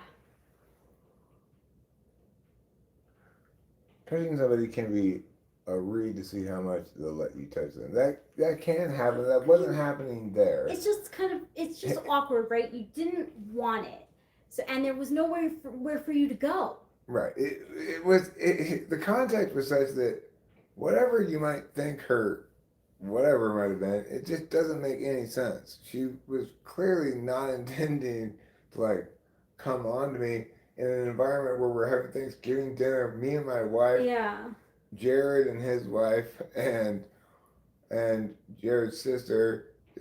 She wasn't like drunk or anything, so it's not like it just make no sense. She was just trying to. She was using her way of bonding with people. Yeah. And when she like rubbed my arm. Yeah, she touched Rachel too. Yeah. She wasn't just touching me. She touched you more. I don't like that. Okay, that might be the case, but I'm just protective. I'm just like, that's understandable. I don't blame you. You know, I don't feel bothered so much, but if it had been a dude, I'm sure I would be much more bothered. Right? That'd be fucking. So I get it. She was being friendly. She was. It just really. I don't think she thinks. Rachel doesn't think she was boundary testing. No. But it did. No. It did test Rachel's boundaries, but that's not well, what only she was. after the fact. I saw her touch Eric's knee once, and I was like, I'm gonna just pretend that didn't happen. It was kind of like a gesticulation that she had, right? Like she'd be gesticulating, blah blah blah blah blah blah blah blah blah text. Yeah, but I only caught it once, right? And I thought it was weird. No, she wasn't trying to get under our skin at all. Right. She was being Exactly. perfectly nice, and we were No, having it was very pleasant. and we were having a delightful, wholesome time. Mm-hmm. And the only thing that was weird about it was I'm not accustomed to people adults touching other adults like that. You know, it's weird. Yeah. Well, okay. No, she didn't touch my lap. She may have touched my knee. And like that's what problem. One of the problems was that like you saying it out loud like would be extremely aggressive when. But there was nothing. There was literally nothing I could successfully do No. that wouldn't have been worse than what she was doing. Yeah. So She was she was more sitting next to her too, but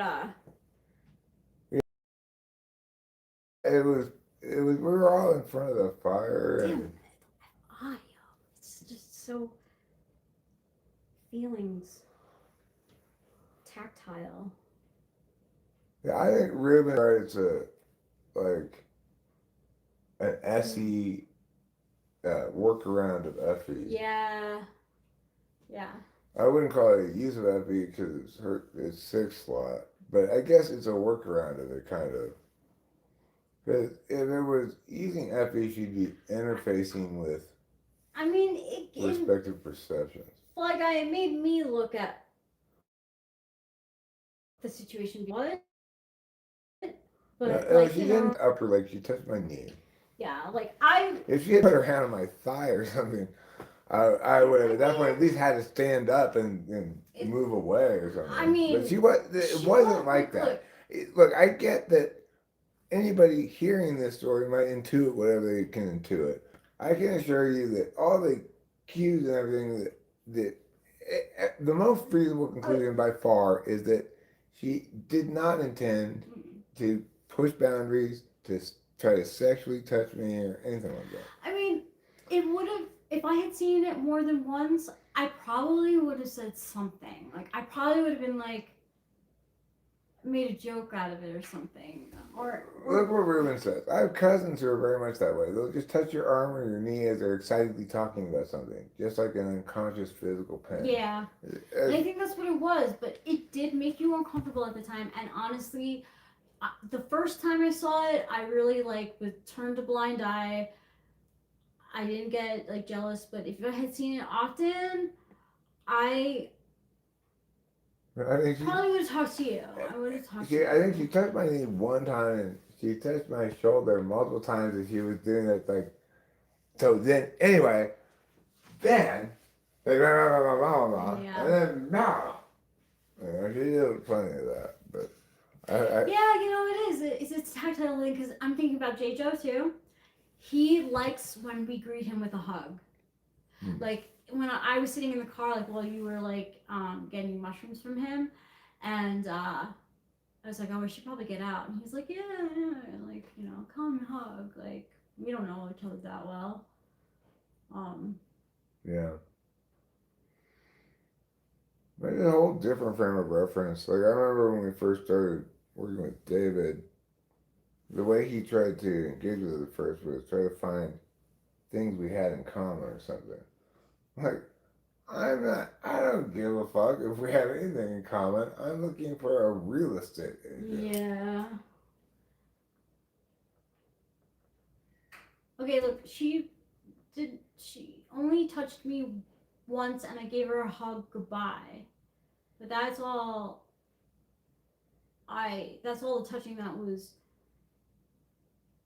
elicited. Yeah, I think it was just a factor primarily for being situated closer to me. Yeah, I do too. I Just, think I would have been the whatever shoulder was closest was Yeah, going to get yeah, tapped. You know?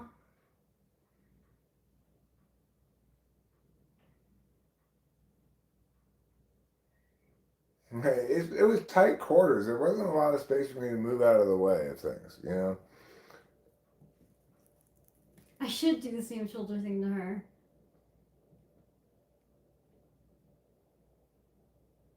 I would do it back to her. It won't phase her. Yeah, it'd be funny. You did it, but you did this instead. Like instead of just touching, you go like, "Weep." Oh, I can't see that being.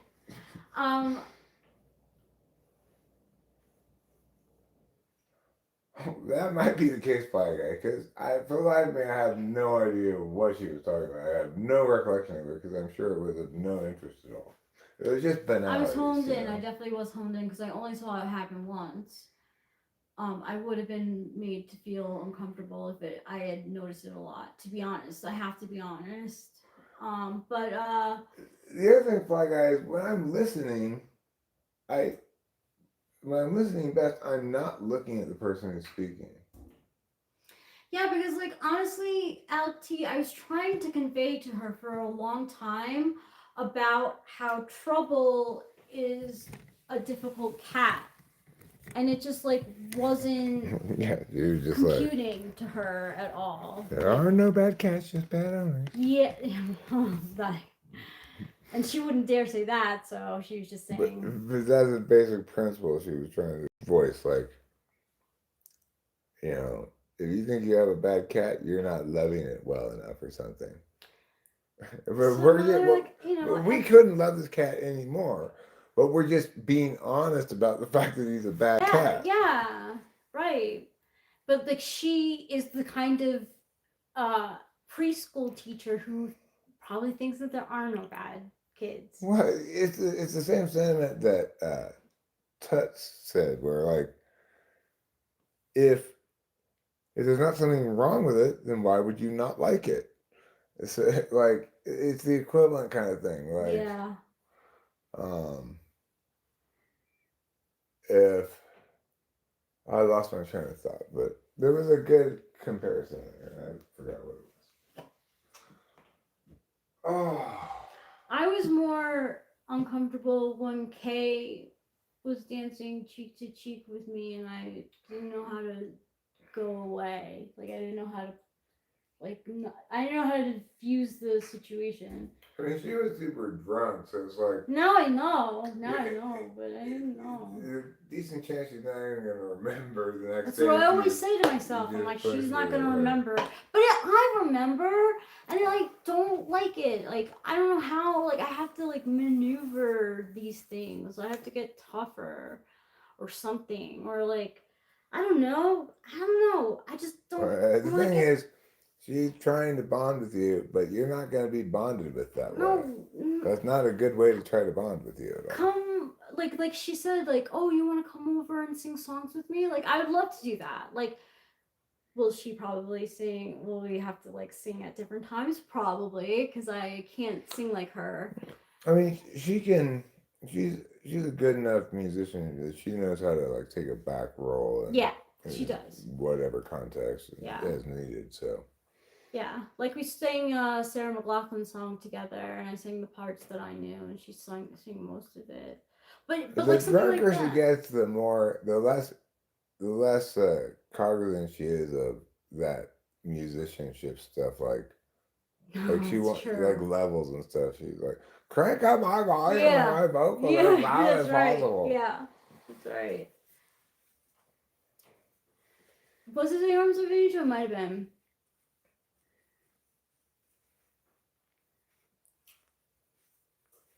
That's what you were that night. You were in the arms of an angel named Kay. And she was going to love you no matter how much you didn't want it.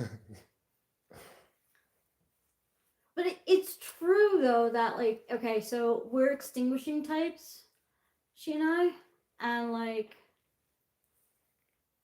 I see it play out, like, you know, she'll say something, and I'll be, like, not expecting it, and then she'll say to you, like, oh, I think I said something too drunk, or I think I had, you know. Well, she has, on a couple of occasions, sort of checked, like, I may have been a little drunk last night.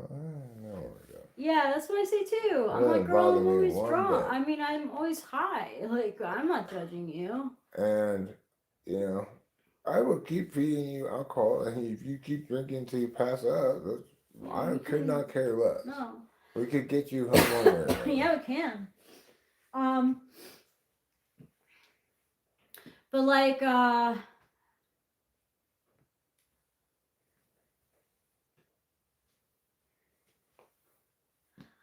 can't. When she talks about like black holes and like time space continuums and stuff, I'm lost. I'm like, oh my god, you know way more than that. Like, That's just ENFP. but the extinguishing is there. It's like she's excited, and I'm just like question mark, question mark, question mark. ENFP is generally a lot of sound and fury signifying nothing. Wait, did I forgot to put the timer on? Fuck. I was gonna have to eyeball this pizza.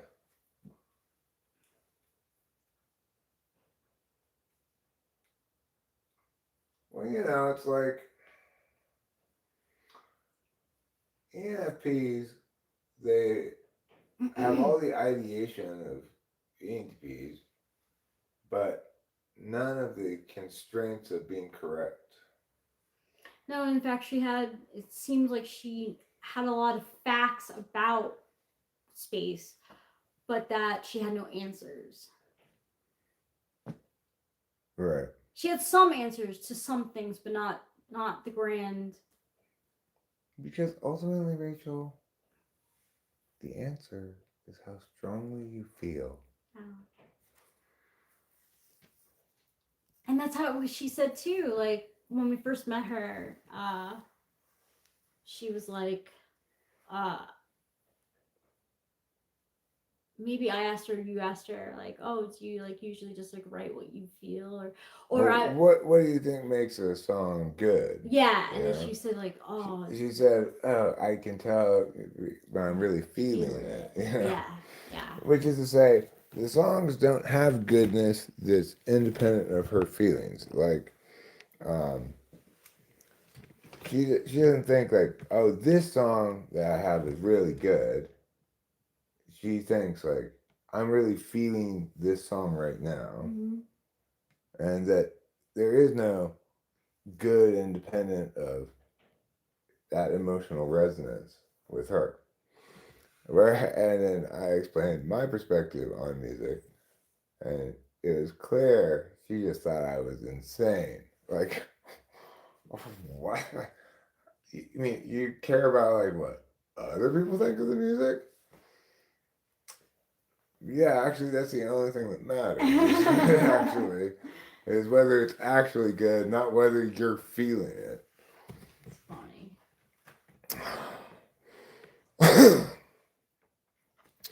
And I'll tell you what's actually good.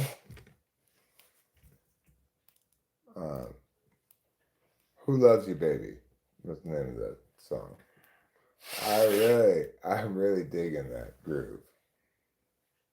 Dig that groove, baby.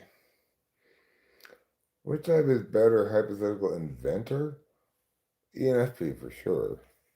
ENFPs are not going to be good inventors. Yeah, that's why that's where they get Rick Sanchez's character wrong, is that he's like, this like scientific inventor. He like in theory would come up with maybe an idea, great ideas, but not follow through on them. Yeah, it's like I remember one time I invented, I'm sure I didn't invent it, but I figured out a way to make a counterweight system to close the gate automatically in the brain. And the thing is, that was just pure TE. It was, whether it was my invention or not, it's like, if you're inventing stuff in that capacity, that's definitely not, the ENFP is going to win that fight over ENTP every time. There's a thing about TE and making it happen too.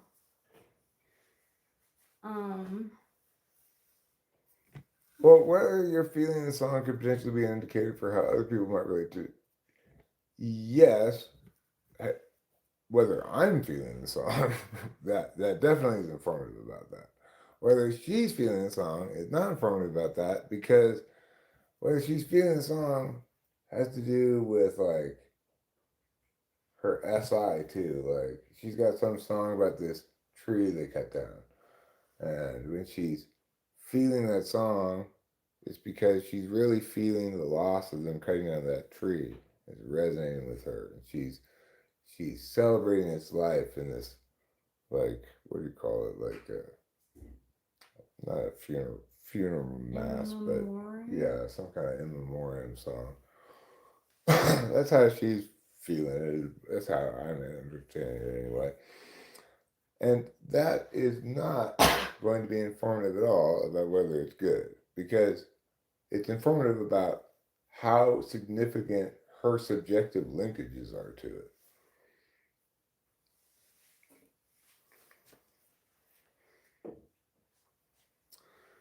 Like, good songs, you don't have to be feeling them. They make you feel them. You have no choice because they're great. You know? Yeah. A good song never dies. Right. A good song never dies.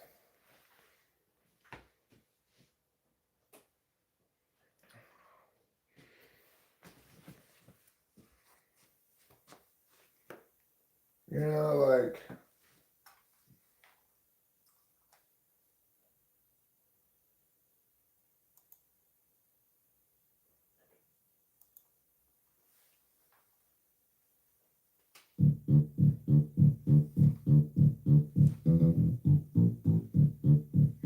yes, I'm feeling the song, but it doesn't matter if I'm feeling it. It commands me to.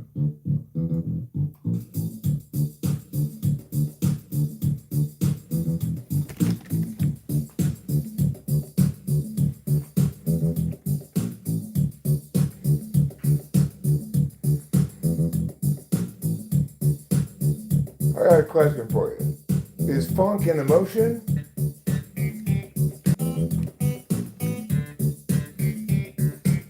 Who loves you, baby? Art's not a subjective thing at all, y'all. That couldn't be any wronger. If you want to say it's a subjective thing, then you'll have to deny this funky ass shit. We have to pretend that it was just in the eye of the beholder. Hell to the no. There's not a single artist on the planet who actually creates with the idea that it's all just subjective and arbitrary and everything's as good as everything else, right? Nobody could conceivably make anything that way, except maybe Dave Matthews.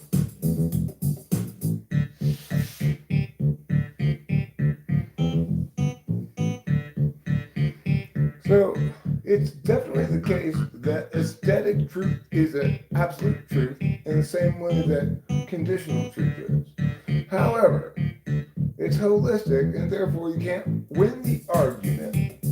You just gotta know with your intuition.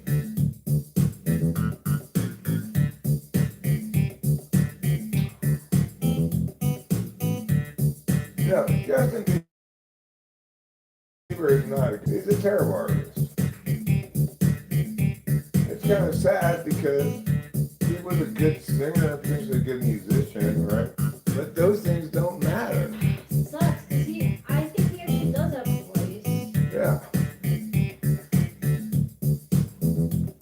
The only way that it would matter if Justin Bieber had a good voice is if he were in the employ of a good artist who was using that voice to good effect. Otherwise, he's just wasting the time singing bullshit stuff that ain't no good, wasting his voice, wasting time that should be directed towards something worth listening to. In fact, it is true. It's false. It's true. It's true or false. And that's true. You can't say it's not, because you do. Listen to some things that are good, some things that are bad. Make the distinction, and it makes you mad. But something sucks, and it should make you mad, because Art's not subjective at all. Yeah, well, look, other people can be subjective in their listenings.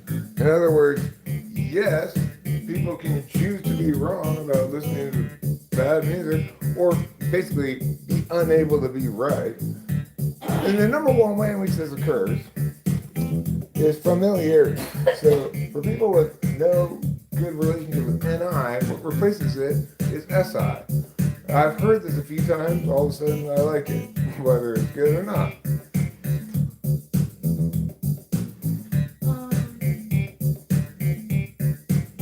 But it sounds like your brother may be instead doing some kind of horrible TE thing. Like, I want to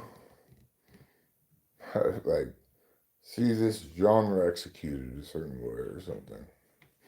It could just be having any third absolute value. I want something that's weird and different, not good. You know, nobody really wants stuff that's weird and different and not good. They just can't. If your intuition is polar, if your inner eye is polar, then they have no way of distinguishing between the things. Now, do you think that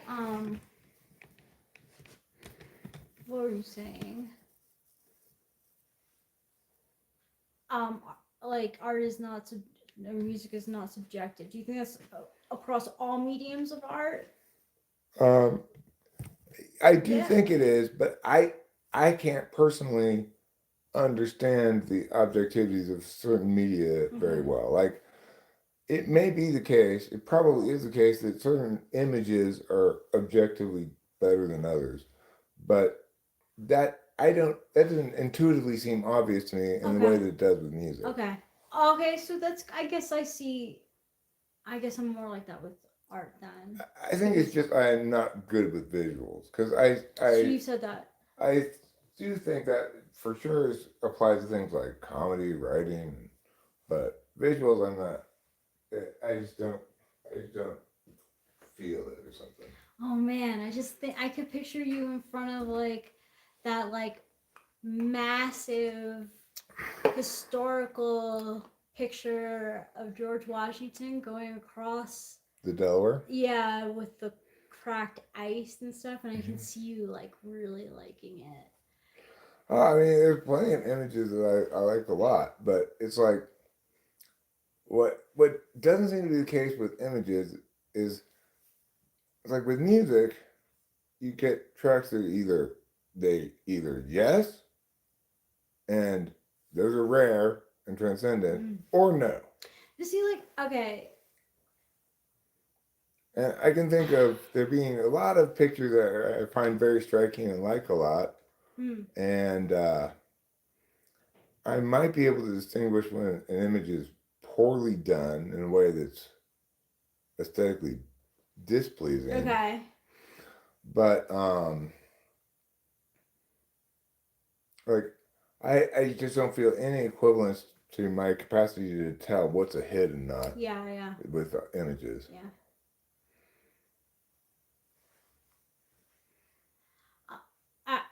I feel that way about art though too. Like, I'm not a big fan of Picasso at all. I'm pretty open to music. I'll give it a shot, and then if I don't like it, then I delete it from my playlist if I have the will. But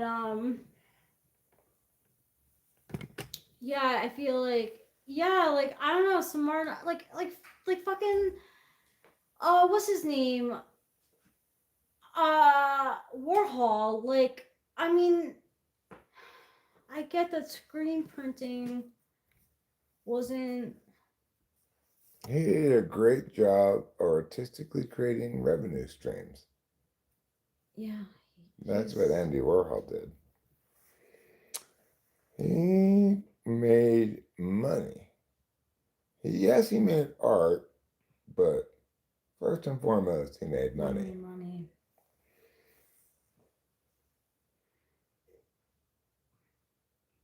People still Strange dude. people still pay money, a lot of money for his stuff, even though it's like I know.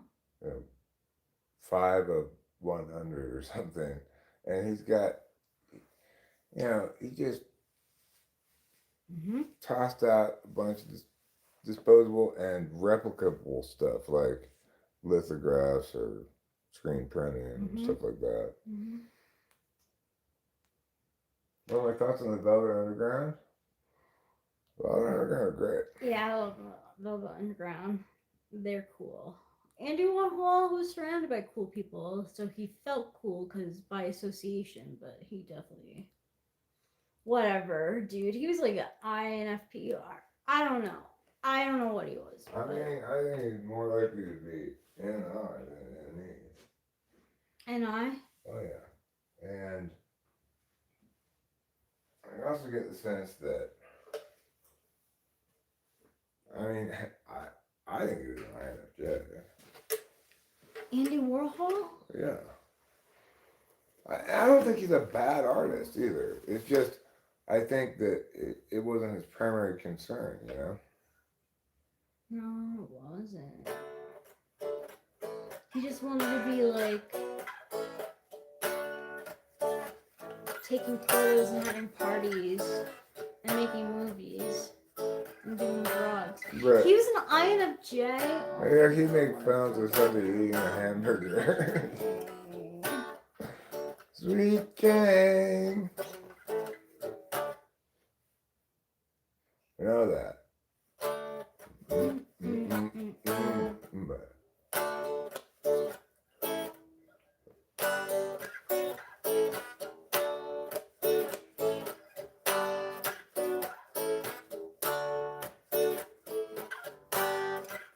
you know that children are the only ones who blush. Women never really faint.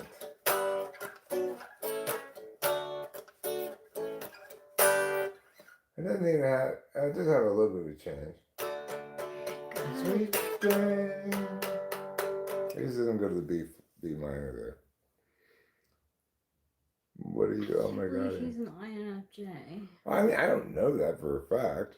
I'm just basing it on his very NI pop Yeah, images. he's not. Like You're a- right. He's like not a a talkative banana or person. something. He's not even a front stage person. But what he does successfully is present a single thing with a lot of color and pop. Oh my god. Oh my god. Satellites gone up to the sky. Ba-dun-dun-dun-dun-dun-dun-dun. Things like that drive me out of my mind. Ba-dun-dun-dun-dun-dun-dun-dun. Watch it for a little while. I like to watch things on TV. Ba-da-dum, ba-da-dum, ba-da-dum, bum, bum, bum. Satellite of love. Bum, bum, bum. Satellite of love. Bum, bum, bum. Satellite of love. Satellite of love. Well, sure. But that's what I'm saying about like painted art and sketching and stuff with Eric. Like it doesn't hit him the same. Like my mom doesn't enjoy music like you're explaining right now. She listens to stuff on the radio. Right. The point to take away from the psychic guilt is that I'm not able to be correct about images. I don't have the right kind of intuition for that, right? It doesn't mean that nobody can be correct about it. So it is the case that other people can be wrong about music because they, like I am with images, they just don't have the right or enough kind of intuition to be correct about it. Yeah, like I mean,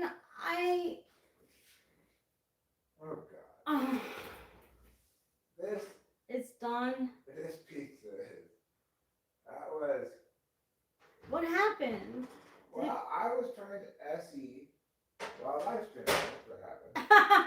I was trying to do something, but I was busy talking. So when I put it in the oven, I did not put any timer. And then I said, well, I'm gonna have to eyeball it. And then I have to didn't- think about it. I didn't notice either. But it's not smoking burns. It's just kind of well overdone. Yeah. You gotta make sure you got the insides. When you close, The door. Say goodnight. how did that song go? It makes me want to look at. I love that song. After Hours is great.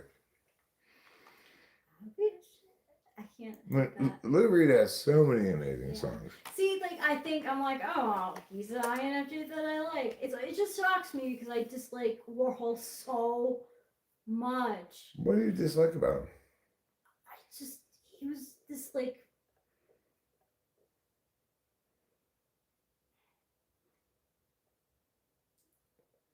pretentious. Maybe I'm pretentious No, too.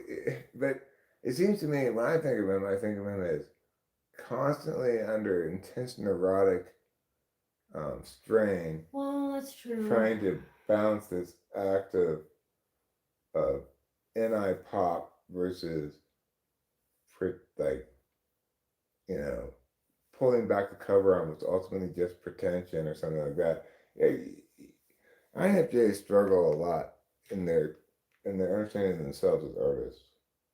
Yeah, that's true. Okay, so I'm biased too because I saw this movie about Edie Sedgwick and I hated the way that he basically used her and then tossed her away. Like, Oh, he may have been a terrible person, yeah, like that's why I don't like him. but I know you're not gonna have all like Yeah, the yeah, examples. terrible people for every type. There's not any type for which there are not some examples of terrible people. It's true. We're not looking right. After Hours. Chords. And lyrics. Chords and lyrics. There's nothing but chords and lyrics all the way down.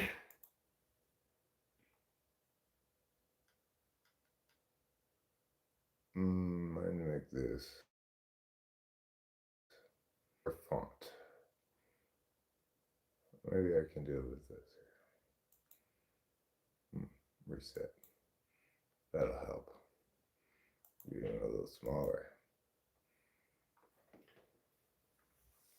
Okay, here we go. Oh, wait, am I singing? You want to sing with me? No, I actually don't. I'm singing. Okay, good.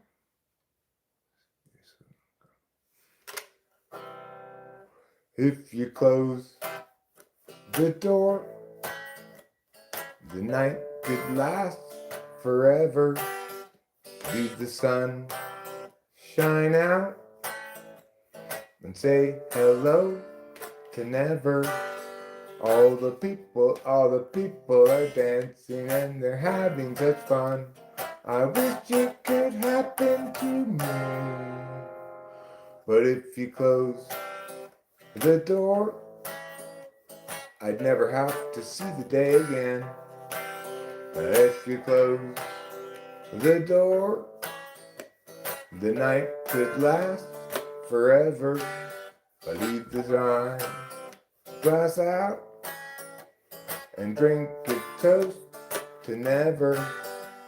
Oh, someday I know someone will look into my eyes and say, hello, you're my very special one. But if you close the door, I'd never have to see the day again. Man, man, man, man, man, man, man, man, man, man, man, man, man, man, man, bam, boom, boom, bam, bam, bam, bam, bam, bam, people. So if you close the door, the night could last forever. leave the sun shine out and say hello to never. All the people are dancing and they're having such fun. I wish it could happen to me. If you close the door, they never have to see the day again. I never have to see the day again. One more time. They never have to see the day again. Thank you. I'd Good. like to. Good job. Good job, Lou Reed. Yeah. He's another one who I respect his art, but He wasn't a very nice person, and he was problematic in various ways, but he's a great artist. Mm-hmm. When you hear him talking shit about the Beatles, you realize, oh my God, how could you be such a genius and still manage to be such a fucking hater? Like, I mean, I'm sure people think that I'm a hater. Of what? Like celebrities. Well, that's not what hater means. You may hate various celebrities, but like, you'd be a hater if you were talking shit about some other INFJ's better fashion choices than you. That would qualify as being a hater, right? You just get you really don't like certain expressions of in publics, and you tend to interpret them as essentially advocacies, Yeah. which you understand as some kind of challenge to the legitimacy of who you are as you are. Yeah.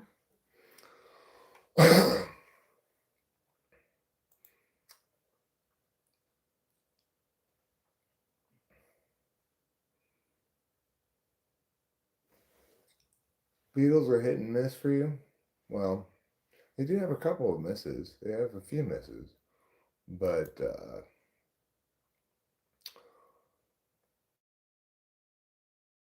unfortunately fewer misses than almost any other Yeah, are you kidding?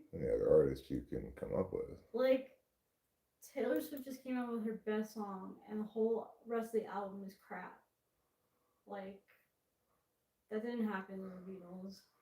And the other thing is, it's important to not just appreciate the tracks, which in their remastered state sound pretty damn great for being recorded so long ago. Mm-hmm.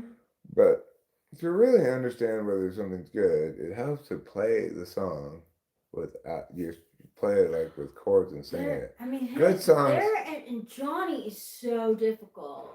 Right, but the thing is, if like let's say I were to do a simplified version of a Johnny song where I'm just playing the bass notes, the song still would sing itself like, and moving on, and I can't tell myself that I don't love you anymore, and if it's love, then you let it go.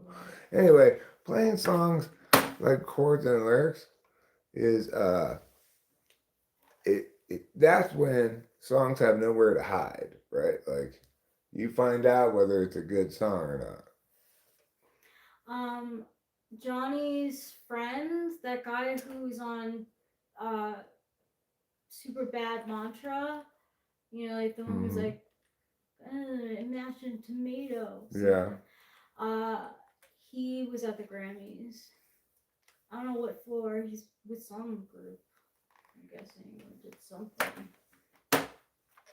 He got a certificate of completion for industry plant camp. Yeah.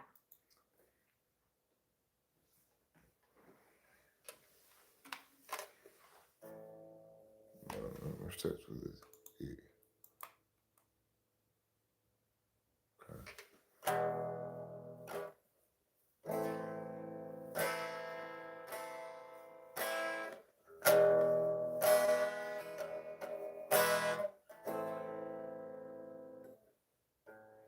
It's just a perfect day.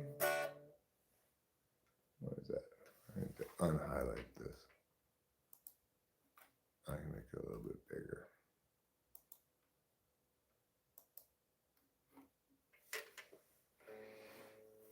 Just a perfect day.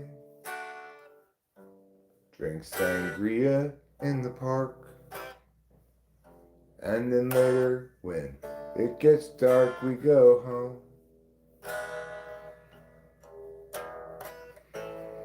It's just a perfect day. Feed animals in the zoo. Then later, a movie too. And then home.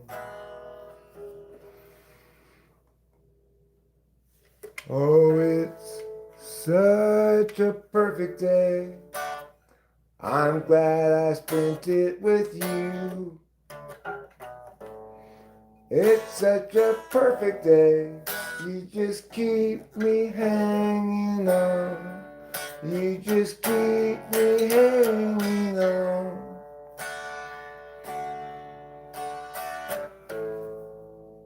Just a perfect day. Problems all left alone. Weekenders on our own. It's such fun. Just a perfect day. You made me forget myself. I thought I was someone else, someone good. Oh, it's such a perfect day. I'm glad I spent it with you. Bum, bum, bum, bum. It's such a perfect day. You just keep me hanging on. You just keep me hanging on.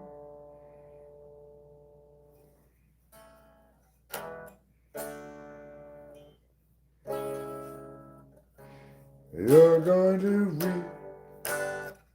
I can't remember this part.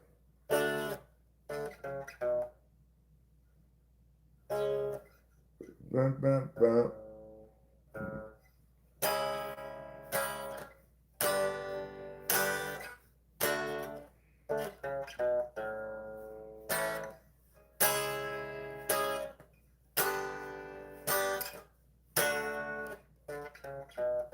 That's the outro part.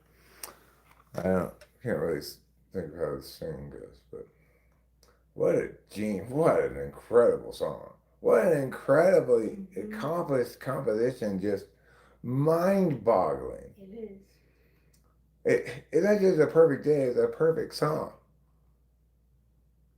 It's like, it's such a triumph.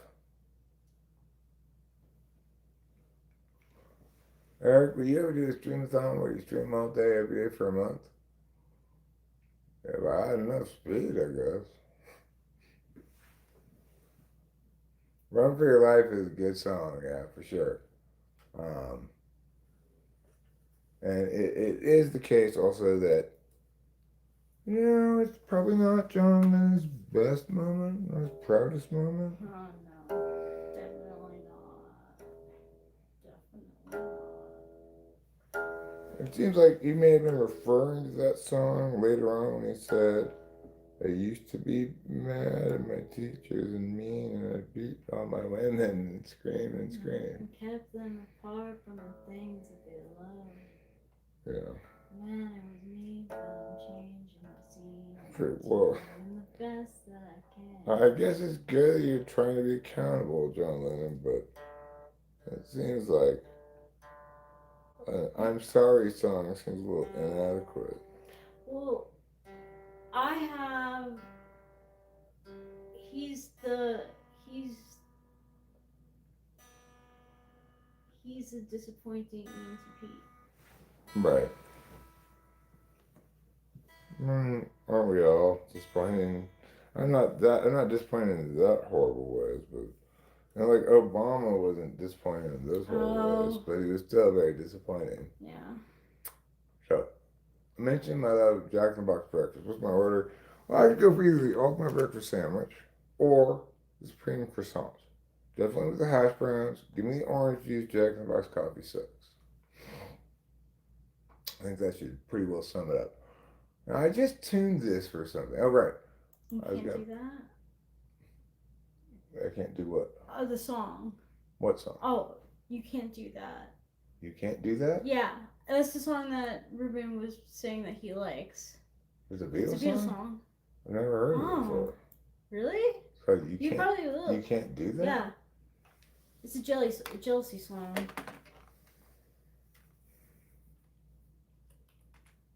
You can't do that.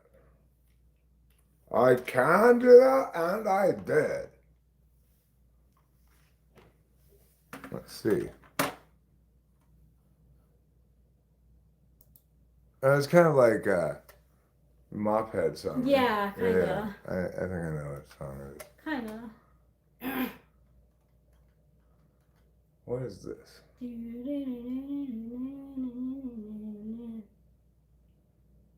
I'm not interested in telling the chords.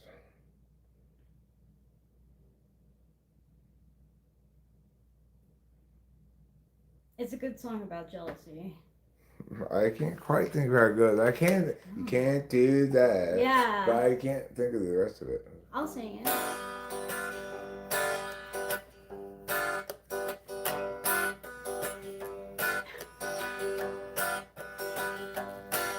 I don't know what the rhythm of it is. Something say might cause you pain. If I catch you talking to that boy again, I'm gonna let you down. Down and leave you flat.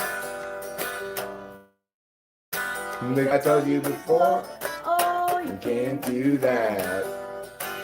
I'm not super familiar with this song, but I do know it. But it's the second time. Cause talk minutes. Do I have to tell you one more time? I think it's a sin. I think I'll let you down. Leave you flat.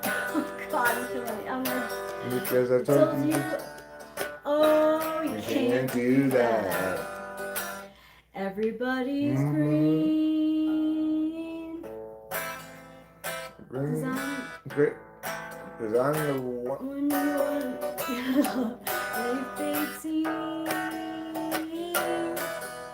you're talking that way, they laugh in my face, so Jesus. It's hard. I don't know it well enough to play. I don't know well enough either. I'm like falling flat on notes and stuff. It's not a super, not an album I listen to, I guess, very much.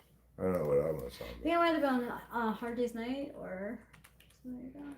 Yeah, I didn't listen to Hard Day's Night very much at all. No, not Run for the Hills. Run for Your Life. That one I know well.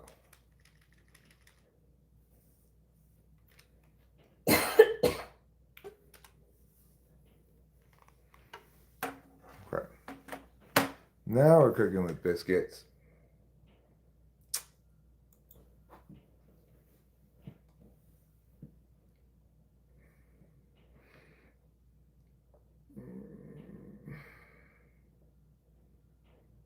Okay.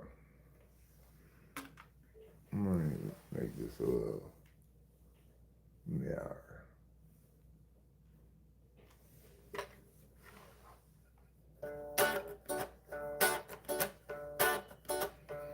Well, I'd rather see you dead, little girl, than to be with another man. You better keep your head, little girl, you won't know where I am. You better run for your life if you can, little girl. Hide your head in the sand, little girl. Catch you with another man, that's the end. Little girl, bum bum bum bum. Well, You know that I'm a wicked guy, and I was born with a jealous mind. And I can spend my whole life trying just to make you toe the line. You better run for your life if you can, little girl. Hide your head in the sand, little girl. Catch you with another man, that's the end. Little girl, boom. I don't know if I thought I did. Goes like, Hide your head in the sand, little girl. Catch you with another man. That's the end of little girl.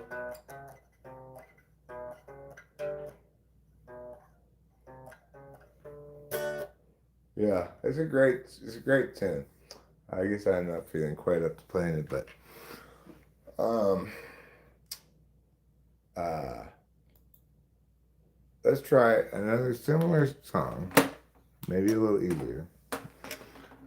I've just seen a face. Okay.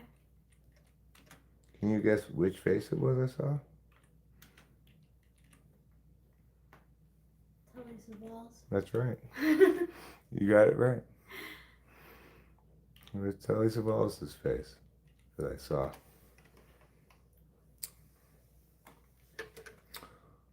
And it was beautiful.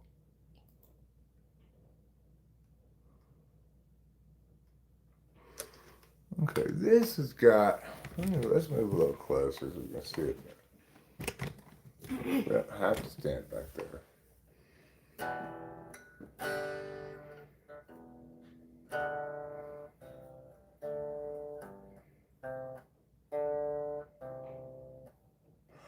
I've just seen a face, I can't forget the time or place where we just met. She's just a girl for me, and I want all the world to see we met.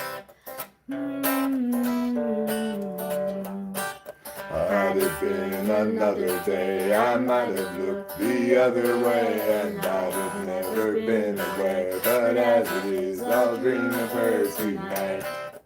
Da da da da da. I'm falling, yes I am falling, and she keeps calling me back again. I have never known the likes of this. I've been alone and I have missed things and kept out of sight. For other girls, they're never quite like this. La la la la la. I'm falling, yes I am falling, and she keeps calling me back again. Oh, I don't know what this is. It's just falling, yes I am falling, and she keeps calling me back again. I've just seen her face, I can't forget the time or place where we just met. She's just a girl for me, and I want all the world to see we met. La la la la la. I'm falling, yes I am falling, and she keeps calling me back again. I've been falling, yes I am falling, and she keeps calling back again. Thank you. You did a wonderful thank job. you. You did too. I am applauding you. Thank you, Ruben. Thank you, Ruben. If that was Ruben, I can't see you.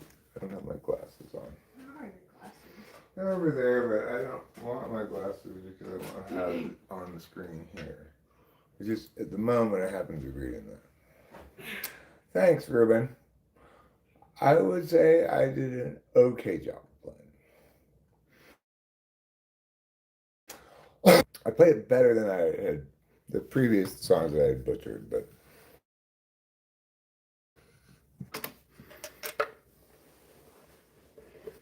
like when you play a song like that, the compositional excellence of it is just so apparent, right? Mm-hmm. You know, falling, yes I'm falling. It soars. It really does. It soars like a turkey in flight.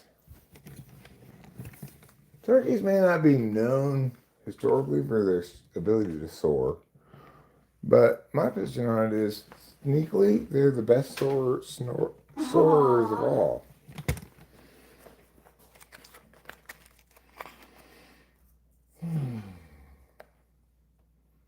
Your mother should know is a fun sing along. If that song, though excellent, is not as much of a compositional accomplishment because it doesn't have it doesn't have the proper like chorus it should have. It just has that one part over and over again. And that one part's brilliant, don't get me wrong. But let's all get up and dance to a song that was a hit before your mother was born. Though she was born a long, long time ago, your mother should know. Your mother should know. A song I was singing earlier today, I think is such a beautiful melody. And that's what actually the title of this is about. I was singing.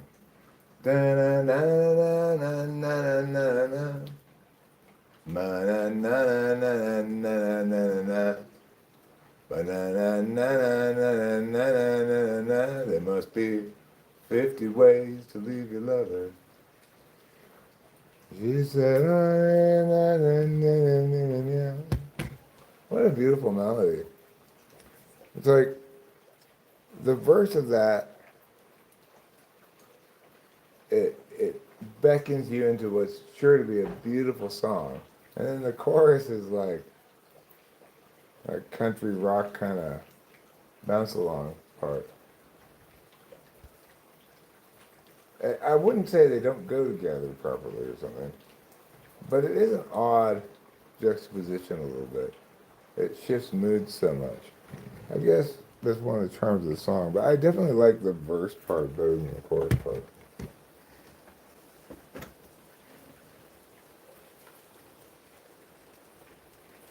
I'm going to open up this window.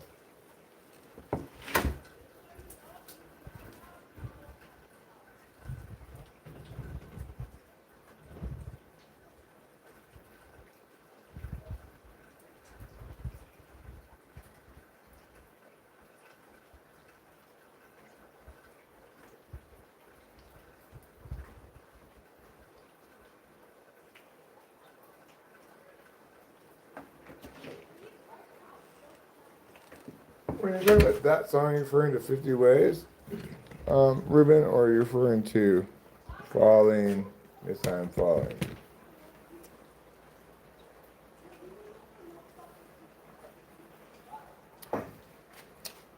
Sounds like a little bit of arguing going on across the street.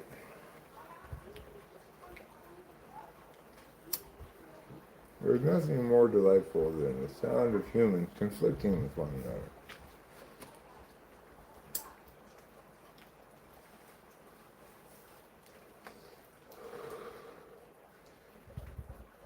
There's a few Garfunky Simons I've heard that have a greater than the sum of its parts quality. I mean, definitely Paul Simon qualifies as one of those rare breed of genius songwriters. You know, he's not as consistent as some others you might put in the same category, but his best stuff is up there at the same level, you know. Like, what's that song? I was no more than a boy in the company of strangers. Na na na na na na na na na na. All lies in jest. Still the man hears what he wants to hear and disregards the rest. Na na na na na na na. La la. That's a really beautiful, like haunting song, you know.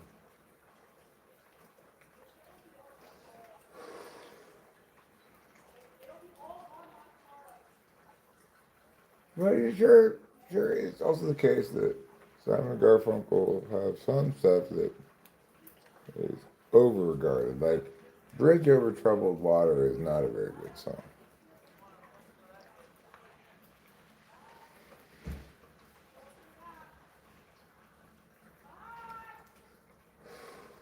And as far as Paul Simon's solo stuff goes, Kodachrome's a great track. I've always been partial to Cecilia. That's, I think, Simon Garfunkel song. Cecilia is great. I remember just really loving a song when I was a teenager. I put it on mixtapes and stuff, you know. Celia, you're breaking my heart. You're shaking my confidence, baby. Oh, Cecilia, I'm down on my knees. I'm begging you, please, to come home. Uh-huh.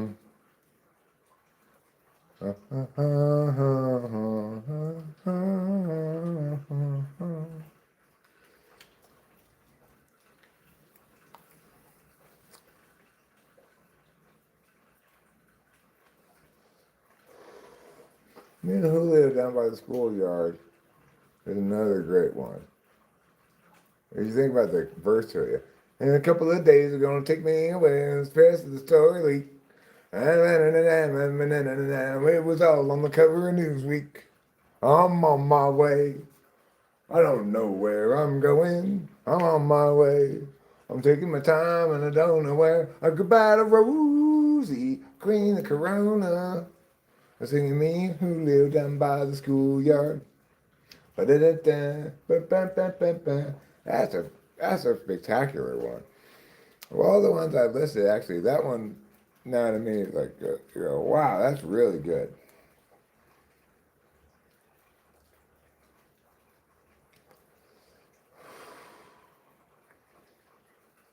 But then, you know, Paul Simon also made You Can Call Me Al, which is not at all a good song.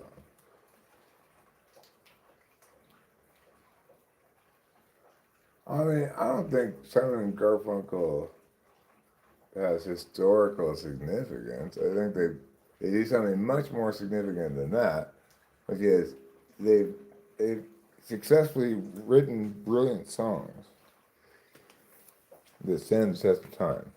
It doesn't necessarily mean I want to listen to their albums or something like that, you know. Like Velvet Underground, Lou Reed's songs really shine when you play them just with chords and singing them. But Velvet Underground albums were poorly produced and don't necessarily sound very good.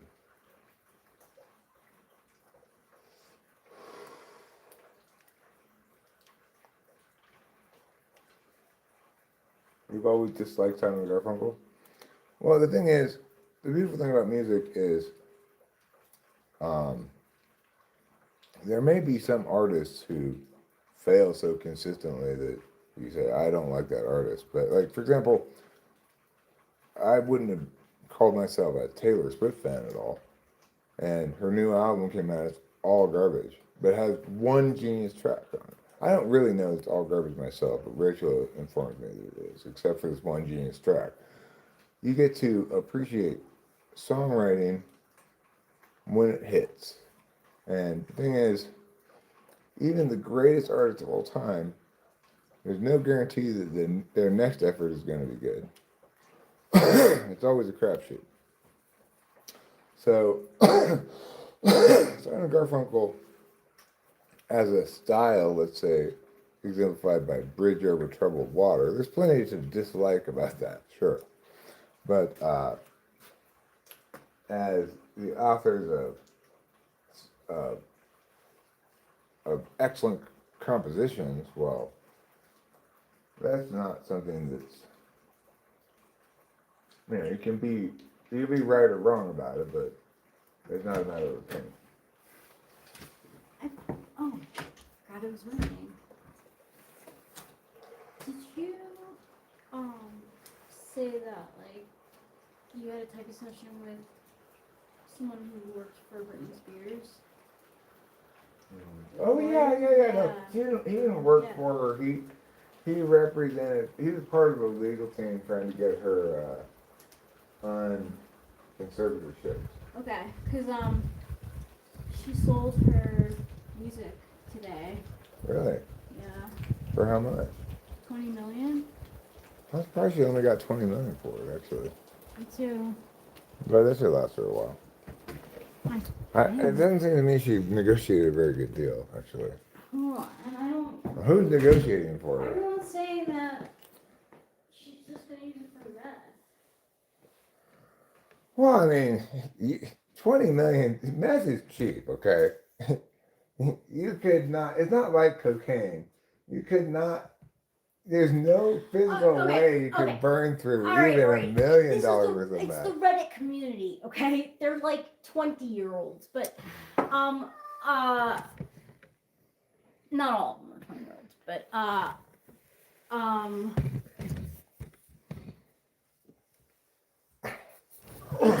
it just like people were guesstimating that she's gone broke, and I remember that. Well, I don't doubt that because she doesn't seem to spend very wisely. But How could she know how to spend? but as as as far as things that are examples of unwise spending, she's just spending. No matter how much meth she could possibly consume, she'd still be spending a tiny drop in the spending bucket because meth is dirt cheap. Well, and she doesn't even pay for it. Yeah, she says- prefers to have sex for it. Yeah, Apparently. yeah.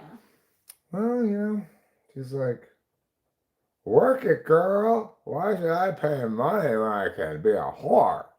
I know.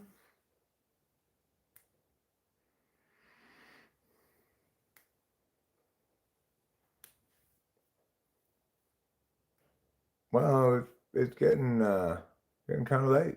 9:30. I will be wrapping up at some point here. I'm still feeling, happy. I wouldn't say I'm juiced up beyond belief, as Beck says, but How was Taylor Swift on the music competition show? what music competition show? Like, did she compete on some show before she had her Romeo and Juliet song?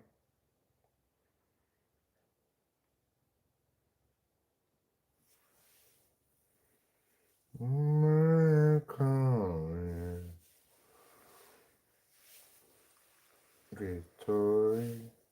I wonder if I could play that song, chords and lyrics. Yeah, maybe. I wonder how difficult it is. Let's find out. It's a lot of synth. Well, you might be. Well, I mean, yeah, it's got some kind of chord structure. Yeah. It's gonna be either too complicated or not. Feet of Ophelia. Oh, there you have it. Oh, yeah. Okay, my bad. Fate of Ophelia. Yeah. The fate of. The fate of? Mhm. Okay. The fate of.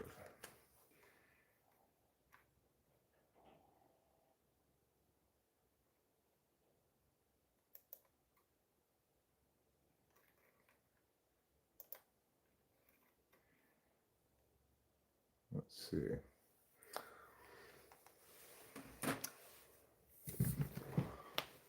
Let's see how challenging it looks. It's fairly straightforward, really.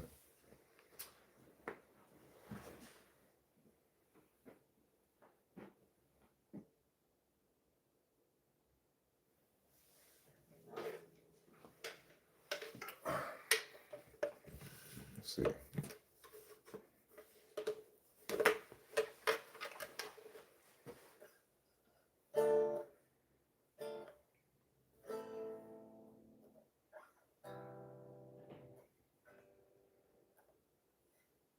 I heard you Calling on the megaphone.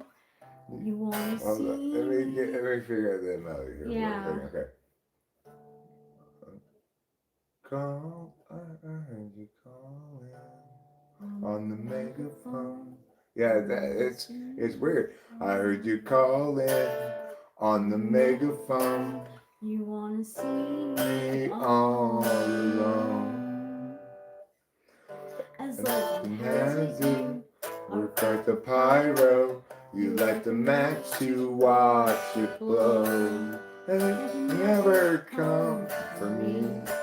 I'm not drowning melancholy. I swore my loyalty to me, myself, and I. Right before you lit my sky up. All that time I was alone in my tower, you were just honing your powers, now I can see it all. Late one night, you took me out of my grave, saved my heart from the fate of Ophelia. I don't think these chords are quite right. It might not be. Took me out of my grave. That C is not right there.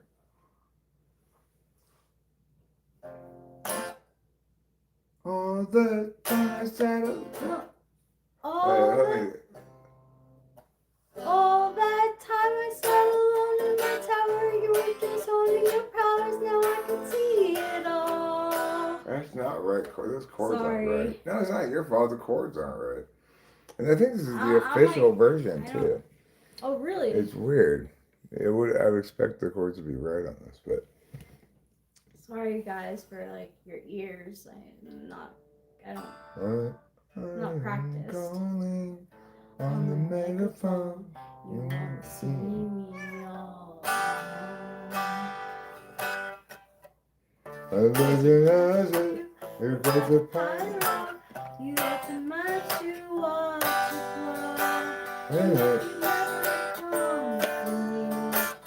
I'm hiding down in the mountain call. I surrender to me, myself, and I. Right before you lit my sky up. All that time I settled down in my tower. It's totally wrong. All that time I settled down in my tower. You were just honing your powers. Now I can see it all. Yeah, this is wrong. That C should be a D minor. That A minor should probably be an A major. Bum. Yeah, the chords aren't right for this. So, obviously, if I want to figure out how to play that song, I'm going to have to figure out the chords myself. And chances of me doing that are slim to none.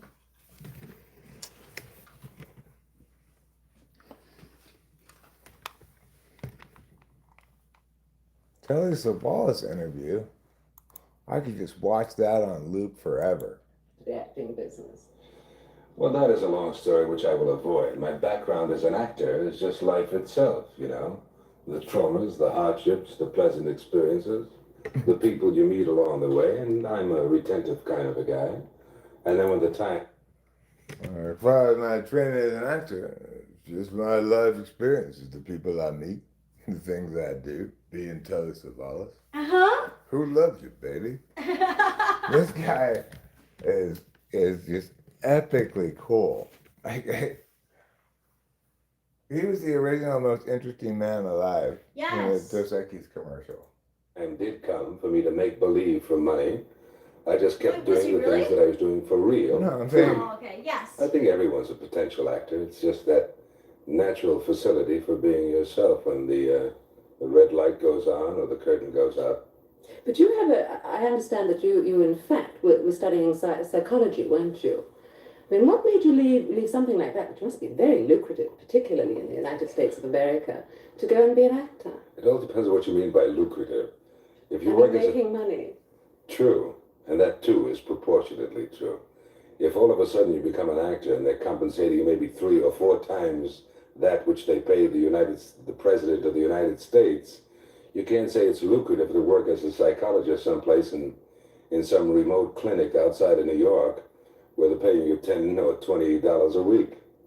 But I must admit this, that from a psyche point of view, or is it the psyche or the soul, it's more satisfying to be able to work with a human personality and maybe let your own affect theirs in an affectionate way. You know, you what a great character that guy is. Yeah, he is. I mean, he's dead now, but... And as Rachel pointed out, this interview was from the year I was born. It doesn't even, like... I'm surprised. I like the interviewer lady. She's so, like, 1971. Yeah. acting as a kind of gamble, and I know that you are a gambler. Do you have any little superstitions that I imagine almost all gamblers must have? I think if we're going to use that cliche, life is a gamble. Everybody needs his little gimmick. You know, the rabbit's foot, the star, the astrology. All this, I think, is the edge we all need. And yes, I do have superstitions. If I don't have any, I create them for whatever the next gambling situation is. Unfortunately, at this time of my life, the gambling situations are usually the casinos of England.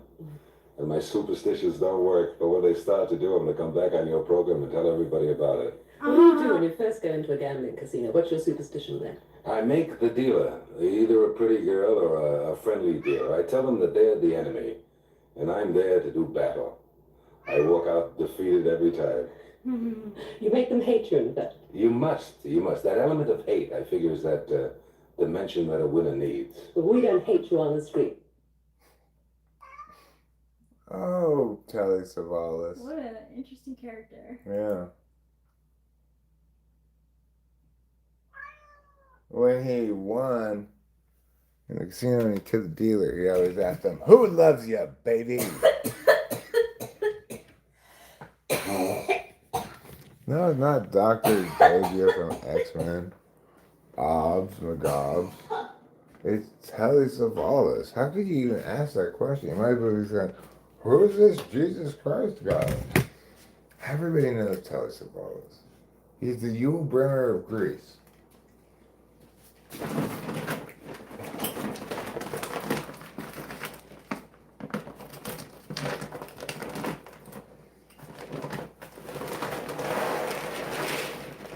And I'm of the mindset that if you remember those Brisk Iced Tea commercials, they say, "It's brisk, baby," that they were imitating Telly Savalas.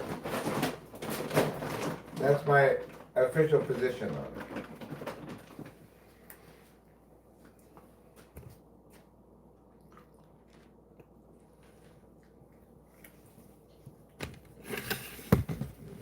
You know, you might go as far as to say that Telly Savalas is the new Cord Overstreet. It used to be like all my songs were about Cord Overstreet. Now all my songs are about Telly Savalas.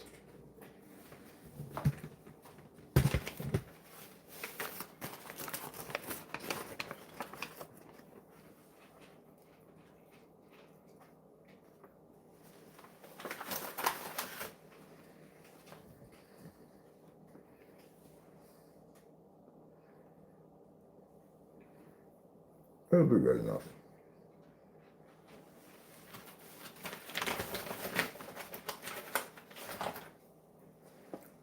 I don't need to eat some huge 4-course dinner or anything. Just a little bit of food in my belly will be fine.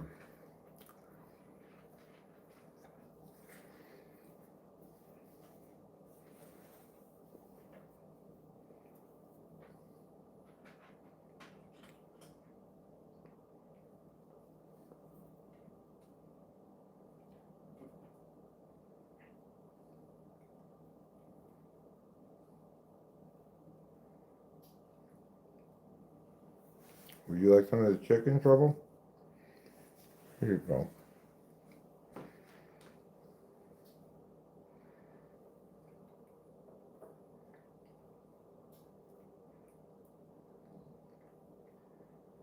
You're probably going to be like, "Hey, what gives with the shitty chicken strips? They were out of the good ones today, buddy."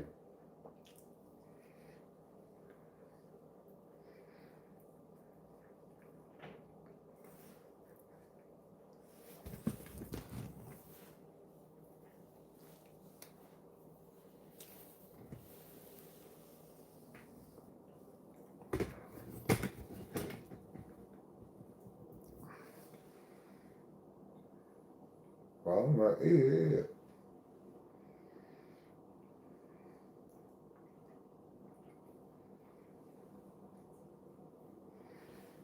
Don't just stand there with your teeth in your mouth. Has anybody ever heard that expression before?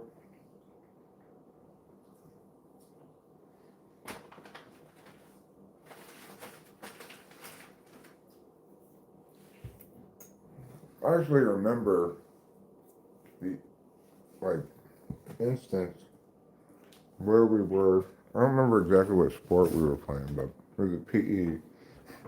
One of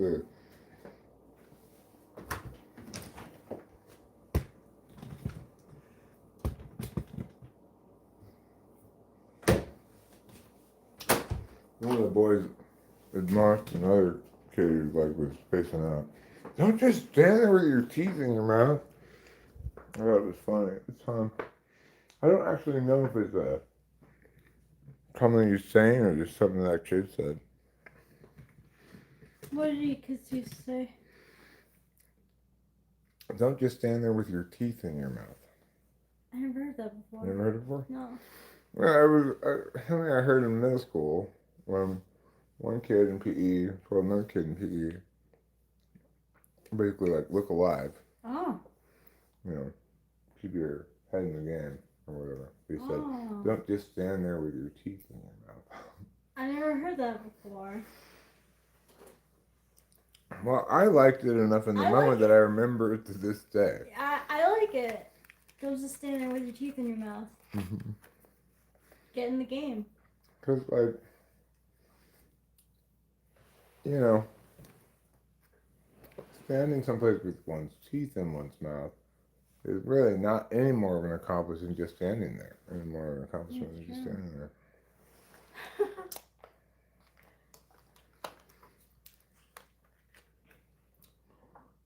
Tenders, Popeye? No, it's just supermarket chicken tenders, but they're not the good kind, and they're a little spicy for me. I'm afraid they're gonna give me Heartburn. indigestion. Yeah. But more important that I eat food than avoid the spicy chicken. It was supposed to be regular as far as I knew. The front ones were spicy. Remember? That's why I chose those back ones. Yeah. But these ones are spicy, so Oh. I should just chose the better spicy ones, I guess. Rather than what I thought, because I thought I was getting the worst kind, but not spicy. But Yeah, me too. they didn't have any of the good kind today at the supermarket. No, I didn't.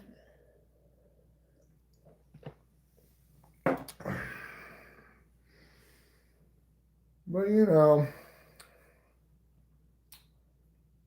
I guess their chicken tenders could fail worse than they're failing.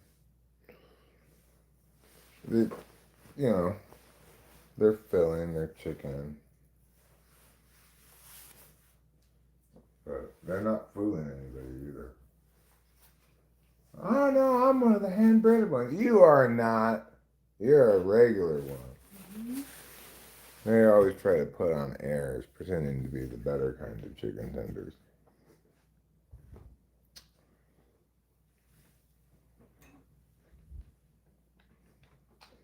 Okay.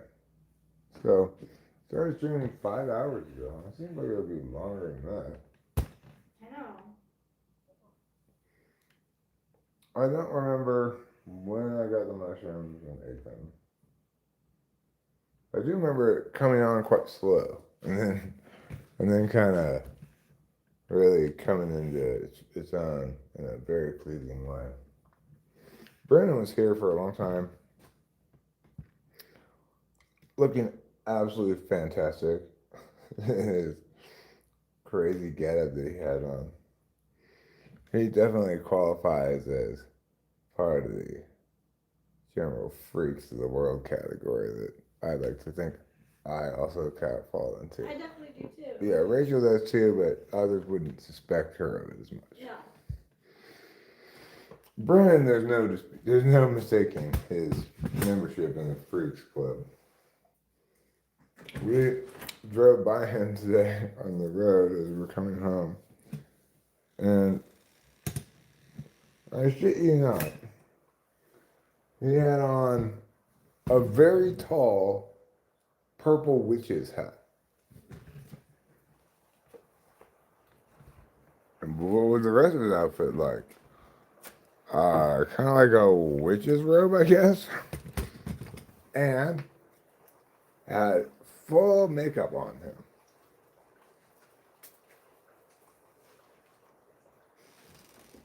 Also, for the record, as far as I can tell from talking to him, He's straight.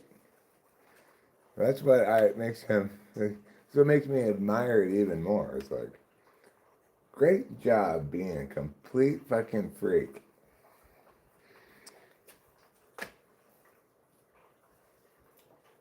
Like, you look at that guy and go, now this might be a guy I can get some drugs from. Or, you know, have an extended conversation about makeup with, as Rachel did earlier today.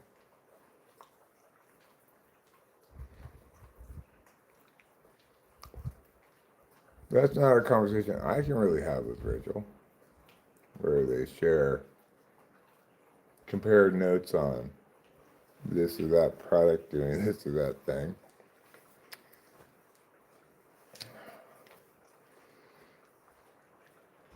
Of course, it's also the reality that Brennan's got a forever go-to card if anybody wants to like call him anything. You may think I'm a freak, but maybe it's because of the brain cancer I had, where they had to remove a big section of my brain.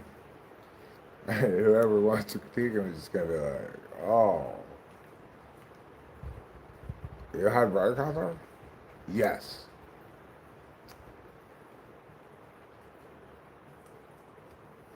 He's got, it's like a cancer community, right? He's got like cancer friends and stuff. And was understanding like opiate addiction primarily is following from, you know, actually needing opiates really badly because you have cancer pain or something. And I get that plenty of people may be introduced to opiates for some temporary thing and then find themselves hooked to it, but I suspect the majority of people who are addicted to opiates and opioids are people who were just trying drugs to get high, you know? And they like that one.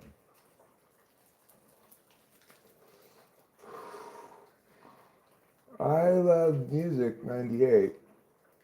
May love music, but he doesn't love pooping, obviously, because not once in his entire life has he pooped.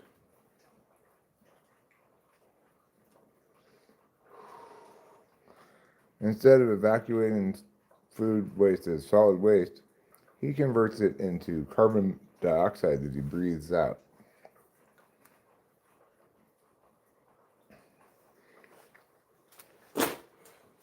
Naturally, because of this adaptation, he has to take 2 breaths out for every breath in.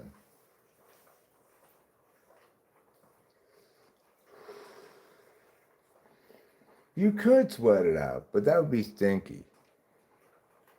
Then you'd smell like poop. Whereas if you convert it to carbon dioxide and breathe it out first, then it smells just a little bit like poop.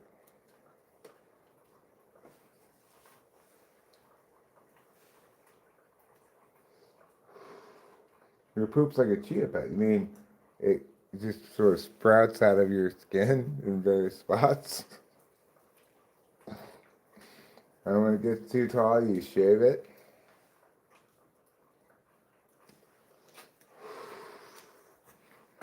That would be a terrible way to poop.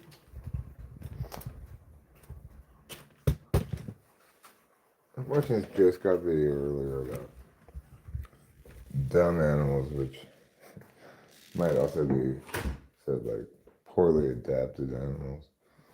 Like how pandas, humans have to go to great lengths to get them to mate. Because even though they're bears, the only thing they eat is fucking bamboo. They're very docile. And koalas were listed as among the stupidest animals in the history of the world because they literally have smooth brains. They've got so little surface area on their brain. Really? Yeah, they sleep 20 hours a day. They eat nothing but eucalyptus to be exhausted. They almost all have chlamydia. Oh my god. And they're so dumb that they'll only eat eucalyptus if they're eating it on a tree. If if they watch you pick a branch off and hand it to them, they won't eat it. Really? Yeah. Wow.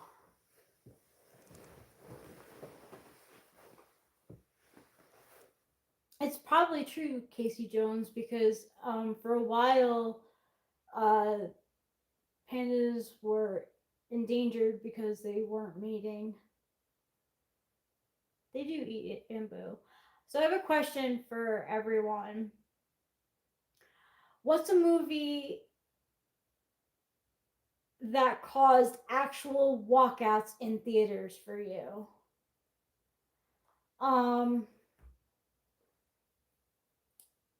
I could think of one movie where we left early because my friend just like couldn't take it. It was like a slice of life movie. I think Away We Go with John Krasinski and Maya Rudolph, and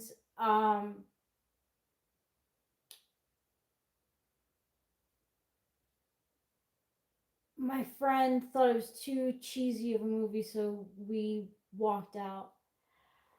No, you didn't. It didn't have. It could be a movie that you walked out on, or a movie that you were watching and other people walked out. You couldn't get through Pacific Rim. I heard it was bad.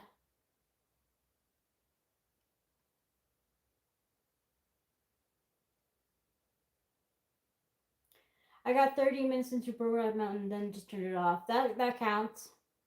I would have walked out of Barbie if we'd seen it in the theater. Oh, we did turn it off. We did turn it off early. We Yeah. turned off Barbie movie early. That's probably the most recent. It turned into some kind of squeaking flag at a certain point.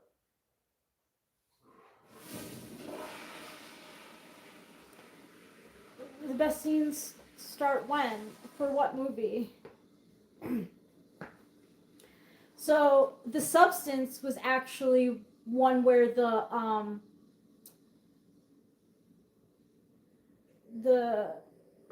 what do they call that? The person who creates the question. The queer.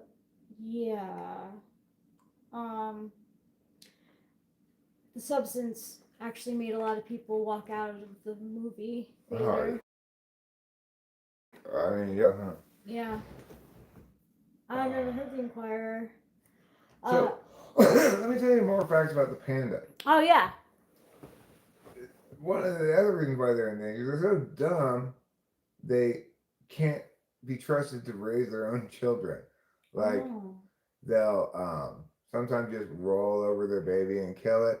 Sometimes they'll go to eat some bamboo and forget about their baby and it'll starve to death. I know. Pandas are very dumb. Oh, I like pandas. I think they're cute. How did they even get this far along if they're this bad at reproducing? Well, they were endangered. I know, but I think the zoos kept them alive. yeah, but prior to being put into zoos, they somehow had to sustain their own I population. know they didn't. I don't know. I don't know if they'll be able to sustain it. The Inquirer. I don't know what that is.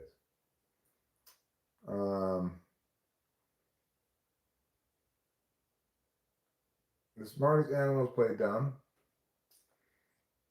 Well,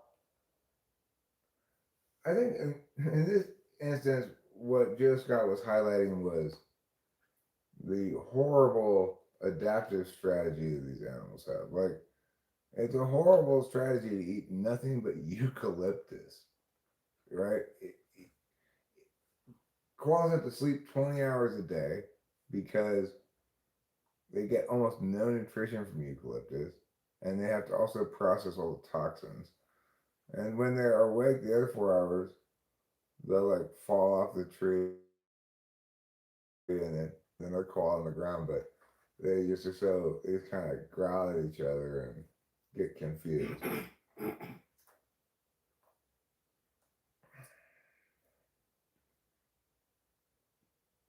probably rocking on natural DMT all the time.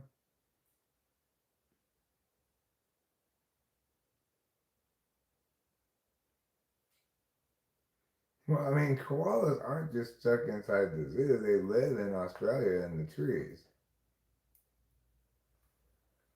And they're not endangered or anything. They're just, they just got the shitty end of the ecosystem niche, right?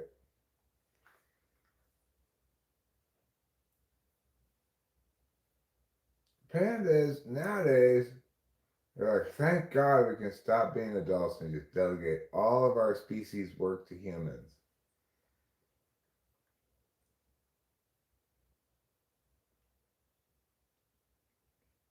Sloths are also considered some of the dumber animals. But there's some other animal that they highlight. I forget what it was. That it's like if you startle it, it'll climb up a tree and then fall off the tree and die. It just like climbs up the tree and it falls off. It must have been an environment that provided all their needs for millennia. I mean, the thing is, that environment that provided all their needs for millennia, if you're a koala bear, is a eucalyptus tree. They're very territorial. They each want their own eucalyptus tree. But they have so little energy that they can't really fight about it. Oh, really? Yeah, because they don't get enough nutrition. Oh. Have you seen the video of the sloth that grabs its own arm at the top of the tree and then falls to its death? No, but that's exactly why sloth is on the list of dumb animals. Have I ever heard of the giant ground sloth? They're extinct now, but I am familiar with fossils of giant sloths.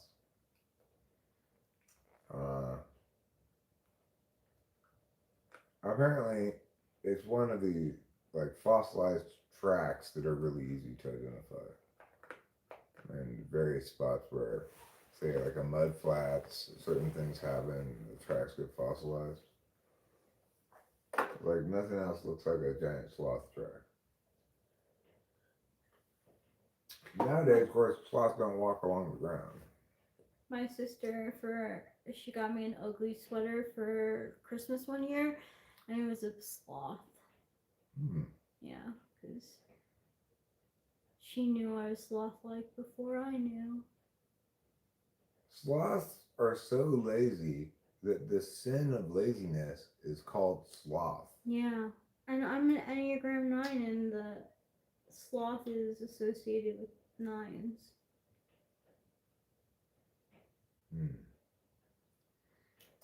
Personally, I think possums are dumb. I don't like possums. They gross me out. But it may be more like they're not so much dumb as blind, I guess.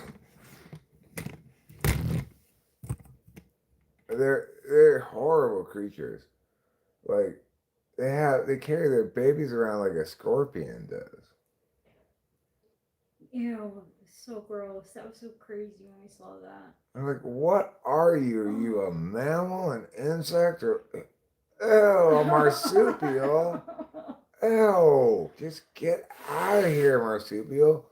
Go back to Australia. Houseflies are your least favorite animal. Yeah, I really don't like houseflies at all either. If there's one fly in the house, there's no rest until you get it. You think possums are cool?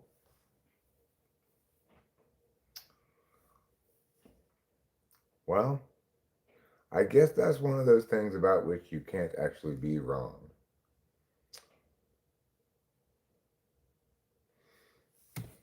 But nevertheless, possums are not cool. No, they're not. Let's crossbreed the sloth with a cheetah. Hybridize to get the best qualities of both animals. the sloth's ability to very slowly climb a tree, and the cheetah's amazing speed. Who's your favorite possum, Lester? Is that from Who's your favorite possum? Like from a Goofy movie? Yeah, marsupials are pretty sus as a whole, to be honest. If I'm going to war, you want to ride beside the honey badger. Well, that's a good choice. Wolverine would also be a fine choice. My siblings and I thought that scene was so funny. There's a scene in a Goofy movie where Goofy and his son are on a road trip. They stop off at this like little amusement area, and it's just like a bunch of robotic possums. I don't know. It was funny at the time. I haven't seen him. Saying there's one kid that's super hyped and it always makes me laugh.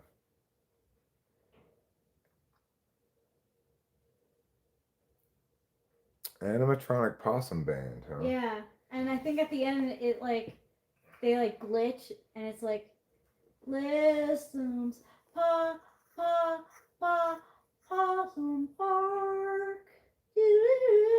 something like that. We that was like one of our favorite scenes from that movie. We like that movie a lot, actually. The whole movie. But... Sloth mating, not as slow as you think. Oh no! I don't want to see it. Three-fingered sloths go into heat for 7 to 10 days every month. The female will emit a high-pitched vocalization to signal her readiness to mate. And even though everything else about sloths is slow, they mate very quickly. And in a matter of minutes, they're done, just like me.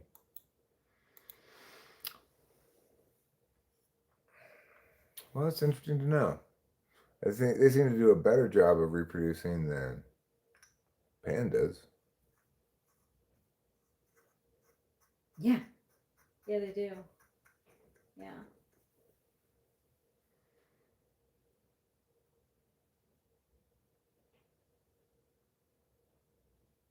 I appreciated the informational text show me.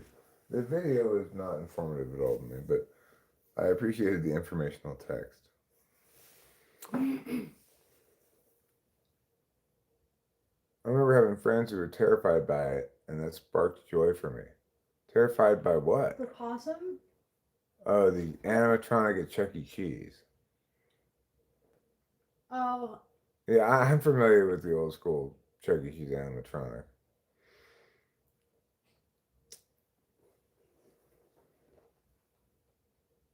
Terrified Chuck E. Cheese band. I always wanted them to be real. We didn't go to Chuck E. Cheese very often. One of my first jobs was at Chuck E. Cheese. What type is Chuck E. Cheese? A mouse? He's a proud and loving ESFJ. Yeah, probably is. I was hoping they'd run low on power and go full demon mode. That would be funny. I can tell you right now that I do not have to admit that, but you may end up being right. We'll see. Oh no! No, I don't have to admit that. Why would you show that? I've seen turtles having sex before. Same, and what was it? So I do not have to admit that. In fact, I admit the opposite of that. Chuck is known for his dirty tactics. Chucky? You know, he'll steal your tickets if you don't keep your eye on him. And then at the end of the day, who gets the best prizes from the back of the Chuck E. Cheese? What does the E stand for? E. Oh, coli. cookie cheese, I get it. The E stands for E. coli. E. coli? Yeah. Poor dude.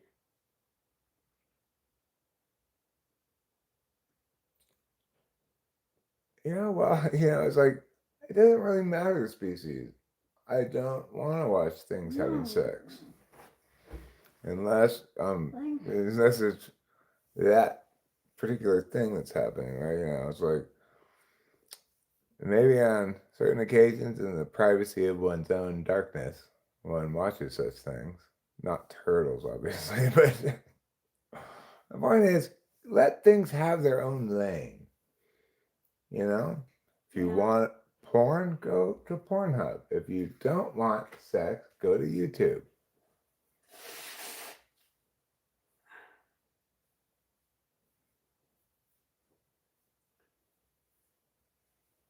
It's just, I prefer to respect the turtles' privacy. I don't want them filming me when I have sex. I mean, So why would I want to it was film a them? jump scare for me. Like, I would have been jump scared if it was like two humans too.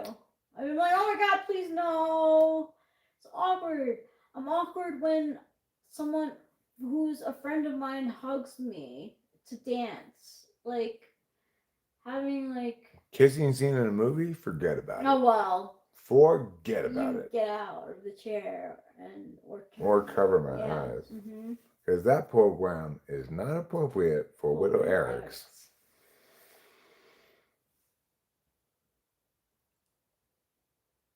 Yeah, that's why we don't want to watch it. Come on. It's like the only possible reason we want to watch animals have sex is if you were doing some sort of biological study. If we're doing animal husbandry, like you're trying to breed this cow to that cow or something. Yeah. Otherwise, it's just filthy animal rutting. And they're filthy debauchery, of which I don't approve. Are those turtles even married? That's a good question. I wonder if they have an OnlyFans. I mean, it'd be one thing, show media, if you had linked to a couple of married turtles.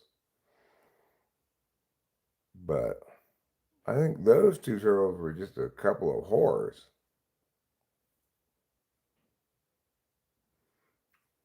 I have no interest in Googling any of those sort of things.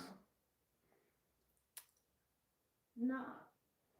Oh, really? I only watched Animal Planet shows that were like Meerkat Manor, maybe some Mutual of Omaha's Wild Kingdom.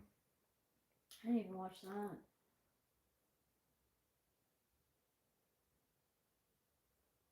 I mean, I had Barbies to play with that like had sex.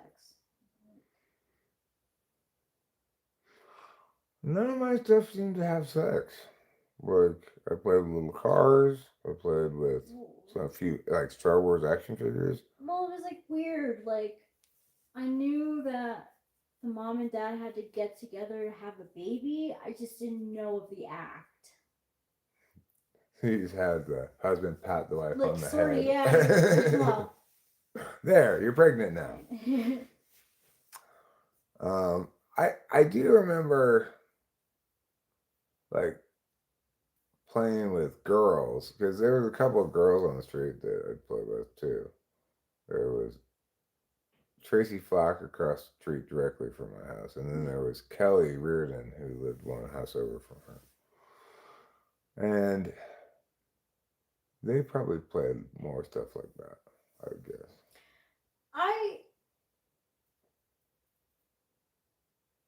Maybe. I don't know.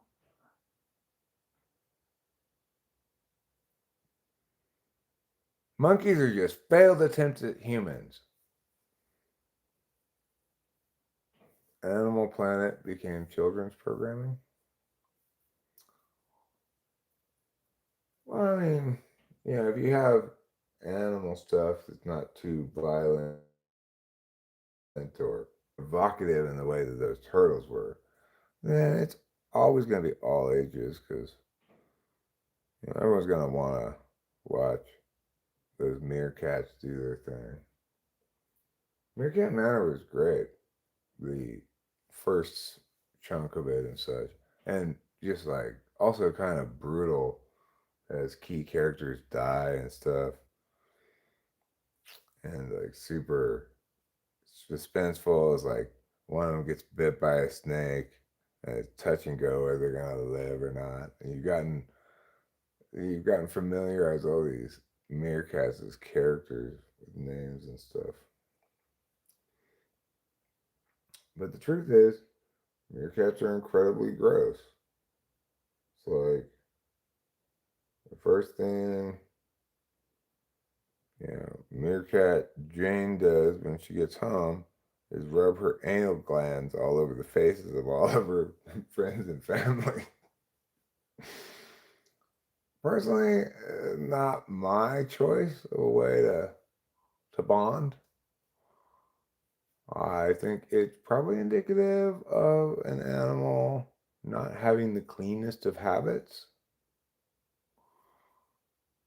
My butthole is exposed 24/7 underneath my clothes.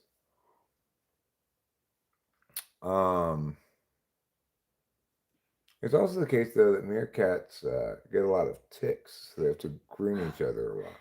I thought it was so funny when we were watching Meerkat Manor together, and I was like, that dirt is not deadbeat dad, like, and you're like, I was kind of like that as a dad. I was like, oh no, I didn't mean it like that, like what is it, Dad? Like he was not active with the kid. He was just kind of like, leave me alone. Like lazing around, yeah. I could be like that occasionally, but I wasn't too neglectful or anything.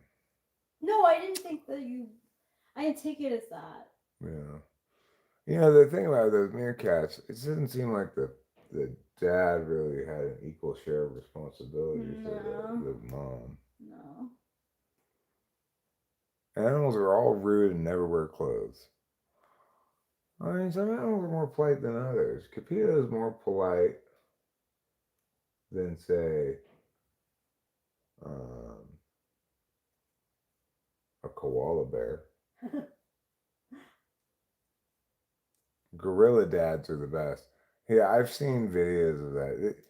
The gorilla dad is not just the dad to the kids. He's also basically the dad to all the female gorillas, because gorillas have a harem of at least a couple of females, and like they very patiently break up spats between the women gorillas and stuff. Gorilla dominant males are incredibly gentle. Really? Yeah. Yo, you're right about that, Casey Jones. They're great dads. They're also cautionary tale about the advantages of monogamy. You think, oh, I want to have two wives. Just look at that gorilla having to break up the pipe between his two wives all the time. That's no fun. A lot.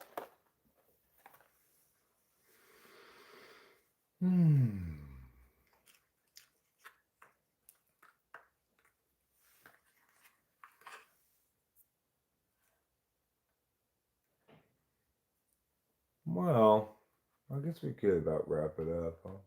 Up to you. Yeah, I think I'm done for at least a little while. Maybe I don't end up going to sleep before doing so.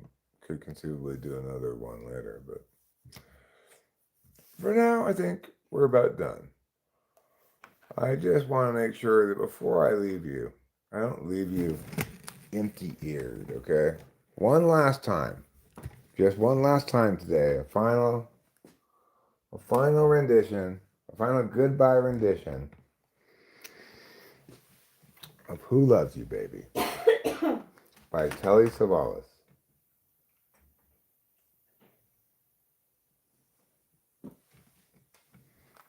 Okay? By popular demand.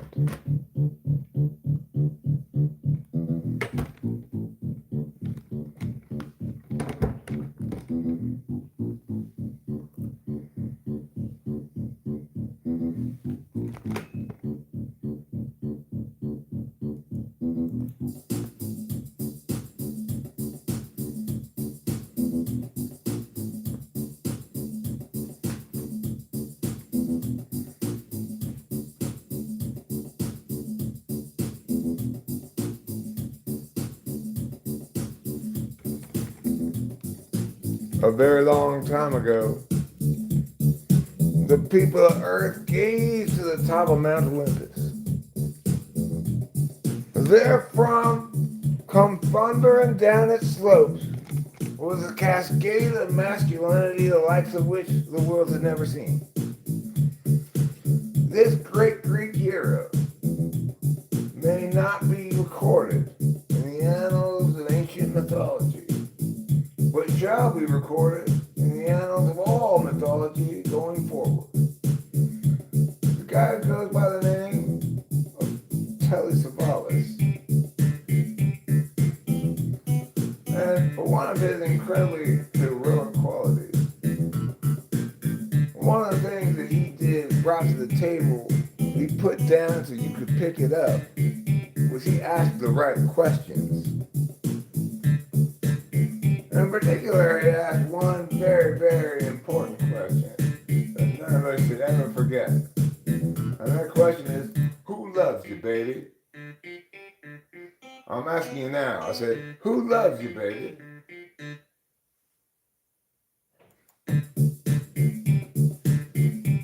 It's Telesavalis, that's who.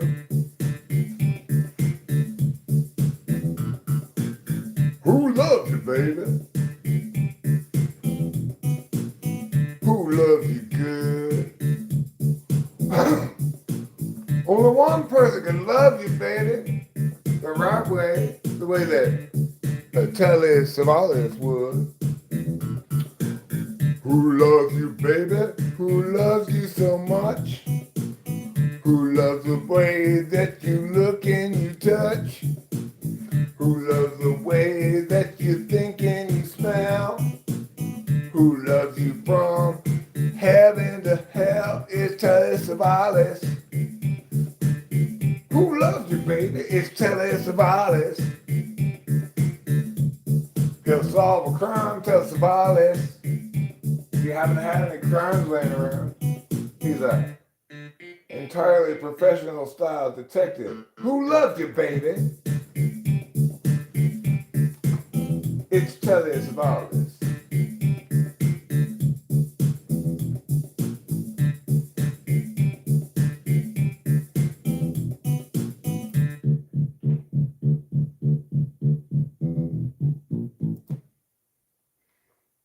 There you go. That's going to conclude our show for today. I hope you got a little bit of extra Who Loves You, Baby to tide you over until the next time you get to hear it. Until then, good night, good luck, and I love you. Thank you, darling. No.